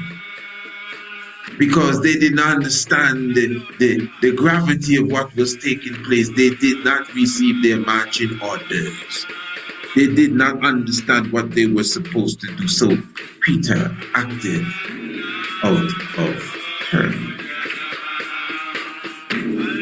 And the 57th verse says, and they that had laid hold on Jesus led him away to Caiaphas, the high priest, where the scribes and the elders were assembled. Hear this now. But Peter followed him afar off unto the high priest's palace, and went in and sat with the servants to see the end. Now the chief priests and elders and all the council sought false witnesses against Jesus to put him to death, but found none. Yea, though many false witnesses came, yet found they none. At the last came 2 false witnesses. Interesting stuff. And said, this fellow said, I am able to destroy the temple of God and to build it up in 3 days. And the high priest arose and said unto him, answer thou nothing? What is it which thou witness against thee? Which these witness against thee? And of course, the scripture says that Jesus held his peace. And the high priest answered and said unto him, I adjure thee by the living God that thou tell us whether thou be the Christ, the Son of God, or not. But hold on here. The main thing is that Peter was there. I want you to understand this. Peter was around. The scripture just said that Peter followed from afar off. Peter followed from afar off. So he was still following the Christ, but he was following from afar off. You see, this is what happens, Rastafari, when we do not watch and pray. We fall into temptation. You see, when you keep the principles that have been given to you, you don't really have time to pay attention to temptation because you are watching and praying. It doesn't just mean praying with your eyes open. And by the way, that's why we as Bobo Shanti, we don't pray with our eyes closed. Although closing your eyes in deep meditation is also great, and prayer is one level of meditation, but it's a level of meditation we do with our eyes open. So the watch and pray is on that level, but it's deeper again. Again, it has to do with being on your post. and holding your principles and your personal principles that have been given to you and you alone, your mandate, your mission, who you are and what you are expected to do for the Most High God. Watching and praying, discipline, and keeping the statutes and the commandments as Bobo Shantiman, as Melchizedek warriors, our Sabbath, and timely, early, and the principles of service wherever possible, as far as Naya being yard and him singing and the fullness wherever possible, whether it's the family structure or the full communal family structure. All of these things are key to the best of your ability, watching and praying. As I said, the principles of eating and everything that have been put down, because you see, this is where you get the insight. This is where you get the inner teachings. This is where your DNA ignite again. So when the time comes and over time and practice and everything, when temptation steps up, you don't fall into it. I can't tell you what Peter and the crew was supposed to do at the time, but the Christ told him put up his sword, and he fixed the brother's ear. So I don't think that was the right move. And maybe if they were watching and praying, they would have known that. So you see what happens when we don't watch and pray and we think we're good. And we know this long time I'm doing this Rasta thing, long time. Yeah, man, I used to. I used to burn more chalice and everything we used to do. We just used to.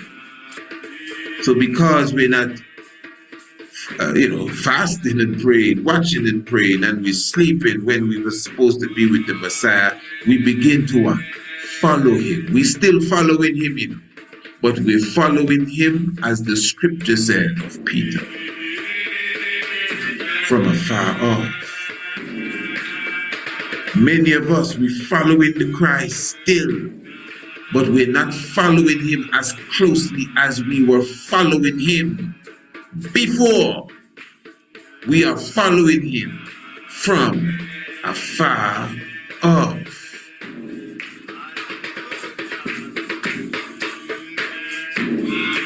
And just to cut to the chase, I don't even have to read anymore.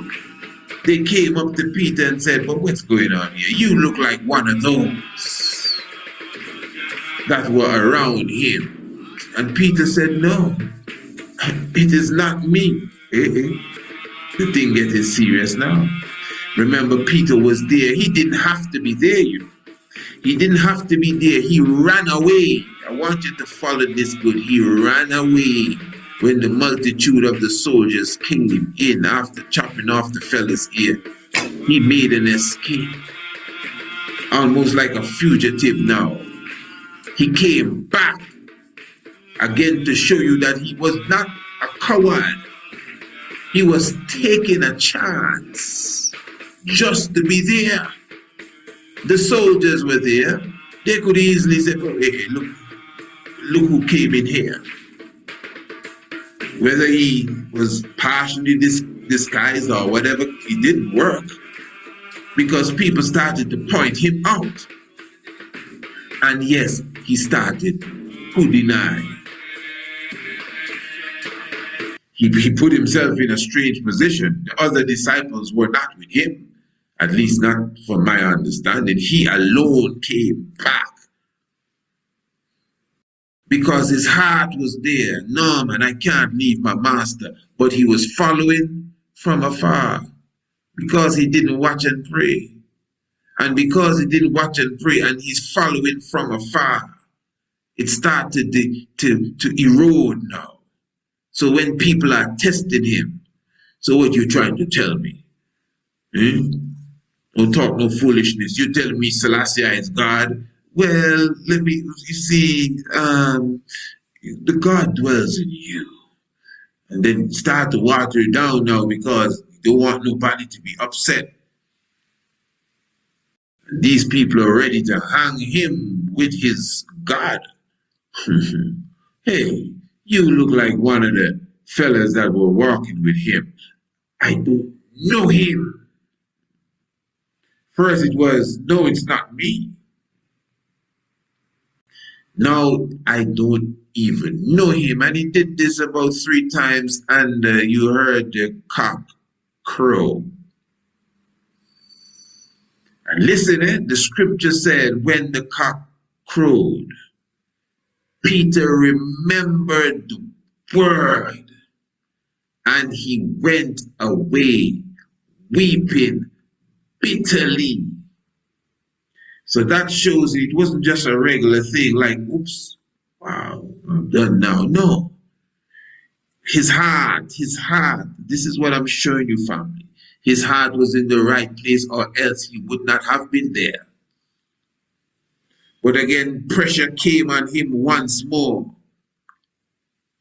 A seasoned soldier, the rock of which I'm going to build my church upon. But again, when the time came, crunch time, the watching and praying, just lapsing on that. That's the term we use. I don't even know if it's grammatically correct. But, sleeping, procrastinating on his duty of watching and praying, and the others too. Just because of that, they missed the mission.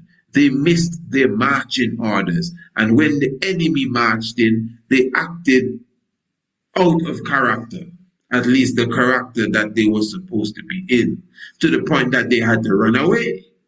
They couldn't take it no more, but because they were not doing what they were supposed to do.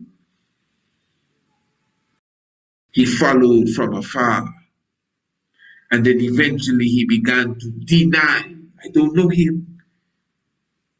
He's by the fire trying to keep warm. All of these things, when you read the allegory, you must check everything out. Because it's allegorical, it's symbolism, that everything has a meaning. Peter is now by the fire trying to keep warm. This is a fisherman that is accustomed to be on the Sea of Galilee in the hot, cold, even though hot, cold, what am I saying? In the dark, cold night. Nobody lighting no fire on no boat. You crazy? You might take it. No. So he's accustomed to the cold. He is accustomed to the cold. But you see, this is what happens when you would have the Spirit of the Lord is leaving you, really. Or you would have denied it, the Spirit of the Lord, and would have left it, whatever it is. You're not watching and praying, fasting and praying. The principles are not your main objective. It's not like the psalmist that says, I delight in your law day and night. No, sometimes, every Sabbath maybe, and twice on Sundays or whatever you do. So now you become cold.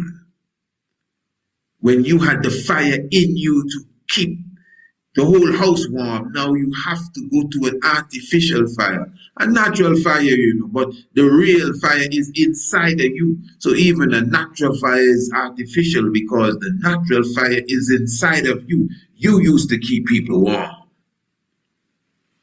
Now you're going to the fire, Peter I'm talking about, to keep warm. And while you there trying to keep warm, fellas are saying, hey, I know you. You were with him.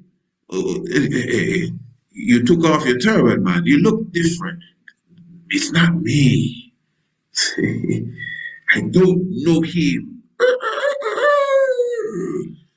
And Peter, after hearing the rooster say, Rastafari, he went and he wept bitterly. The scripture says bitterly, bitterly. He felt it.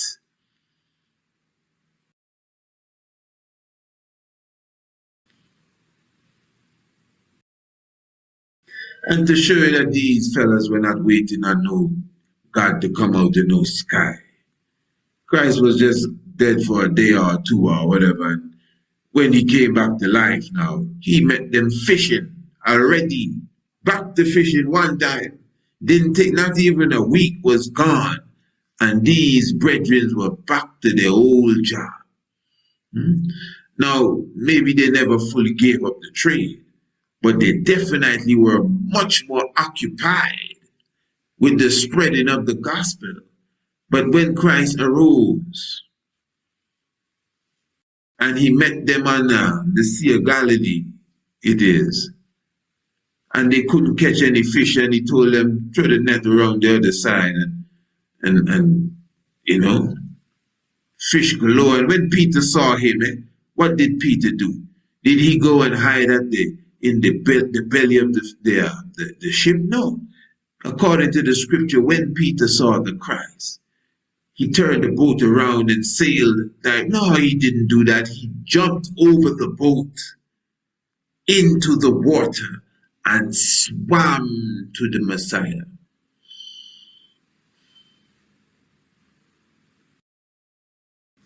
Now, you could see, obviously, that he would have repented for himself, his sin, or else he wouldn't really approach the Messiah with such speed and bravery again. Remember, he ran away and left the God in the garden. The right-hand man, his security, ran away and left him. Started to follow from afar, yes, but eventually denying him several times. And then went and he wept bitterly. He would have had to confront himself. And that is why when he saw the Messiah again, he could run to him and bow and still weep and ask for forgiveness. And listen, the Messiah said, listen, Peter, do you love me? Yes, yes, you know I love you. Feed my sheep. Yeah, man, no problem. Peter, do you love me? Huh? Yeah, man, you know that. I love you, Master. Feed my sheep. Right, I'll do that. Peter, do you love me? But Master, come on, man. How many times are you going to ask me this? You know I love you. And then he said, feed my lambs. Well, not lambs. Lamb. Hey, listen, it's English, eh? We have no apology when it comes to English. And because the H is silent. Ask English why phonics. Everything is phonics, but phonics is a P and an H, and it makes the sound phonics, eh? Phonics. And phonics is a, b, the, and phonics from as you start from the get-go, it's already playing with your mind.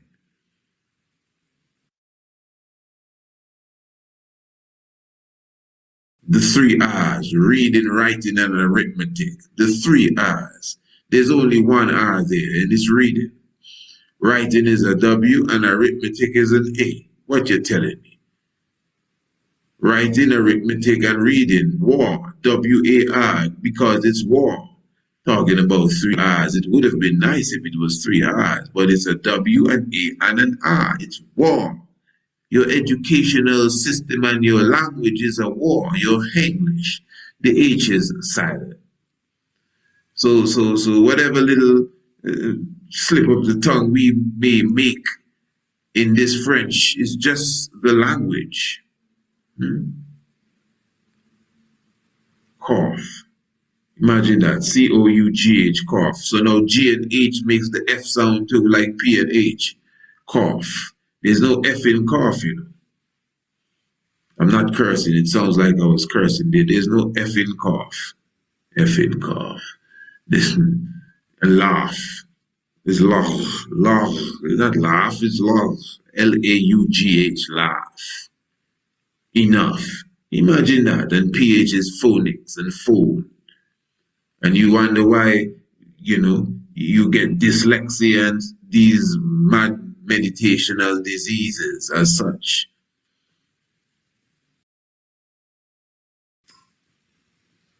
Yeah, so anyway, he said, Peter, feed my lamb.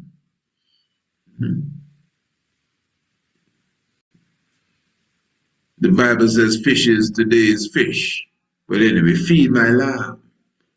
He said, feed my sheep, but then he went and said, feed my lamb, which shows you, royal family, the importance of edification when it comes to the youths, edifying the younger generation, teaching the children, finding ways to get this knowledge of their heritage and their redemption to them. Whatever skillful ways. That's why we should be actively in our kingdom building, activating and pushing the ministry of education. So again, watch and pray, royal family, lest you fall into temptation. That is the message here. You keep up your principles, you keep up your statutes, you keep up your precepts, you keep up your order, you keep up your morality, loving and caring and sharing, and in all humility and openness speak to the Father and Mother of creation on a daily level, continually, and grow in the faith as the hymn says, take time to be holy and speak oft with the Lord. Do give thanks, royal family, because you don't want to be following from afar off. You don't want to be acting out of turn because you were not watching and praying and getting the instructions on the Sabbath day. You don't want to be denying the Christ now because you're under pressure trying to keep warm because the place is cold. Because when you see what you would have done and the animals remind you of your sin, you will go out weeping bitterly. But give thanks that his mercy endureth forever. I don't want to, when the mercy run out, I get caught with, musical chairs and I standing up. No way. You try your best to watch and pray so that you do not fall into temptation. Royal family, give thanks. If you know your Bible and you do not know your history, knowledge of your Bible will become a mystery. Of course, it takes some real eyes to realize the real lies that are amongst us. So we're thankful. This is the tiger's nest. Praise Farai, Most High, Selassie, Jah, Rastafari. That's it. To everyone who has been asking, Priest Isaac, how can I make a contribution to the Institute? Press the link in the description and you'll get all the information that you need to do such. We truly appreciate your inquiry. For more information, email priestisaacinstitute@gmail.com. Honorable Priest Isaac here, and I'm here with Brother Nakaya Yahawasha.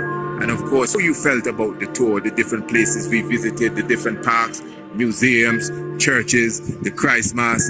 Give us your experience, my Lord.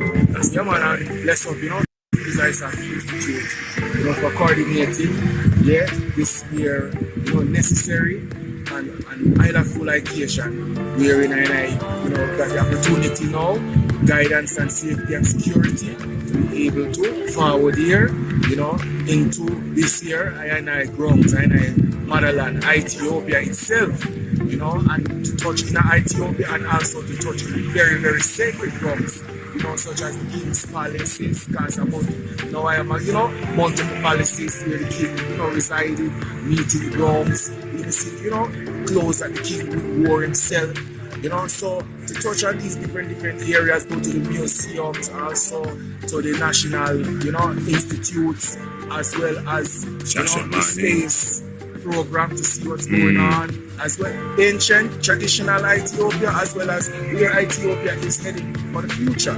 Definitely. Man. is personally encouraging I myself to return here and making the necessary preparations to come forward to be here. So it's not just a dream but a reality. So I can continue to learn, because there's no way, there's so much to learn. There's no way to learn and compact everything in just one tour. So I is looking forward to the future tours, not just the next tour, but the tours up on top of the tours up on top of the tours. Building.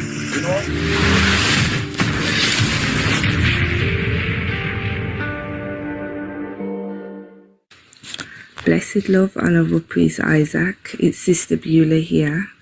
Just come to share a few words regarding my natal chart, which was recently done. Thank you. But firstly, I have to make mention of the rudiments of ancient astronomy course that I completed, which ultimately woke my heavens to astronomy as a subject as a whole, and the ancient fundamentals of the universe, planets, stars, and all the other beautiful things I'm learning about. Yeah, the spring equinox, real like that. And just the effect that they have on us daily. Why I think it's really important you have some basic knowledge of astronomy before you get your natal chart reading done is so you will understand the straightforward mathematics that goes into the reading that Priest Isaac does for you. The natal chart reading is nothing to be viewed with any taboo or spookism. It just offers an in-depth astrological reading of the heavens at your time of birth, and the way the Honourable Priest Isaac is able to break down the planetary alignments and interpret how they should be showing up through you as an individual is just mind-blowing and accurate to your character. Trust me, it just adds deeper meaning to self.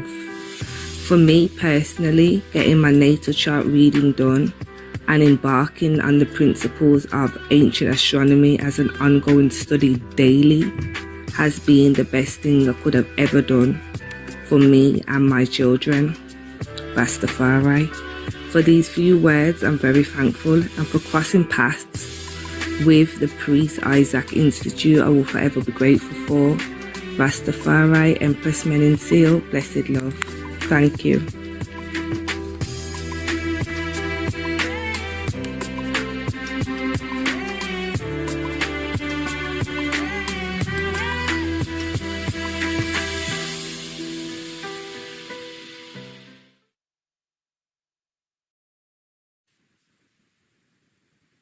This beautiful model of the solar system was created by one of the students in our international homeschool program. This is young Prince Haile Selassie, 7 years old. What a wonderful project. What a wonderful model of the solar system. And the royal family, he has been paying keen attention to the lessons that we would be giving him each and every day. Haile Selassie, congratulations. Wonderful work. Keep it up. Give thanks for you and your royal family.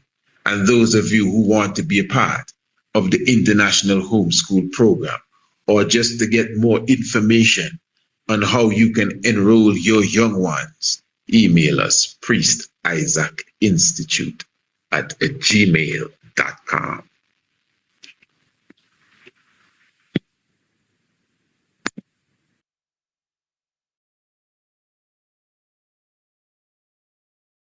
Family, listen to this. Suppose the planet Uranus was in the constellation of Sagittarius when you were born. What would that mean? Well, I'm not too sure. Well, let me tell you. Sagittarius is ruled by Jupiter and is a very, very powerful constellation. Its characteristics are the same as that of Jupiter. These qualities are expansion, growth, optimism, abundance, and progress. These potentials will surface when ignited by the qualities of Uranus. And Uranus's qualities are reformation and rebellion to the system. Royal family, you should get your own accurate natal chart birth chart reading. And remember, at this time, your package is still at 50% off. Remember, you're going to get it in PDF form. It's a book. You're going to get it in flip book form, electronic, and of course, you can share it with your friends and family. Know where every planet was when you were born, not just the exact constellation, but the precise coordinations in the heavens. This is accurate astronomy. Your natal chart reading, 50% off. Email me, priestisaacInstitute@gmail.com.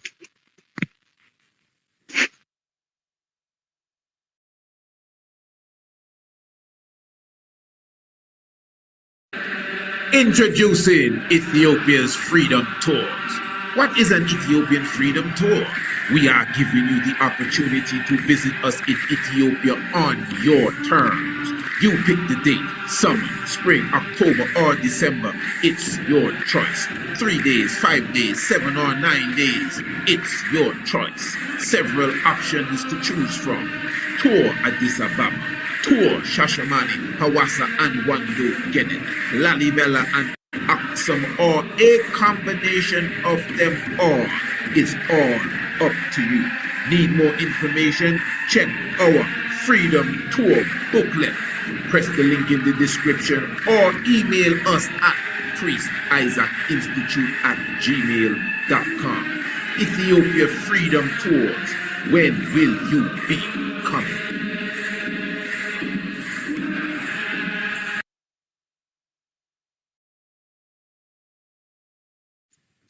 And welcome once again to the Tiger's Nest Royal family. Give thanks continually for your presence. Now, as I said in the first part of the program, we will be highlighting the spirit and the energy and the history of the Kandake, the mighty queen mothers. And at the same time, we will be obviously speaking about the ancient Nubian kingdom, Meroe specifically. And we highlighted in the first part of the program the kingdom of Napata, and where you have the great kings like Tahakar and these one Pianke. These kings are mighty pharaohs at the time because they went northwards to ancient Kemet and defeated the Assyrians and established what was known as the 25th dynastic period.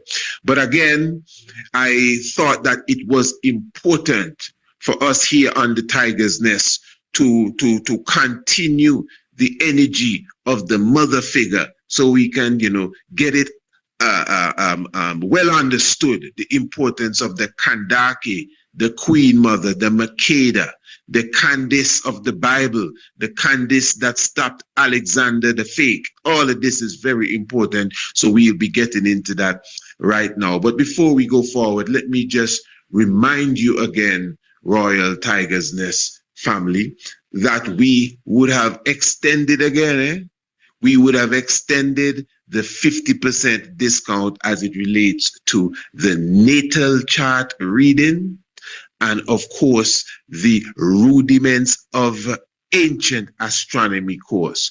So both of these items had a 50% discount on them that would have come to an end at the 15th of February. We have extended that until the 1st of March. So you have until the 1st of March, Royal family, for you to, get the 50% off as it relates to your natal chart reading and, of course, the course itself. I'm talking about your ancient astronomy. The rudiments, that means the basic stuff as it relates to ancient astronomy. So remember, you can definitely contact us via the email, priestisaacInstitute@gmail.com. And of course, you'll get more information as it relates to the whole aspect of your ancient astronomy course and of course your natal chart reading. And I mean, many people are definitely, very thankful for the natal chart reading. Let me be honest here. I don't think most people honestly expected to get such a level of reading. Because you see, if you go to any regular astrology stuff and get a reading, it's just a simple thing, you know, like your sun sign. And of course, you know, it's not correct because they're at least 12 degrees off. That's for sure. So that even if they were correct with the method or the idea, the fact that the mathematics is off, it's still going to be off. But what we do, we tell you where the sun is precisely, you know, using astronomical apps, not astrological. And plus we can see it with our own apps, our eyes. Remember, that's why it's good to be celestially literate, to be able to read the stars. I mean, not on a computer, with your eyes. This is what I'm saying. We have passed that stage. So it's not just about the computers, it's about what we can see with our eyes. And in Ethiopia, oh my, the heavens really declare the glory of God. So our natal chart highlights where the sun is. I mean, the coordinates when you were born. So there's no mistake which constellation it was in, where the moon was when you were born, where Mercury was when you were born, Venus, Jupiter, Saturn, Uranus, Neptune, Pluto, when you were born, any specific meteor showers when you were born, and what constellation it was in when you came out of your mother's womb. And we give you the accurate interpretation according to the ancients of what it means when a planet is in a specific constellation when you were born. That's why we would have done programs on this, so you could understand this is not nothing we're making up, nothing that we dreamt about last night, none of them foolishness there. This is ancient study. And we showed you where the plants connect with the planets scientifically, with chemicals that react with chemicals, and how the, what you call them in the seawater there, how the coral reef react with Venus and the moon. This is real stuff. You know, and as I said, I would have done natal chart for people I know. And when I see the alignments of the stars and the planets, I could say, yeah, this is really him. This is really her. I would have showed you some example, but anyway, let's continue with the program. As I said, the 50% off on your natal chart reading is still available until the 1st of March. So you should contact us. And of course, the ancient astronomy course. Don't rob yourself from the ancient astronomy course and understanding the heavens much better. Now, you see, again, we did a program. The lecture that I just explained earlier, for those who may not have seen it, go and check it out on the YouTube, highlighting the mother of Christ. And we put the spotlight on the mother of Emperor Haile Selassie I, which is Yeshimabet. But within that conversation, we mentioned the Kandake, the Queen Mother, which is a very ancient concept. Now, remember, I highlighted the Candace or Candice in the book of Acts. And this Candice was the queen of Ethiopia. Now, many scholars argue that when you read Ethiopia in the Bible, it's not necessarily speaking of Abyssinia as you know it. Maybe some northern fraction of Abyssinia or northwestern fraction of today's Abyssinia and Eritrea were a part of it, but the Kush is really, most of Sudan. Most, theologians will tell you that. I'm sure some of you would say that as well. All right. So anyway, this Queen Candace was considered to be the queen of Ethiopia. And this is the time frame when Christianity came to Ethiopia, according to Haile Selassie himself. And you know the story in the book of Acts where Philip met the Ethiopian official who came from Jerusalem, and he was reading the book of Isaiah, and he was trying to figure out who is this man that Isaiah is talking about. And Philip showed him, I know the brother. You know, he was just here. And Philip baptized him, and he became the first Christian on record. Now, again, he was of the courts of the Queen Candace. And she, the Queen Candace now, is not her name, you know. Candace is not her name. Because you see, about 200 to 300 years prior to that, there was another Queen Candace, or Candace. And this Queen Candace now, a few 100 years prior to that, she was the individual that would have met Alexander the Fake when he was trying to come into ancient Egypt, or coming into ancient Kush. He already conquered Egypt, and they met him at the first or the sixth cataract, one of these cataracts, and he couldn't pass. Queen Candace met him, and she was on some heavy elephants. And he got so scared that he said, okay, fellas, I think we have enough land. Let's go back to Europe. Now, the Queen Candace that met Alexander the so-called Great, and the Queen Candace that received Christianity into Ethiopia, great empresses, they're not the same person. Of course, you know, you have Candace the first and maybe Candace the second and Candace the third, but in this case, it's not necessarily that. Candace is a title, not necessarily a name, a literal title. So now, as we were speaking earlier, and you would have watched the video that I would have given you in the link. Again, if you did not watch the video, I already supplied to you the link, and it highlighted again the period, the great period of Meroe. This is the Kushite kingdom, the Meroritic kingdom, and they would have expanded their rule from about 300 BC to about 300 AD or 300 CE. Now, within this kingdom, you had some mighty rulers. Follow me, family. And within the kingdom, you had the Kandake queen mother. And this is the mother or the woman who birthed the next eligible ruler. Now, interestingly, you know, you have 5 outstanding empresses who ruled one after the other too. And these were all Kandake.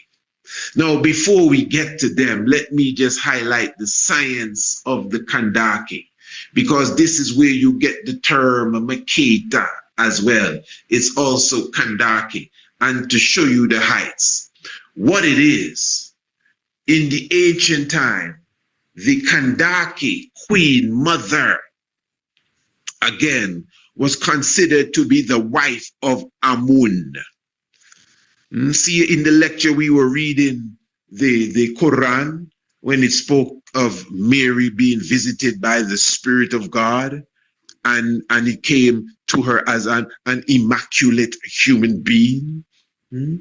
If you read the Quran properly, Rasta, Mary, Gabriel or Gabriel or the Holy Spirit told Mary that I came to give you good news from God. You know, a son will be born and I come to make it happen. And she said, nobody has ever touched me. Don't worry, God can do all things. And the scripture of the Quran said that she took him into a secluded area and shut both themselves away from everyone. And then the next verse said, and she was in labor pains. Now, I'm just trying to show you that science is seen all over, you know. Hatshepsut, the ruler of ancient Kemet, the woman, on her stele, on her birth certificate, it says that Amun-Ra is her father. Huh? Amun-Ra, not who was supposed to be a father? Not it was a Tutmos, not the Tutmos. It was Amun-Ra that was the father. But the thing is, if you read that story properly, when her mother, that is Hatshepsut's mother, saw Amun-Ra coming through the room, she thought it was Tutmos. She literally thought so. But when she smelled, according to the writing, I think it was some scent of incense from Lebanon or some place like that, then she knew it was the scent of the god Amun-Ra. But he looked like Tutmos because it's Tutmos. It's Joseph. It's Ras Mokenen. But you see the spirit, yeah, of the Amun-Ra would have inhabited them. And maybe it was with them all the time. So anyway, she is referred to as the wife of Amun-Ra. This is what I'm saying. I'm talking about the Kandake queens, those who ruled from Kush. This is not Egypt, you know. This is Kush, the Kushite queens.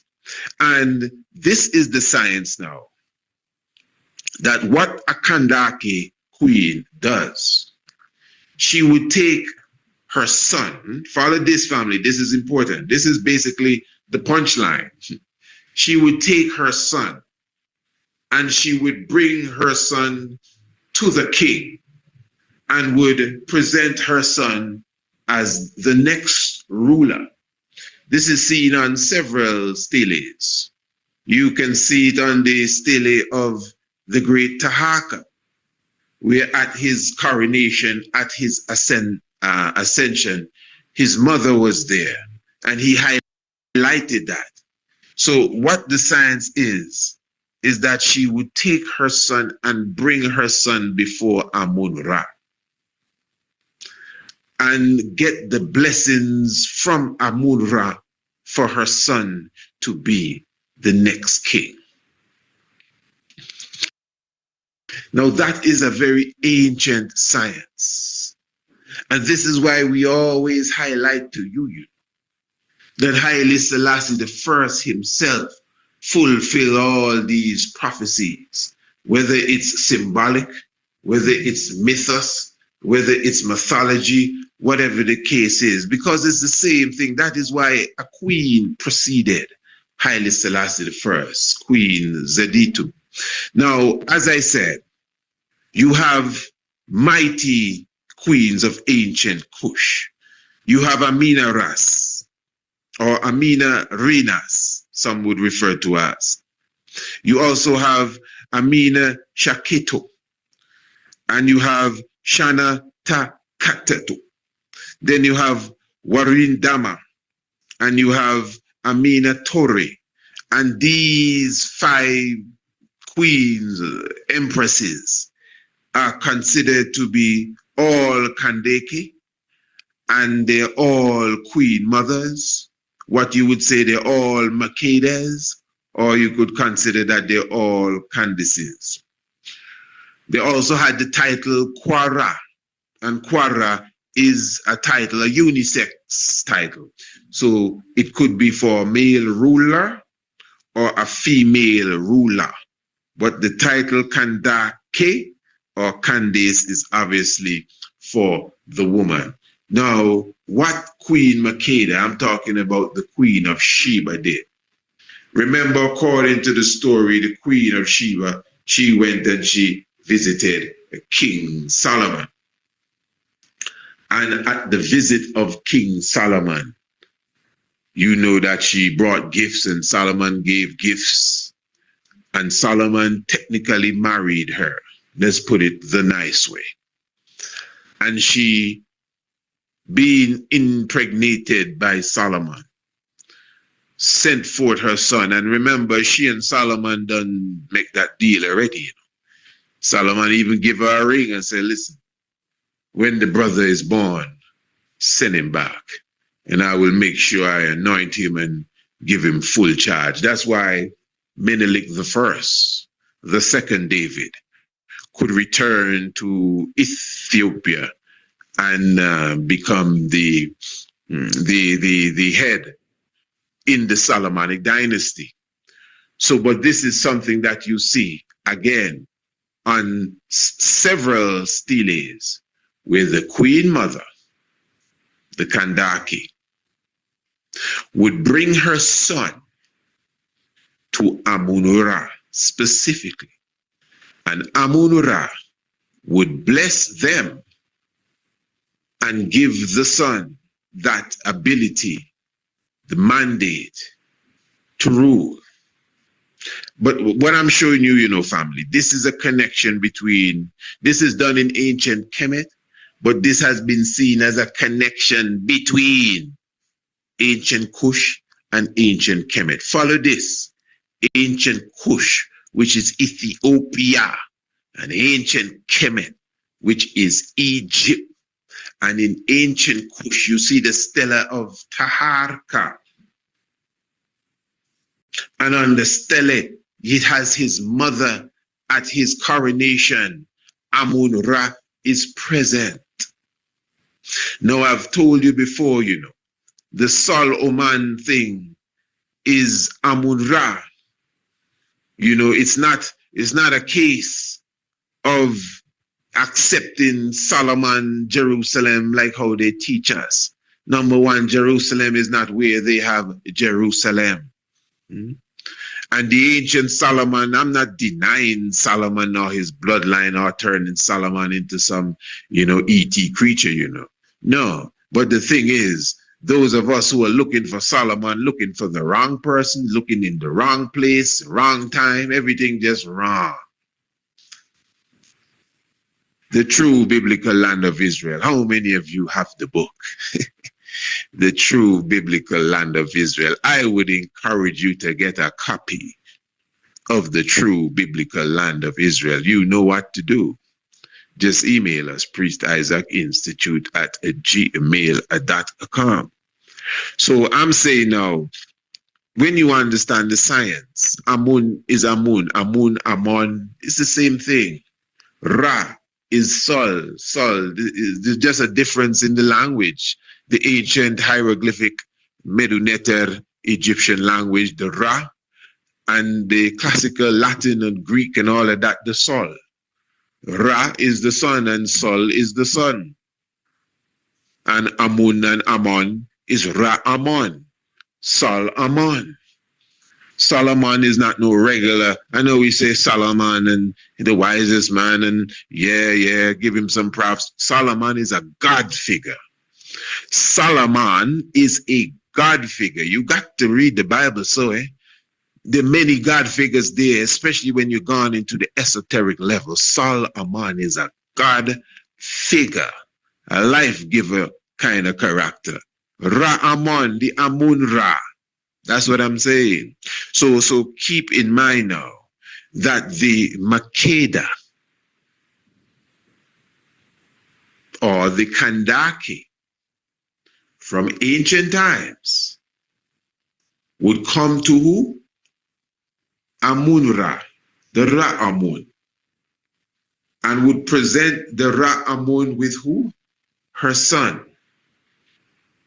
And the Ra-Amun would bless the son to become the king.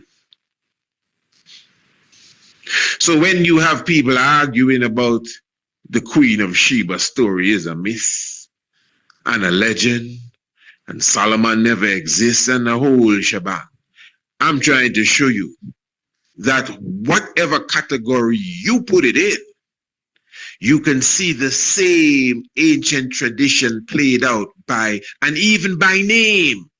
That is why it is important for us to understand language, because even by name it is being played out. Again, you have the Kandake Queen. This has been going on for centuries, thousands of years, really.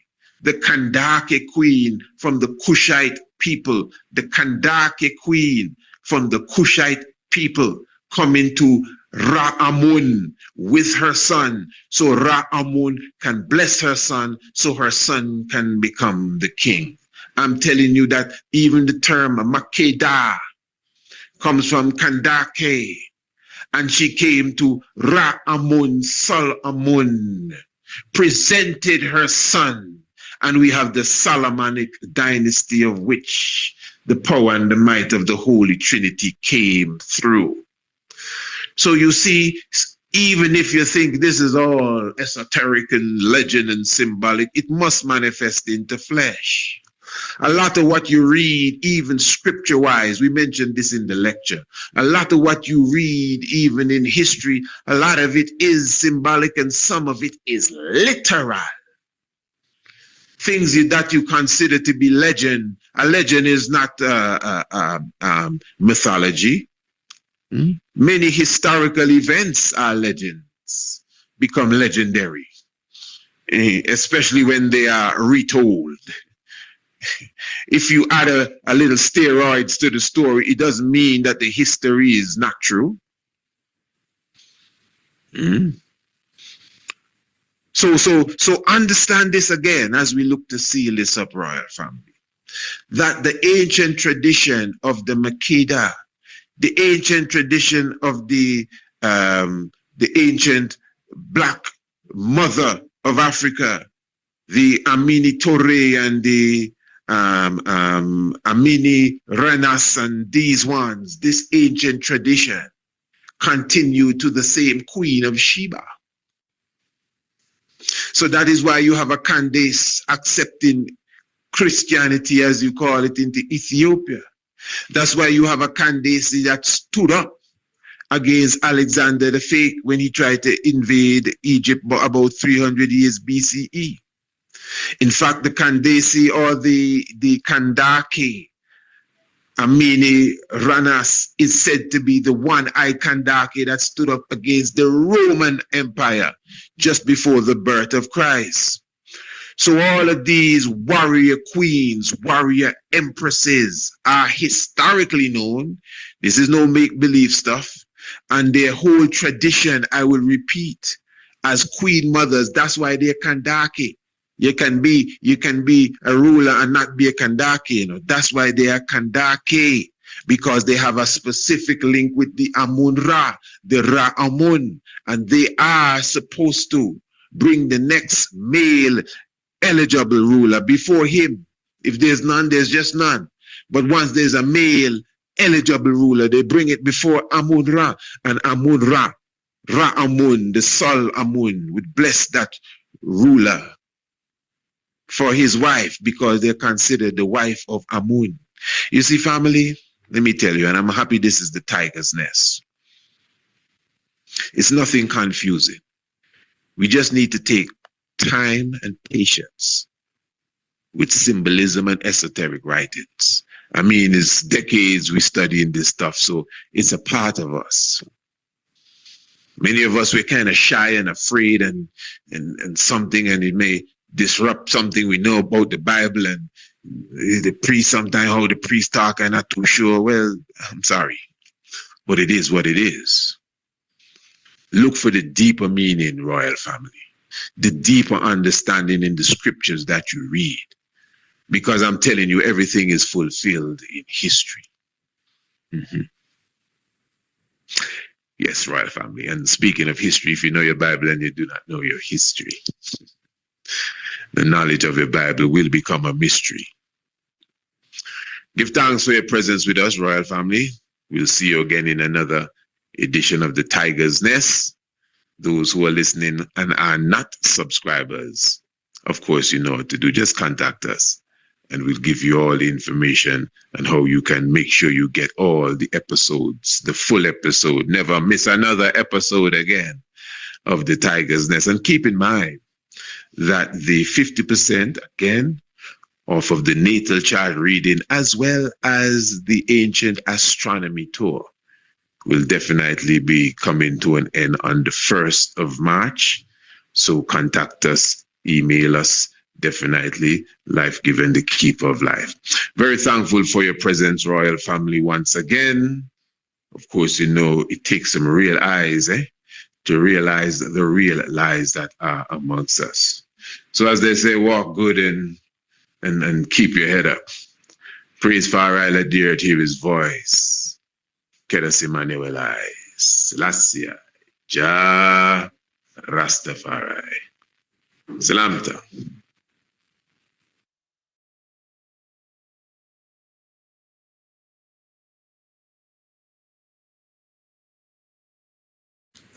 Greetings, everyone. I was on the tour with Priest Isaac. Just gotten home. I just want to give a little review. Overall, the tour was exactly what I thought it might be, but a lot greater in spirit and information.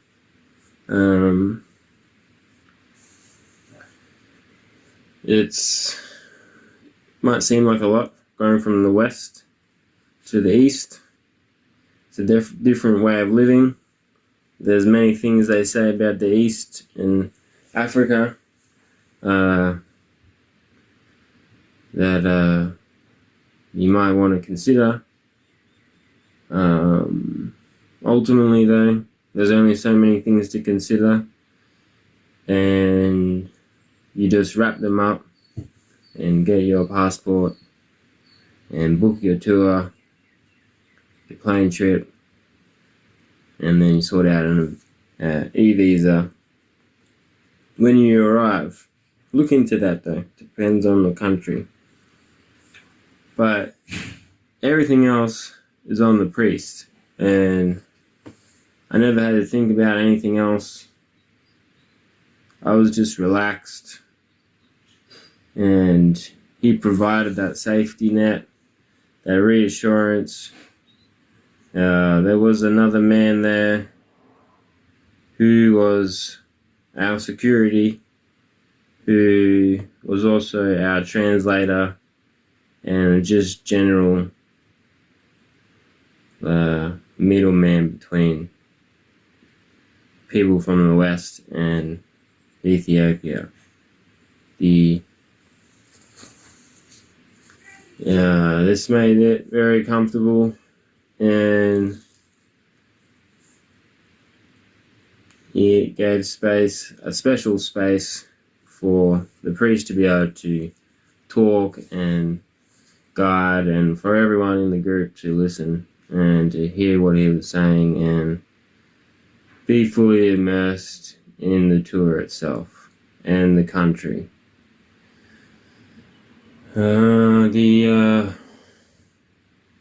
So I just highly recommend it.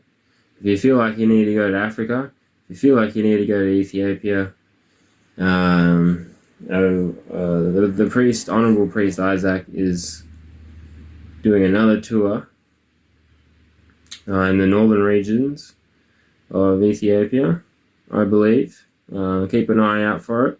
And if you have a feeling like you need to go, you're thinking of going, and you just need a little break or something, or you want to learn more, it's very good. Just go, and he'll sort it all out. You just book it in, and you arrive, and you just cruise around. There's some, Priest Isaac's a fit man, so make sure you're fit, ready to go walking, hiking, keeping up with a full day, because it's jam-packed. And it's jam-packed in a way that's doable, but you make sure you're ready because you're going to be on your feet. Overall, I just wanted to say this, and yeah, I highly recommend it. So if anyone's thinking of going, yeah, keep an eye out. And when he opens up the doors for the northern regions tour, whatever he may call it, but it's in the northern regions, I believe. Yeah, check it out. See if you can get there, lock it in, and you'll be fine. You just arrive, and everything's sorted. And you can just relax and enjoy every moment. So I give thanks for this moment, and I'm very honored to be able to give a review, and I hope whoever's listening to go forward in your feelings and in your heart, and yeah, go to Africa. Alright, so blessed day from Australia. Take it easy, and we'll hopefully see you in Africa. Give thanks. Haile Selassie, Jah Rastafari.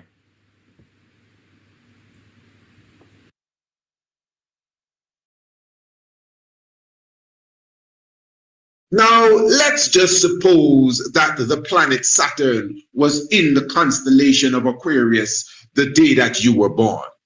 Was it? You're not too sure? Well, this is why you need your own personal natal chart reading.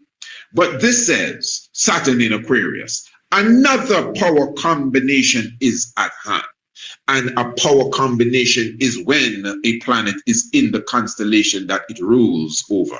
Saturn is one of the planets that rule over Aquarius. Aquarius is also unique as it is the throne of two planets.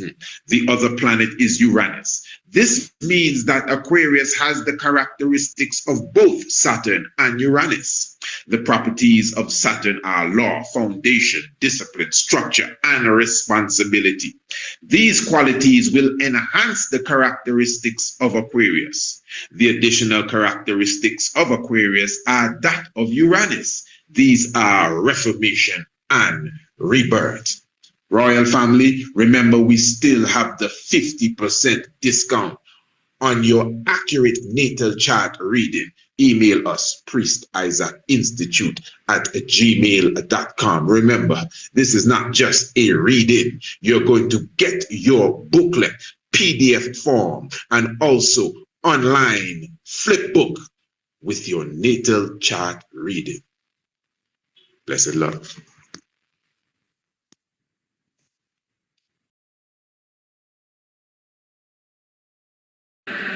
Introducing Ethiopia's Freedom Tours. What is an Ethiopian Freedom Tour? We are giving you the opportunity to visit us in Ethiopia on your terms. You pick the date, summer, spring, October, or December. It's your choice. 3 days, 5 days, 7 or 9 days. It's your choice. Several options to choose from.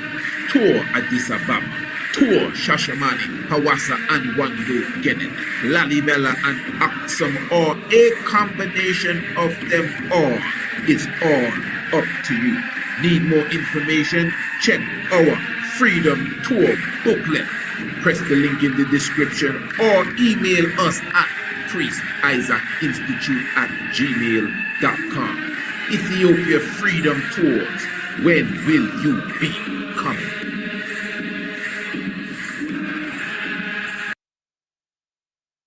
Salam Nacho to the royal family. Hugs for everyone. We greet you in the divine name of Haile Selassie I. This is the Tiger's Temple. Your humble servant, Honorable Priest Isaac, here with you. Very special edition of the Tiger's Temple, as we are having a special fundraiser for the Nyabingi Tabernacle in Shashamani.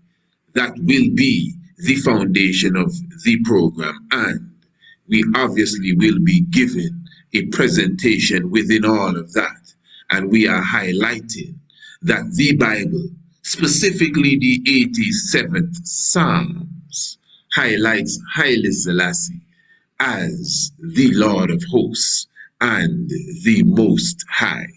So that is the meditation this evening. Of course, many may not agree, and it is debatable, but we're going to put the evidence on the table and see exactly what your thought pattern is as it relates to that. As I said, this is the fundraiser for the Naya Bingi Tabernacle in Shashamane. We're going to have a wonderful program. Tiger's Temple.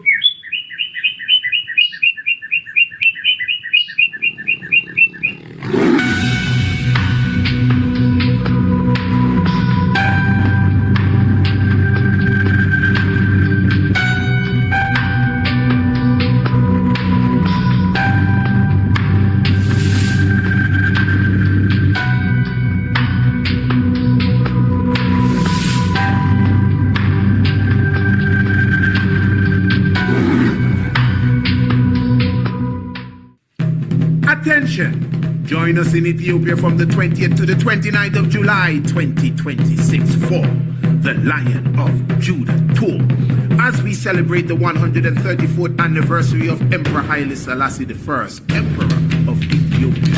In Addis Ababa, we will visit the Grand Jubilee Palace, the University of Addis Ababa Imperial Palace, the Throne Room and Palace of Menelik II, and of course, the Science Museum, the National Museum, the Battle of Adwa Museum, and so much more.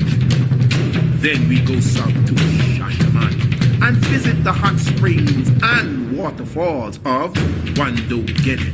And don't forget the summer palace of the Emperor. Come prepared to rock Naya Bingi.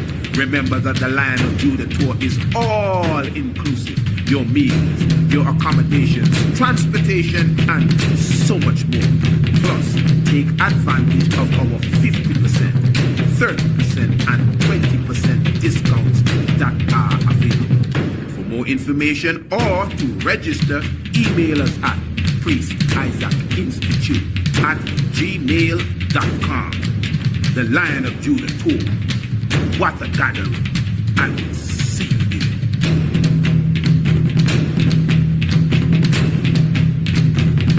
Sign up today for the Rudiments of Ancient Astronomy course and take advantage of our 50% off. The 50% discount is for a limited time, and you will receive the full course for only $99.99 United States dollars. The Rudiments of Ancient Astronomy, professionally done. The graphics are definitely top-notch. Email us, priestisaacinstitute@gmail.com. Designed for the mature mind and also for the young thinker. Now we're going to begin by reading the flyer that you can see on the screen.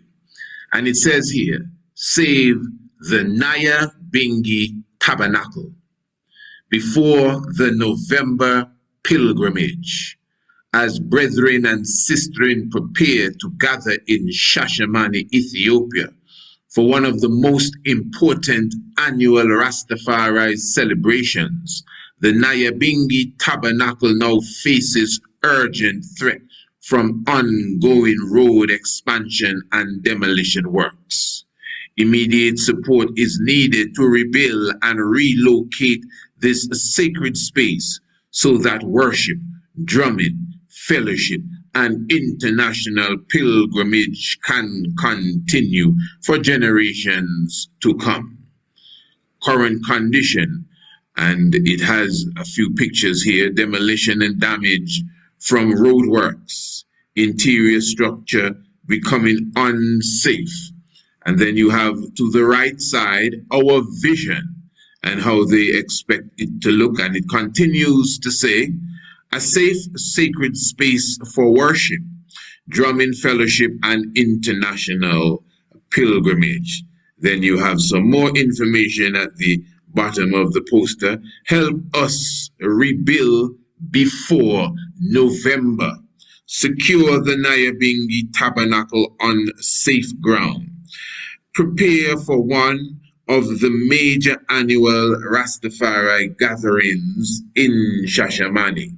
That's the very same November. November 2nd, the coronation day. November 2nd, we ourselves will be having a pilgrimage as well at the same time. One of our tours to Ethiopia. And it says, ensure worship, fellowship, and repatriation efforts can continue together. Now it continues to say, urgent goal. Raise the funds needed for immediate reconstruction. And then we have donate now. Every contribution makes a lasting impact. One love, one family, one mission.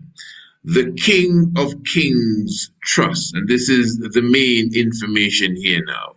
The King of Kings Trust, and you have the account number. It's right there at the bottom of the poster, family. 10002552291. That's the account number for the Nyabingi, the King of Kings Trust account.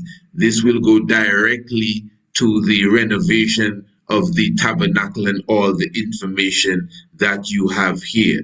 Just to be clear as well, this has no connection whatsoever to any account that we at the Priest Isaac's Institute of Holistic Knowledge operates. This is going straight to the individuals who would have prepared this announcement here. And we here at the Priest Isaac's Institute of Holistic Knowledge, we are volunteering our services and our platform to spread the word and encourage those who have a heart for, this specific venture to support. I am sure that there are those who are listening to me who will be delighted to support this effort if you are a real soldier on the battlefield for the order. So it goes on to give bank code CBETETAA. All of that is for clarity. And then that's the Commercial Bank of Ethiopia. Together we can preserve our heritage and secure our future. Then again, it goes on to give you the barcode so you can scan that code as well. Now, on the left side, from your vision, the left side of the flyer, again, it has the current condition, demolition and damage from the road works. And of course, being underground, I can tell you on the ground, not underground, under the ground, but on the ground, the pictures are justified. That's exactly how it looks at the present time. As you know, Ethiopia being the expanding city in Africa, which interestingly, the discussion that we will be having this evening will be going into the expansion of Ethiopia and the beautification of the city of God. Really, you're going to see when we get there. Psalms 87. Get your Psalms prepared as we look to delve into that. But as it relates to the Nyabingi tabernacle again in Shashamane, for sure, the not just the Nyabingi tabernacle. Number one, even every structure from the time I would have laid eyes on Shashamane. I saw Shashamane as a whole town. Quite interesting, and within no time, I just saw it beginning to demolish. Not demolish as if just to be destroyed, but it is a process where the beautification is expected to come from the promise given, of course, by the government.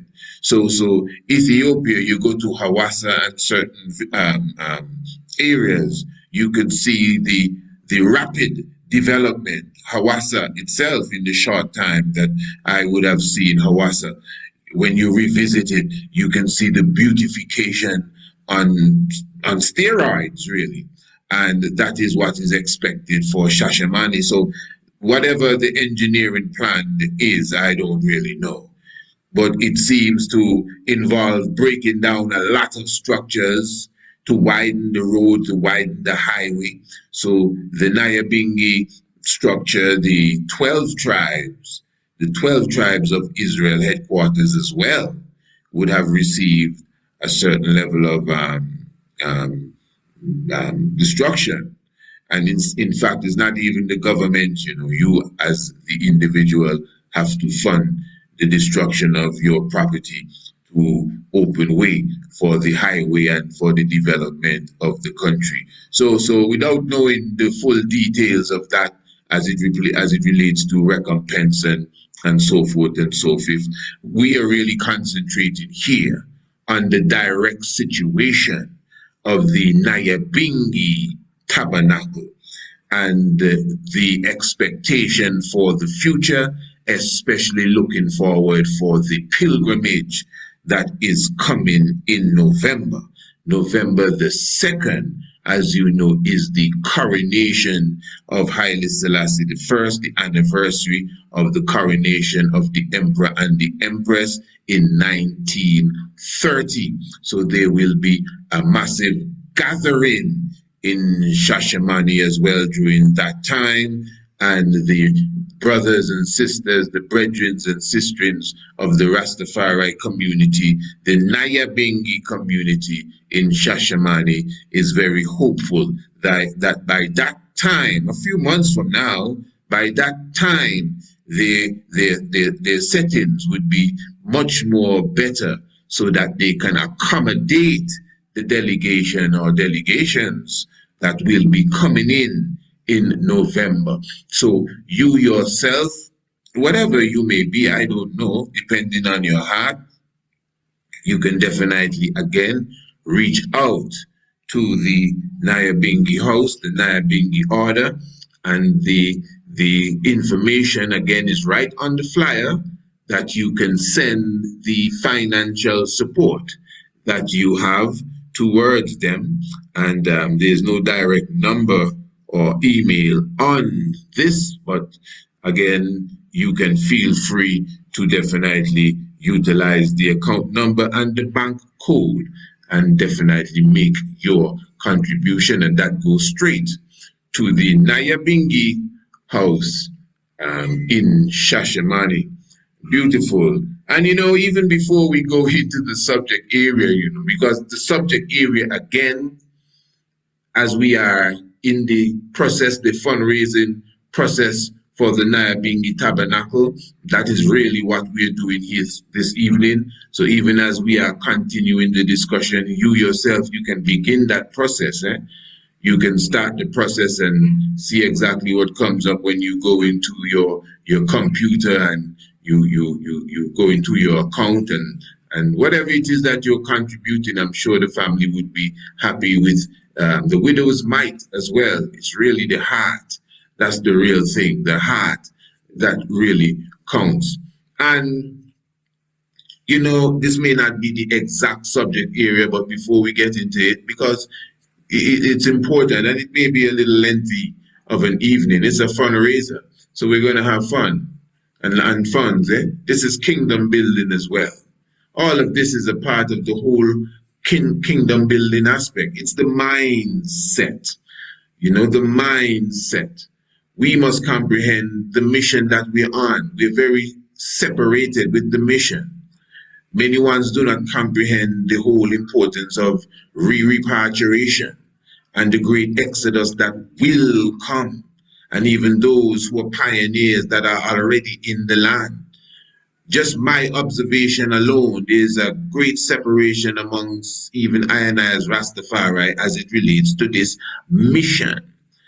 So many ones find themselves, if you want to say, on their own. But even those who are here, many of us still don't understand the mission. And that's why we're even separated from those who may not have even reached to the point of their repatriation or even a pilgrimage. That's how serious it is. So there's a need for a kingdom building mindset. When you have a kingdom building mindset, and we comprehend what we're doing, no one would have to have any fundraiser for anything. Because we are already raising the funds because we're dealing with business. Import and export, so much raw material that can be utilized and sent out in its raw form, or even labeled and packaged and sent out even as a product. Many things. Kingdom building. But again, you see, I myself, as an Astamari, as a teacher, just observing the response of the students, especially when it comes to kingdom building, finances, business conversations. It doesn't spark the same interest as if Jesus was black or if Mary was always a virgin. Somehow these things, people gravitate to that more, as if this is religious Star Wars. But the importance of us teaching the young ones, international homeschool programs in general, not my program specifically, I'm just giving you the mindset, the Ministry of Education, the Ethiopian history essay competition that we are presently in the motion of developing and executing. A lot of work. You may not understand, but a lot of work. And we cannot deny what our heart tells us to do. And to some, the vision is too big. I'm telling you, I would have sat with people. Oh, my brother, this vision is too big. Imagine that. The vision is too big.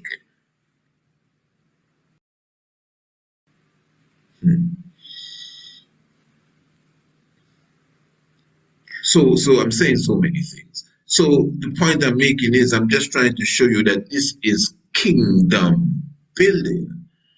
And if we were on the same mindset, or even just understanding this, because I'm telling you, I am Rastafari.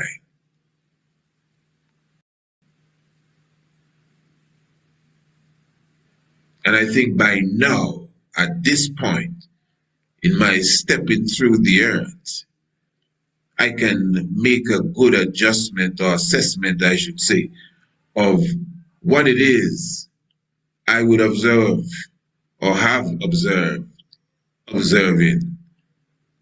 at the moment as well.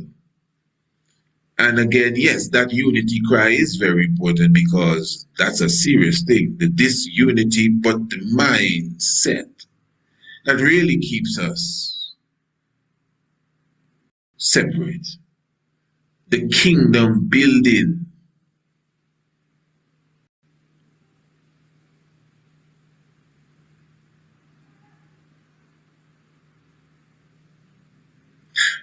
Coming into Rastafari, I knew for sure that, number one, I put the Jesus thing away early. And I know in Rastafari there are many who are very close to Jesus.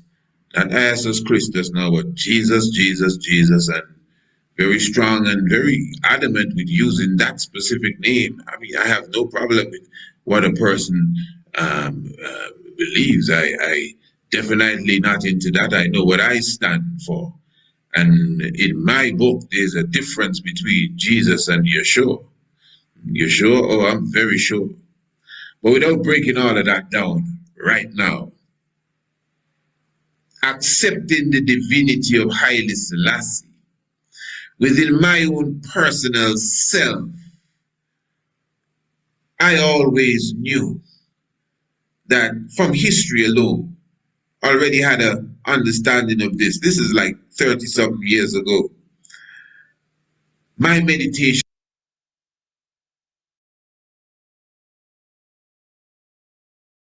when I was born again, 1920, 21. Not the year 1920, age 19, around 20, around 21. Yeah. So that is why also I have a strong heart for Nyabingi as you know it. the Nyabingi theocracy of Rastafari. You know, I've seen many things change in Nyabingi. In the early Bingi time, you go to Bingi, just like in the Bubble House, you had to take things out of your pocket money, and so you couldn't really come in there with that. In the Bingi Tabernacle, from my experience, it's a little different now. I never even saw anyone in the Bingi Tabernacle smoking a spliff. You would see the daughters wrapping up the big fat spliffs, but never see the brethren. Nobody smoking no spliff. It's just chalice going around. I don't know if it's a part of the Bingi bylaws or not, but that's what I would have seen, and several things. But you see, but the point I'm making here with that is to show you that Rastafari in my book is one. My elders were the Bingi elders. That's just the reality. Well, many of you listening, the story of Bongo Raki, ancient Congo Raki as we call him. And I would have met him in Barbados in 1997 or 8, it was, I think it's 7, when they had the conferences in July and August. And I met many of them elders at that time. Bongo Raki, IFV, Ras Bonagees would have passed through Antigua a couple of times before that, but I met him also in Barbados.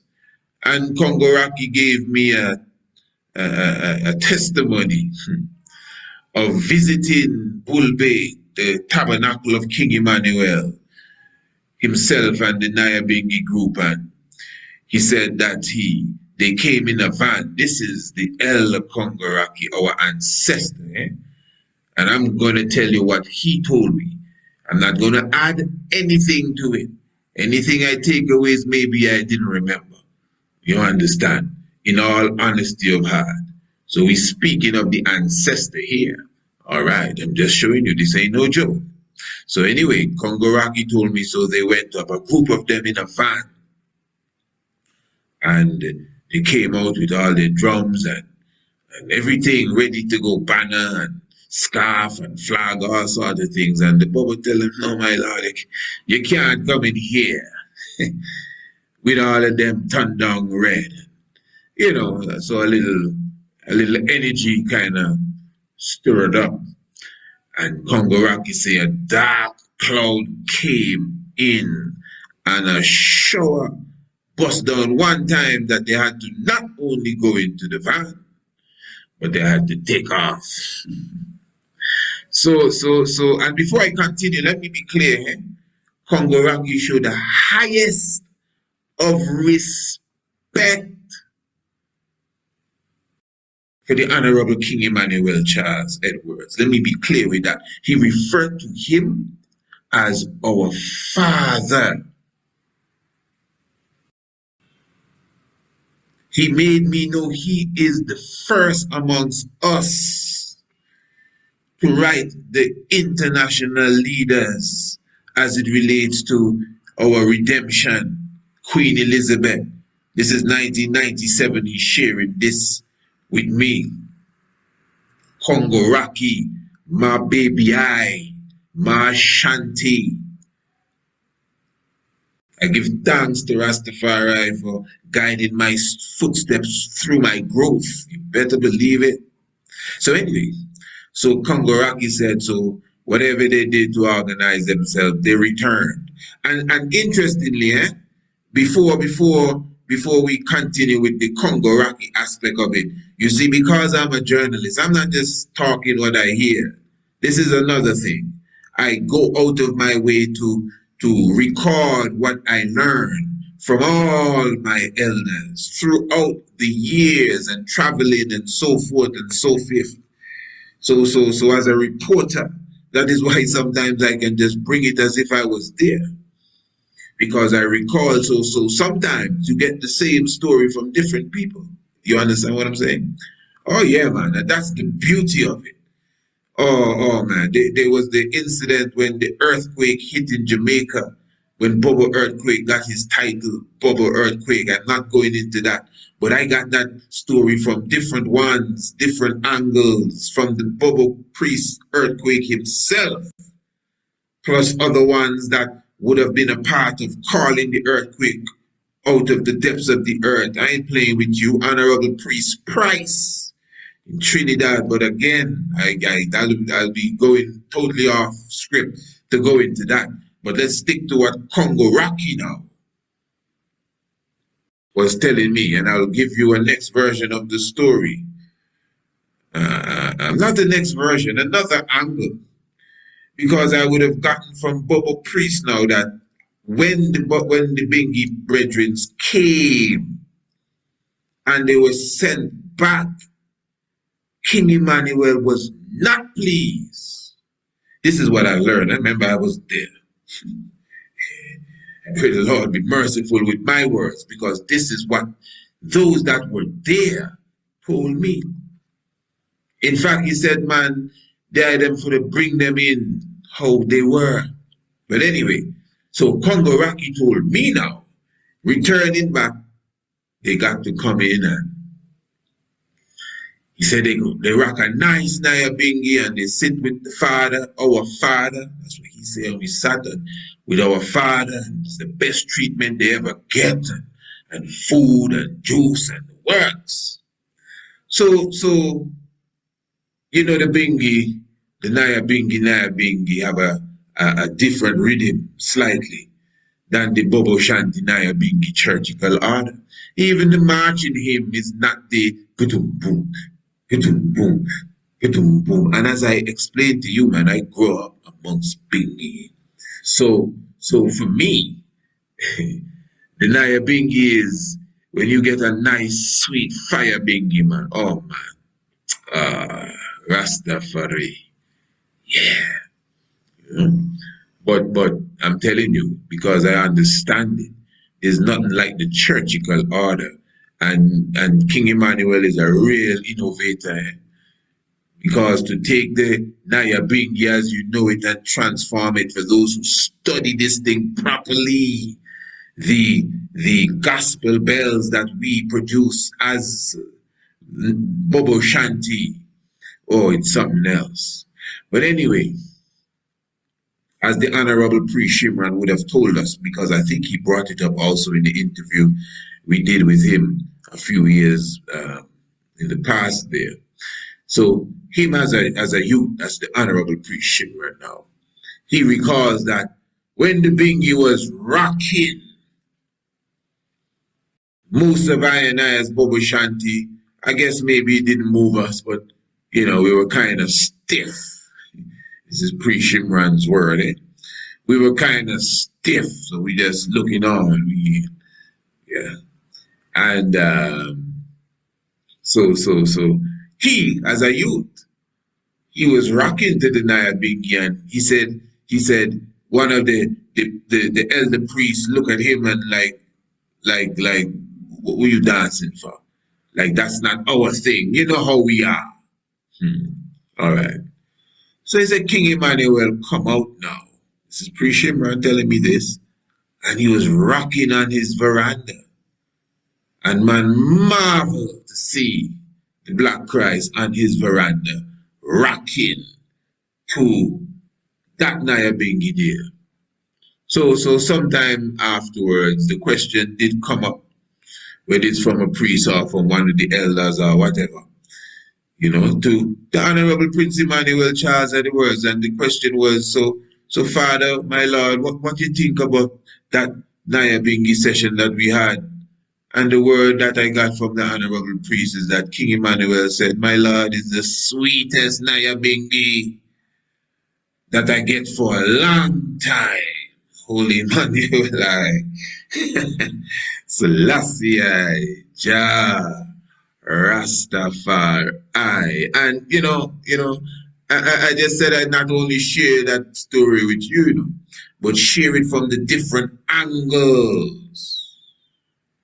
I'm sure elders that are listening to even this program right now can say, yeah, my lord, I was there for trade. It's the same with the priest said there, because you get it from trusted sources. Sources, not even a source. From Congo, Rocky down to pre-Shimran. And I said there are others that I could get into, but the time frame, even for what we're doing, So yes, royal family, give thanks. Even my encounter with the 12 tribe of Israel. Yeah, I spent some time in Barbados and the 12 amongst the 12 tribe, the 12 tribe dances and the full works. Spent some time amongst the 12 tribe, not as much though, in Trinidad, but more constructive. I would have done workshops with them in Trinidad. I would have done lectures at the HQ in where was that? I think it was Laventel. I think that's the name of the place. No. I did a lecture there, but I don't think that's the 12th tribe lecture. Yeah, Laventel. Oh yeah, I think that's considered to be a very serious place. Let's put it at that. Yeah, man. To be honest, I'm putting butter on that. It was considered a very dangerous place because the fact that I was doing a lecture there, everybody was scared. It's kind of coming back to me now. Well, it was always there, but yeah, you gonna do a lecture at 11:10? And like, no, man, you can't do that. Man, fellas will pull up on you and this and that. Yeah. That's okay. We have done lectures in Terror Zone already. Terror Zone. How many of you listening here from St. Lucia? You remember the lecture we did? Grass Street.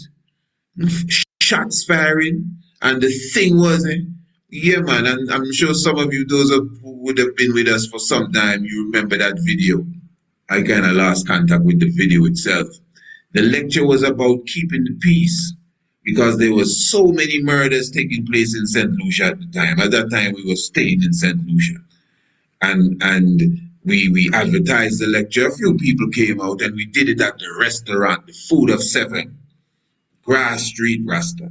And while I lecturing, gunshots, blah, blah, blah. I think it's 2 fellas got killed that same time, and it made the news because I used the footage because we were recording it and I carried it to DBS as I had a relationship with them. I did the Rastafari Shining program, the Rastafari, what's the name of the program? Rastafari Speak, Rastafari Calling. Yes, the Rastafari Calling program. Yeah, I didn't start the program, it began by the Nyabingi, but I took it over for some time as the Nyabingi, for whatever reason, couldn't come up and keep the program on. So you see, we already have that relationship even from them time, because it's one. Yes, but what's interesting about the video, not really putting nothing really on myself, but yeah. When the shots fired out. And I knew it was going to happen.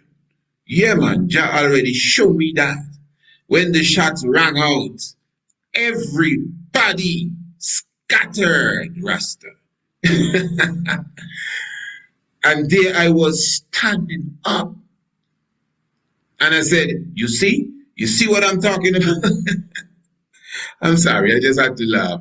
You see, not standing in fear, not frozen. I said, you see what I'm talking about? And I'm telling you, Rastafari, let me tell you this now. I honestly, from my heart, I don't know what it is. I don't consider myself more than anyone else. But I've been in situations and I've never been afraid. You may not know, I've been tied up, foot and hand, guns all around, and other things. Never been afraid. I give thanks, Holy Manuel, Selassie, Jah, Rastafari, because we know what we live for, and we know who we are. That's what it is. That's why you need to have confidence within your own self and know who you are. Go and tap into yourself. Stop being afraid. You hear what Idi Amin Dada said? He knows exactly when he's going to die. He knows how, when, and in what way. And this is why, may not be that alone, but it's a good point. This is why I'm not coward.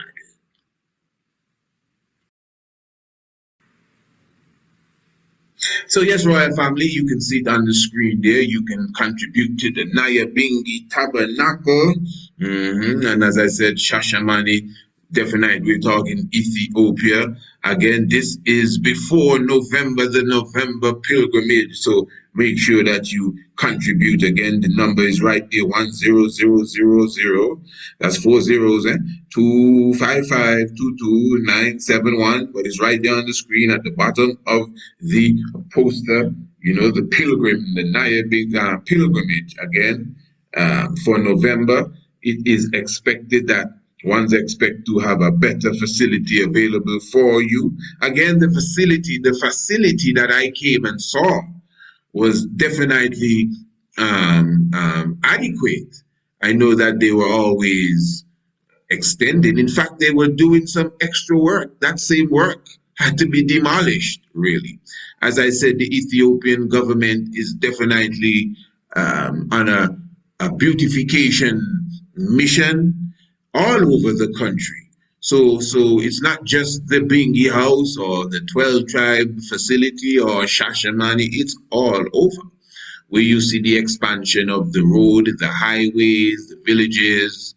I would believe it's also a part of the drive to, I guess, eradicate poverty and beautification, bring beautification to all of the different areas. So yes, Royal Family, again, you can make your donation as we are going through this program. This is a part of the fundraising effort. Sometime in the future, we would do something similar again to continue to encourage, individuals to assist in the rebuilding of the structure. I must repeat for you, the account number that you see on the flyer, that goes straight to the Nyabingi Tabernacle, the Nyabingi Committee. We here at the Priest Isaac's Institute of Holistic Knowledge has no management, no account whatsoever over that, no report whatsoever that we can make forward to you as it relates to that. We are just assisting as with brotherly love as far as getting the word out, as we have a platform that can do that. And I'm sure that there are those who are with me that have a genuine heart towards this. And I'm sure not only can, they all can. You all can. Yeah, positive. This is kingdom building. This ain't the lazy shop now. We need to, the mindset. We need to, the mindset. We have to have this mentality of business. That's why you see I don't have no time to be playing with nobody talking about, you always selling something. You advertise too much. Yeah, and you don't advertise enough. Who are you? I don't even know who you are. Rockstone 53. So who is Rockstone 53? Talking about, and I just made that name, but we don't even have no time to look at nobody's name that makes them kind of comments. How on earth you can bring any economical strength to yourself, family, and your kingdom unless your product is known? And this is what we have been saying again, if ones would take the time to even go into the series of programs that we did on kingdom building. To me, those are the most important programs that you can find on our YouTube channel, the kingdom building programs. But somehow our mindset is not there. No, it's not. It is not. Believe me, I encounter us every day. We complain a lot. We can't. Somebody always fighting us. We have small minds. We like to speak of people's business instead of sitting down and minding our own business. And I mean business. How we're going to take $1 and turn it into $1,000. Let's start. Or take no money and turn it into millions. Let's start. What can you export there? You say it's so cheap around here. You say there's so much honey around here. You say there's so much coffee around here. You say there's so much wheat, the most wheat in Africa around here. And so much this around here. But somehow we can't even sit down for 10 minutes unless we change the subject to something else. We can't concentrate. Somebody's always fighting us. Somebody is against us. The mindset. Believe me, we need courses, family. That's what we supply here, you know. We need courses, we need education, we need family orientation programs. We need, and there are many of us who can contribute to this. That's why we rise the Ministry of Education. We need business classes, I'm telling you. We need motivational classes. I'm telling you, all of us, we sick.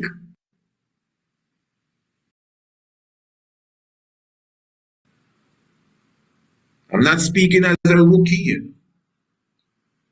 and I'm not a veteran because I'm still in the war. I hear we use the term veteran. He's a veteran. A veteran is not an old person, you know. A veteran, you could be in the war for one day and retire. You're a veteran. A veteran is someone that has left the war and has retired.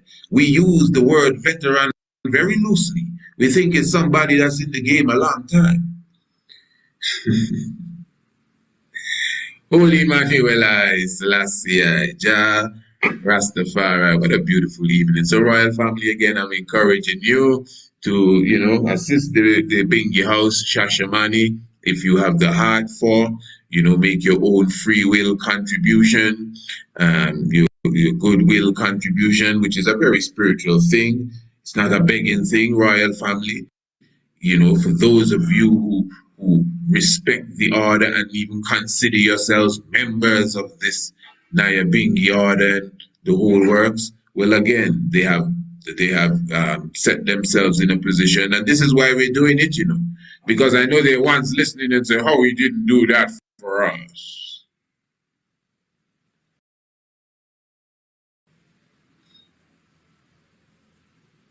The poster that you see on the screen, I didn't create it.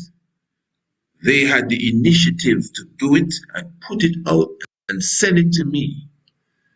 Enough respect. And I moved on from there.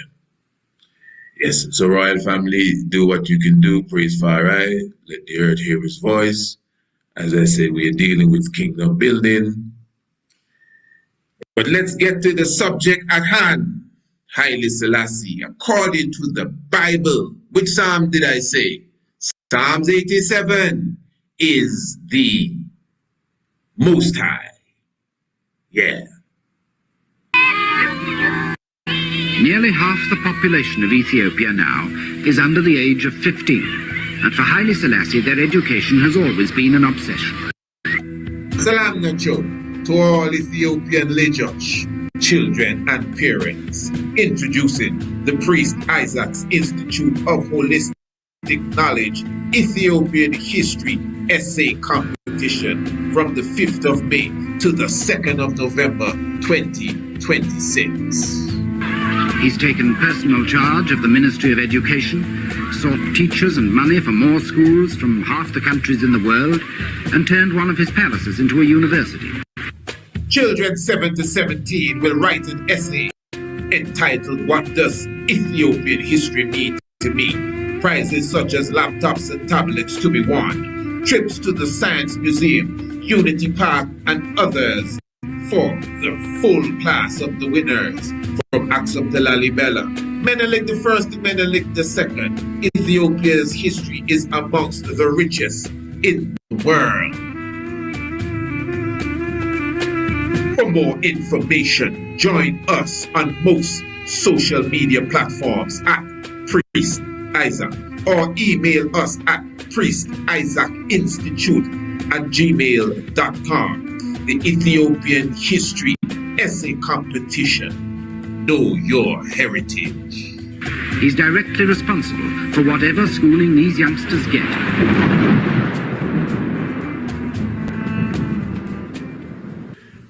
To everyone who has been asking, Priest Isaac, how can I make a contribution to the Institute?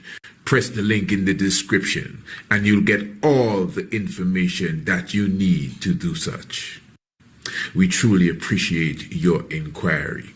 For more information, email priestisaacinstitute@gmail.com. Honorable Priest Isaac here, and I'm here with Brother Nakaya Yahawasha. And of course, how you felt about the tour, the different places we visited, the different parks, museums, churches, the Christ Mass. Give us your experience, my Lord.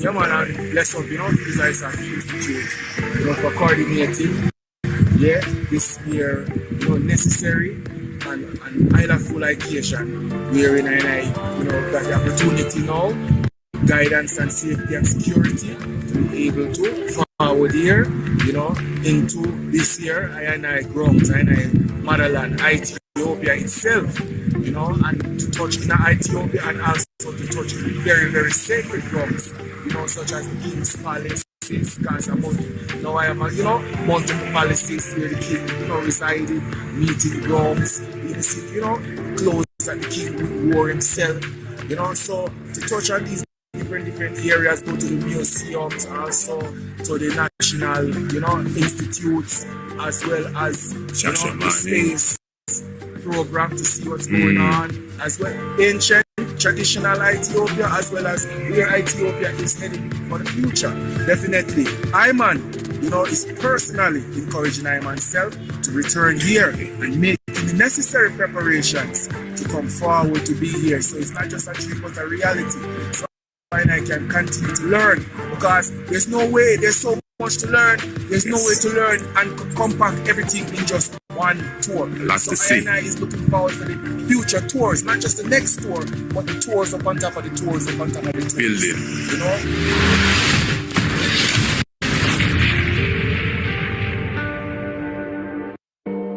Now let's get straight into it. The 87th Psalm says, His foundation is in the holy mountains. The Lord, where do you think that is, first of all? By a show of hands. In fact, you could even put it in the chat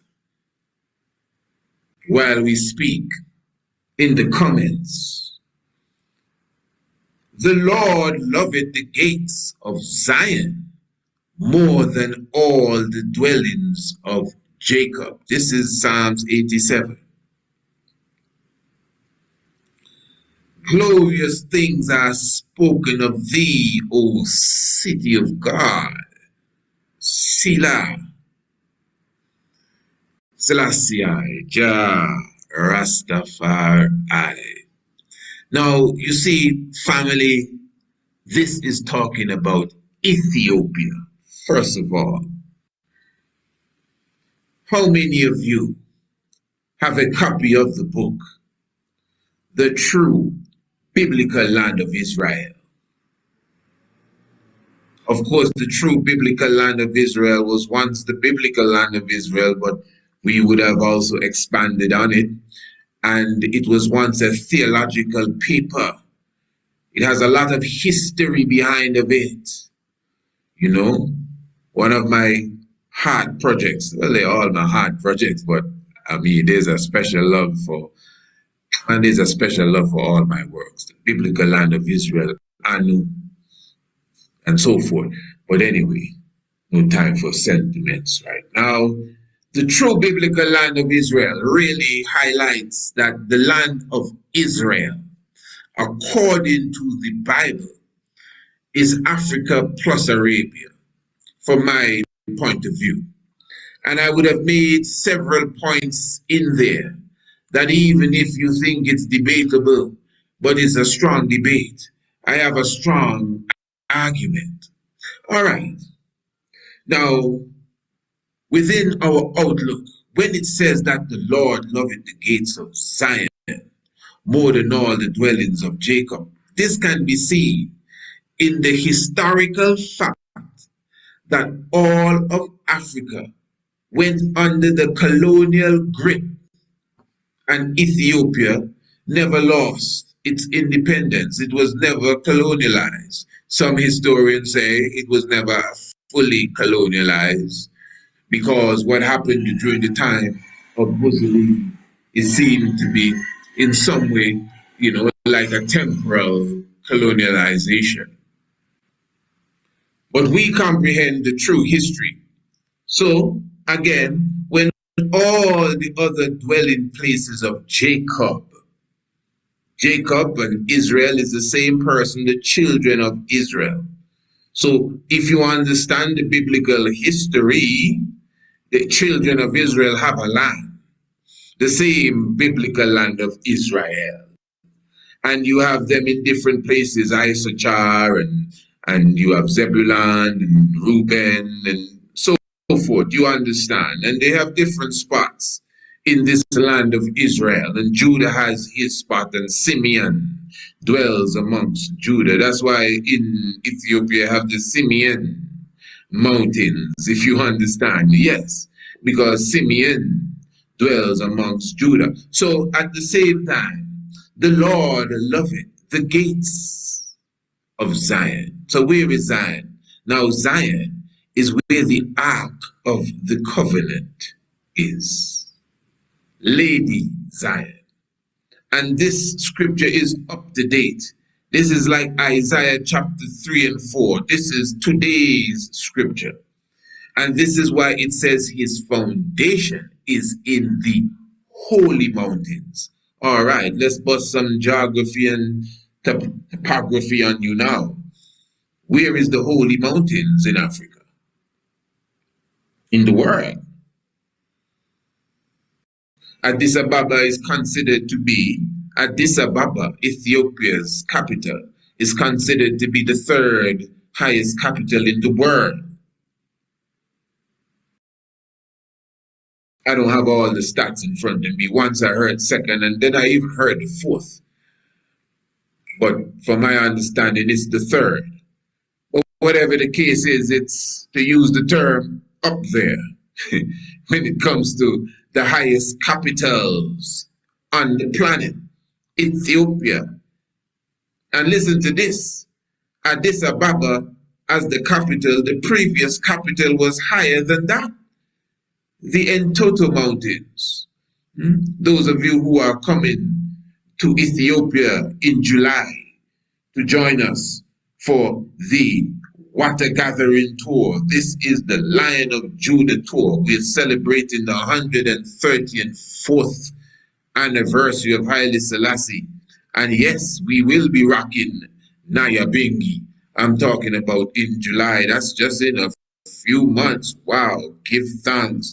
Those of you who have not reserved your spot as yet, those of you who have not registered as yet, now is your time. Email us, Priest Isaac Institute@gmail.com. Remember, all the information, everything you need to know, you can go into the description below the video and you can see the links for the booklet. You can see the links for your payments, and other things there that you can link and see as it relates to the Lion of Judah tour that is from the 20th to the 29th of July. Right here in Ethiopia. Looking forward to seeing you there with us. Very beautiful. So I will say now, what was I really saying there? Oh yes, so those of you who will be coming on the tour, and remember we still have the special offers. Those of you who go through the booklet, you can see how you can get the 50% off. You can see how you can get the 40% off. You can see when the 30% off is available for the Ethiopian Lion of Judah tour. So this is the time to take advantage of that. I wouldn't wait too long if you are serious about coming in for the summer. You know, bring a group with you. You know, depending on the size of your group, we could work something special out for you. I'm talking about the Lion of Judah tour to Ethiopia. So I'm saying, on that tour, you'll be able to see from the Entoto Mountains, where Queen Empress Taitu and the great Menelik II would have looked down and saw the hot springs of Ethiopia and decided that they were going to put the capital, listen to this, they were going to put the capital down there. So the Entoto mountain region is several thousand feet above Addis Ababa. I'm not asking you, I'm telling you what I see with my eyes. And Addis Ababa is considered one of the highest capitals in the world today. And prior to it, the capital was thousands of feet higher than Addis Ababa is today. So my point is, verse 1, his foundation is in the holy mountains. The Lord loveth the gates of Zion. That's where the Ark of the Covenant is. More than all the dwellings of Jacob. And that is why when all the dwellings of Jacob was colonialized, went under the colonial grip, Zion was never conquered because the Lord, he preserved it. The Lord, he loved it. The gates of Zion more might sound biased than all the dwellings of Jacob, but it is what it is. Glorious things are spoken of thee, O city of God, Haile Selassie, Jah, Rastafari. And this is why I am recommending, family, if you don't have the book, The True Biblical Land of Israel, you should get a copy of the book. It is only $20. And you see, all of this is kingdom building. As our family, as our tribe, because we're supposed to be one here. And many of us, if you know that you benefit from, that's why it's reciprocal, you know.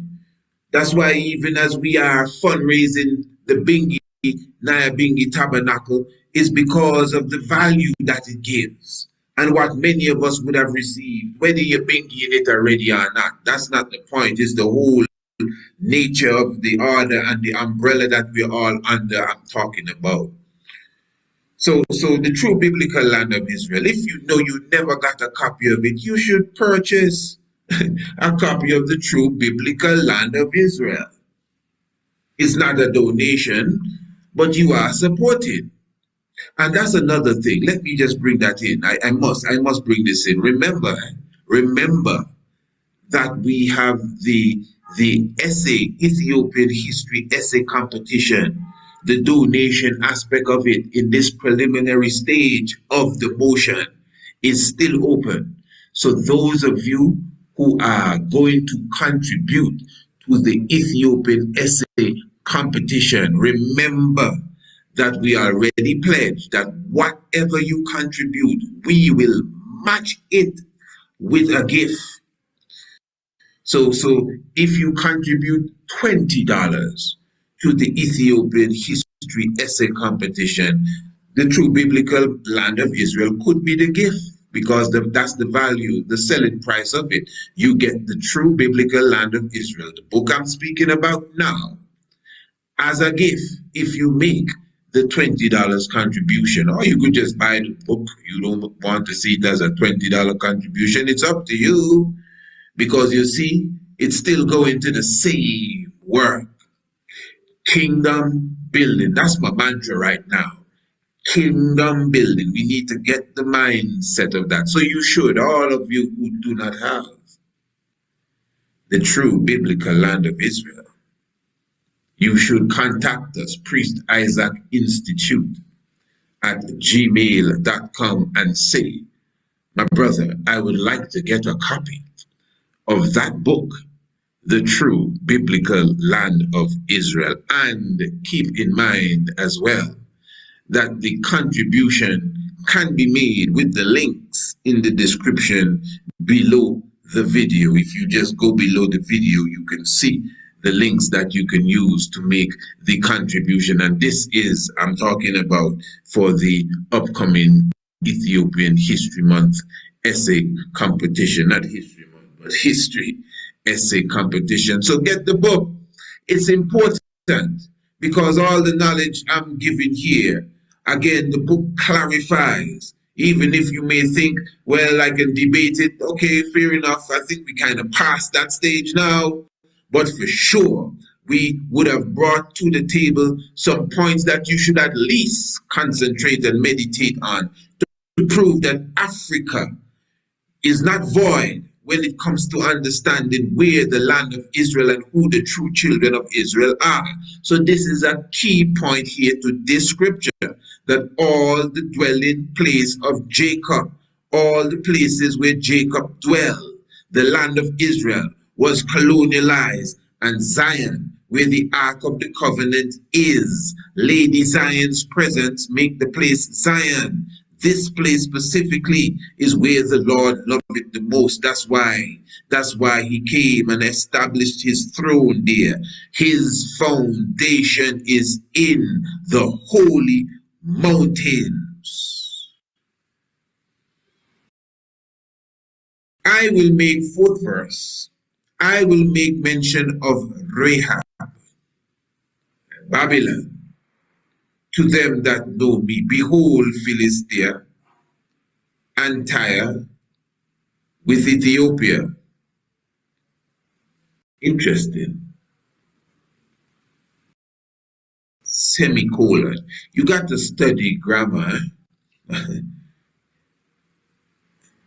I will make mention of Rahab and Babylon to them that know me.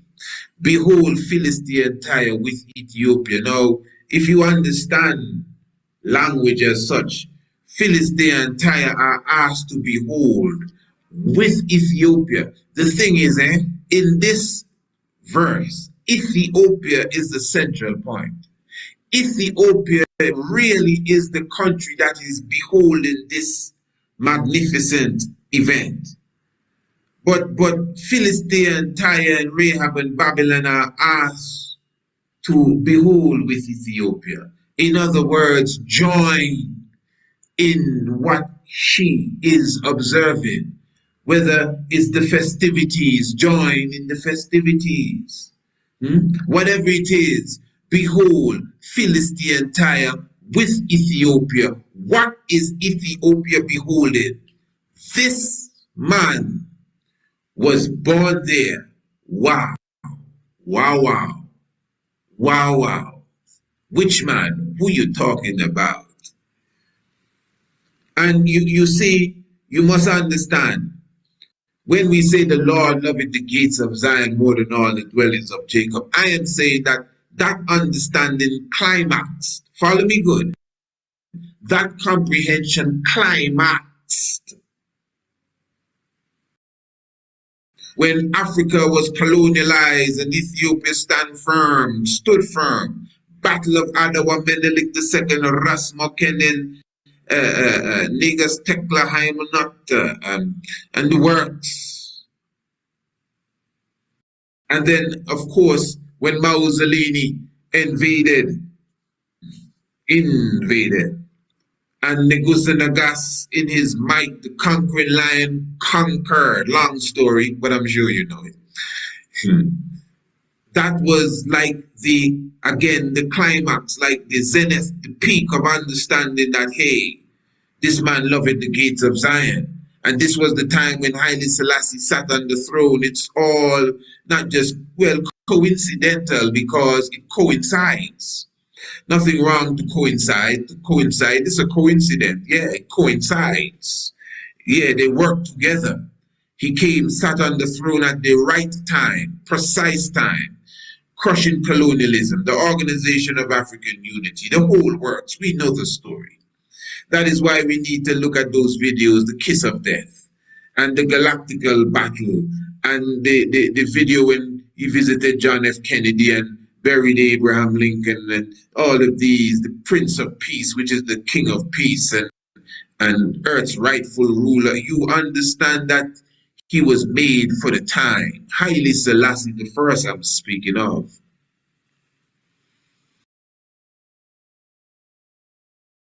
This man was born there. Where?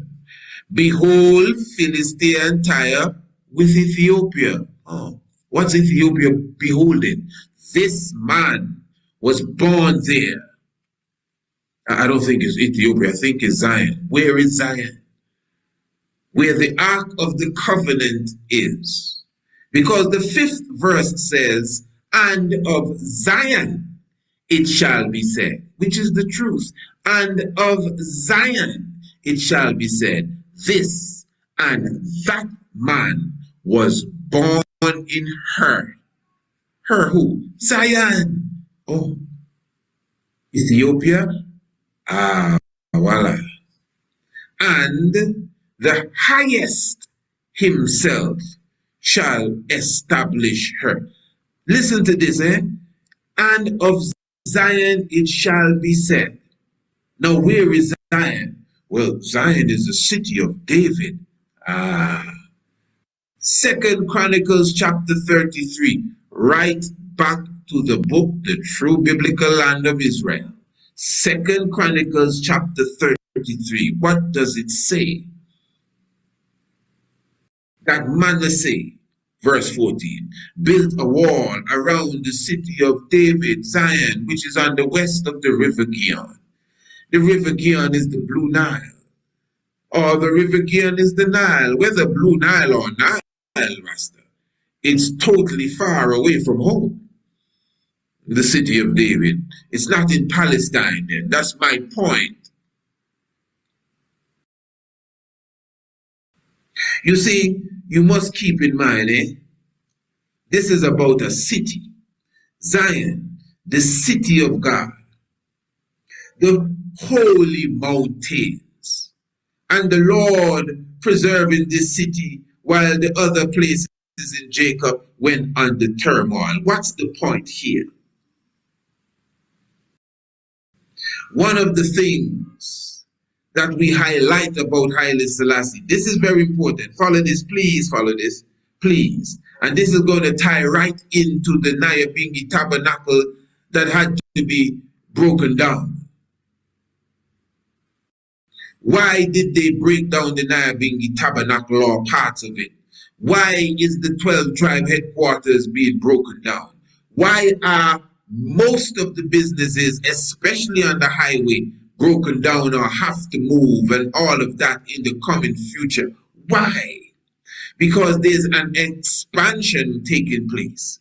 Addis Ababa, follow me, Addis Ababa as you know it today is not the Addis Ababa even of 10 years ago. Those who live here for such time will tell you this thing has just, steroids.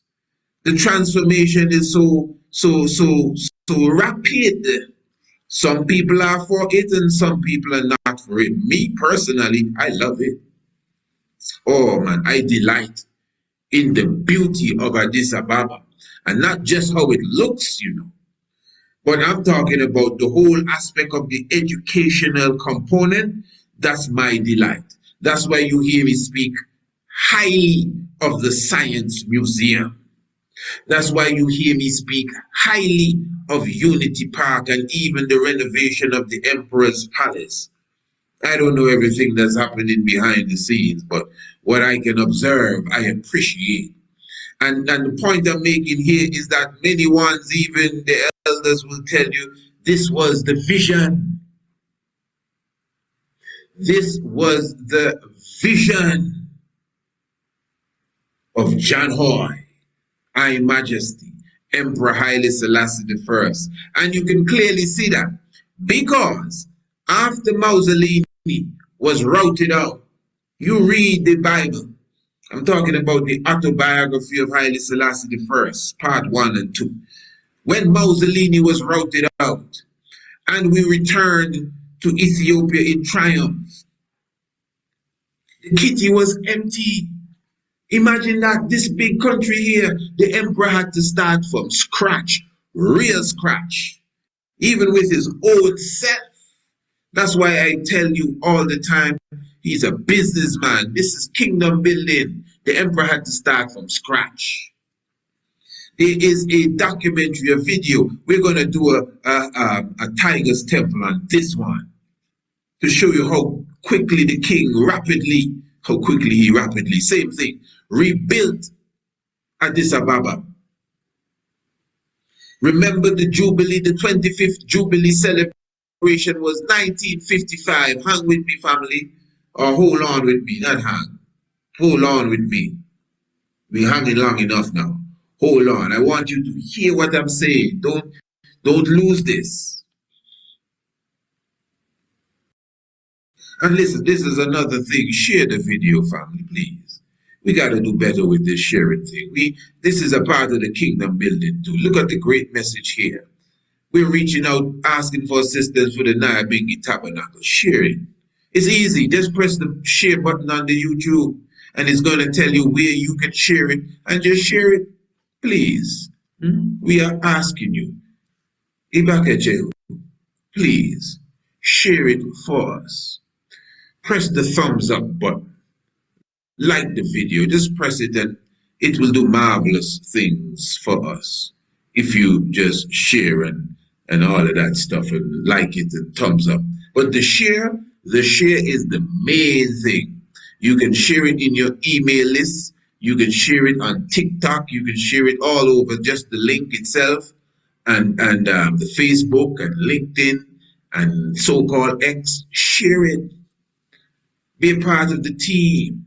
You can see things are happening. We're rebuilding structures. We're calling people to come home to celebrate. We're educating. We're edifying, having a good time, reminding us of our celebrations. Yeah, this is the redemption work taking place. So I would humbly ask that you share it. So there is the documentary, The Great Leader, and the 25th anniversary, 1955, the 25th anniversary, 1955 of the coronation of Haile Selassie I. We're coming up on the 96th anniversary this year.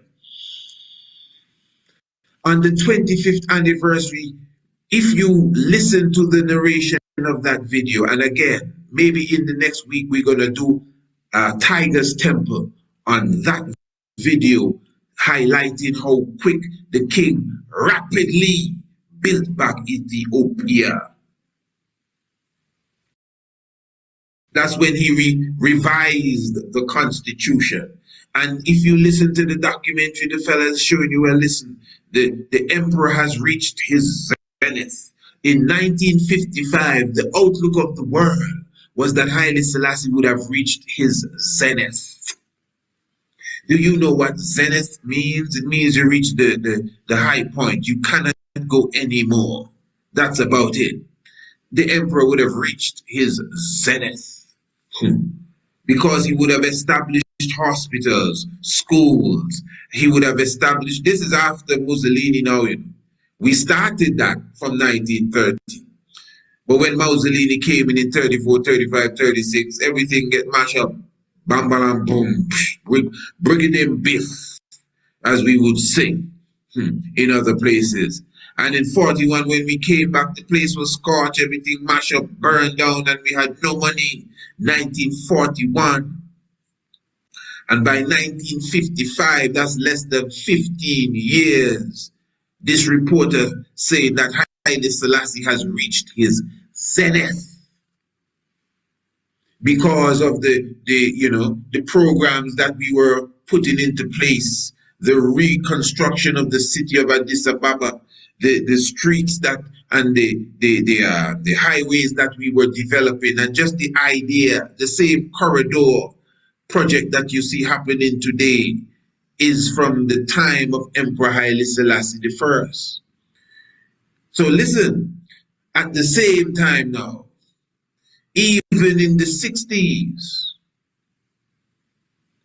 the documentary that we were highlighting, The Lion of Judah, the reporter said in 10 short years, Haile Selassie would have transformed Addis Ababa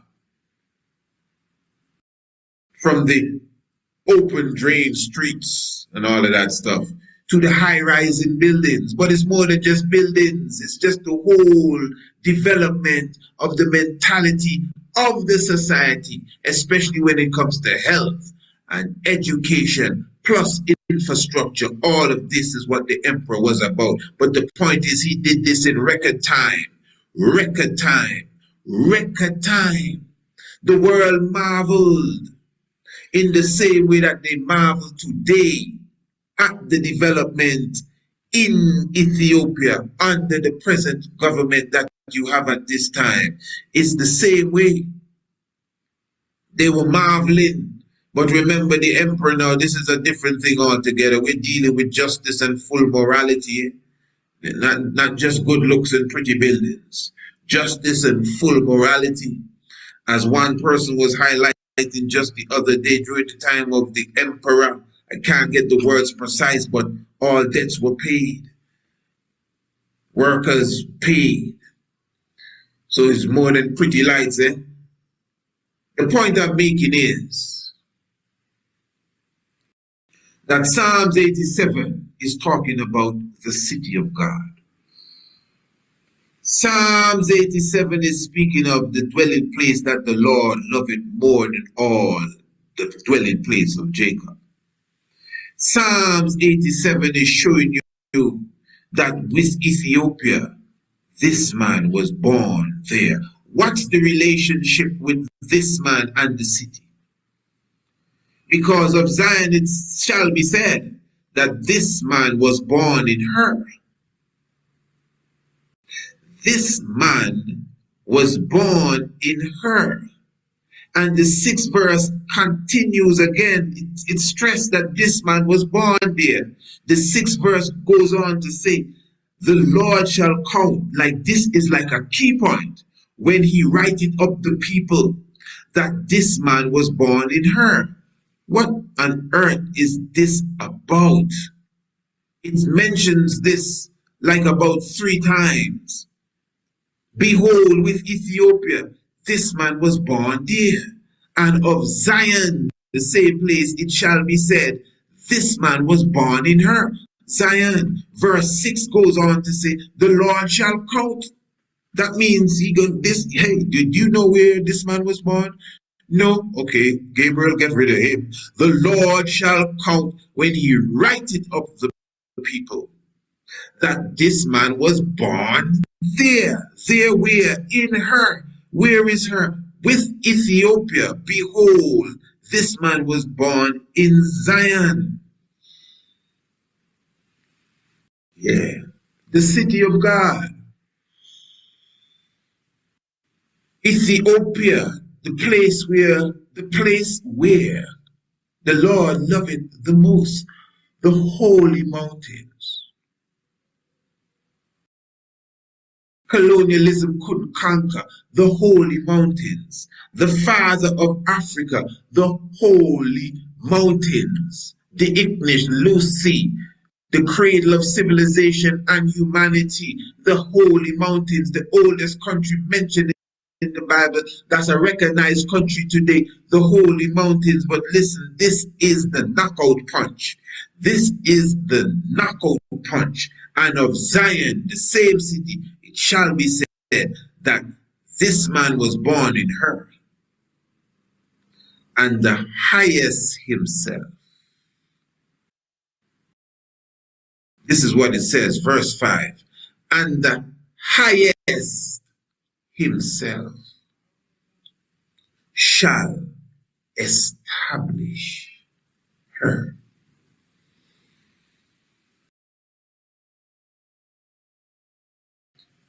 Now, I don't know who you are,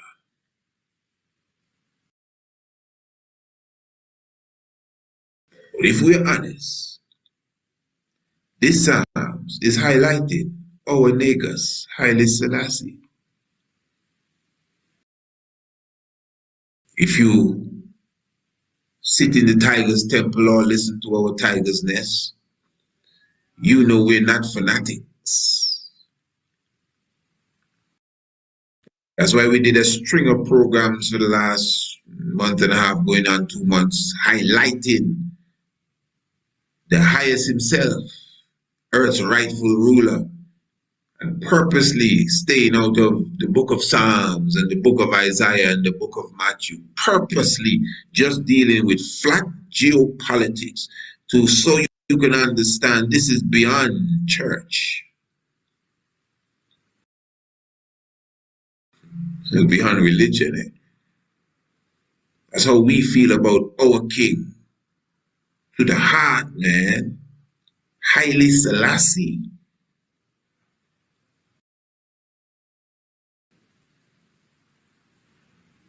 But the truth is written here.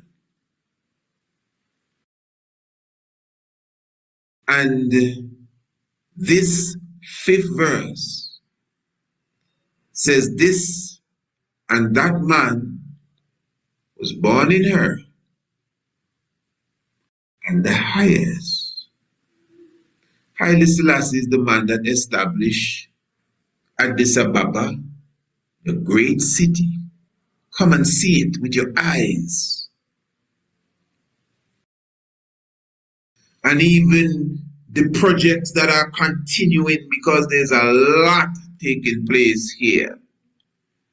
The emperor would have already set the foundation for that. The highest himself. The scripture point this out. This Psalms is a very specific Psalm. The writer of the Psalms is making a point. This man was born there in her. Ethiopia, behold this, Zion, the ark of the covenant. He will establish this city, his holy mountains, that he loveth more than anywhere else. The highest himself, not his Christ. His Christ too, you know. But that's not the point being made here. Not his archangel. His archangel, because Christ is his archangel. Christ is him. But that's not how the psalmist is highlighting it. He is saying that this man that was born in her, that shall establish her and defend her and put her on the map and unite her with her brothers and sisters, he is considered to be the highest himself.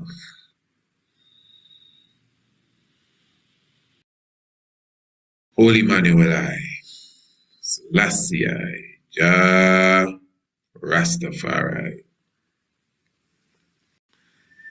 Yes, royal family.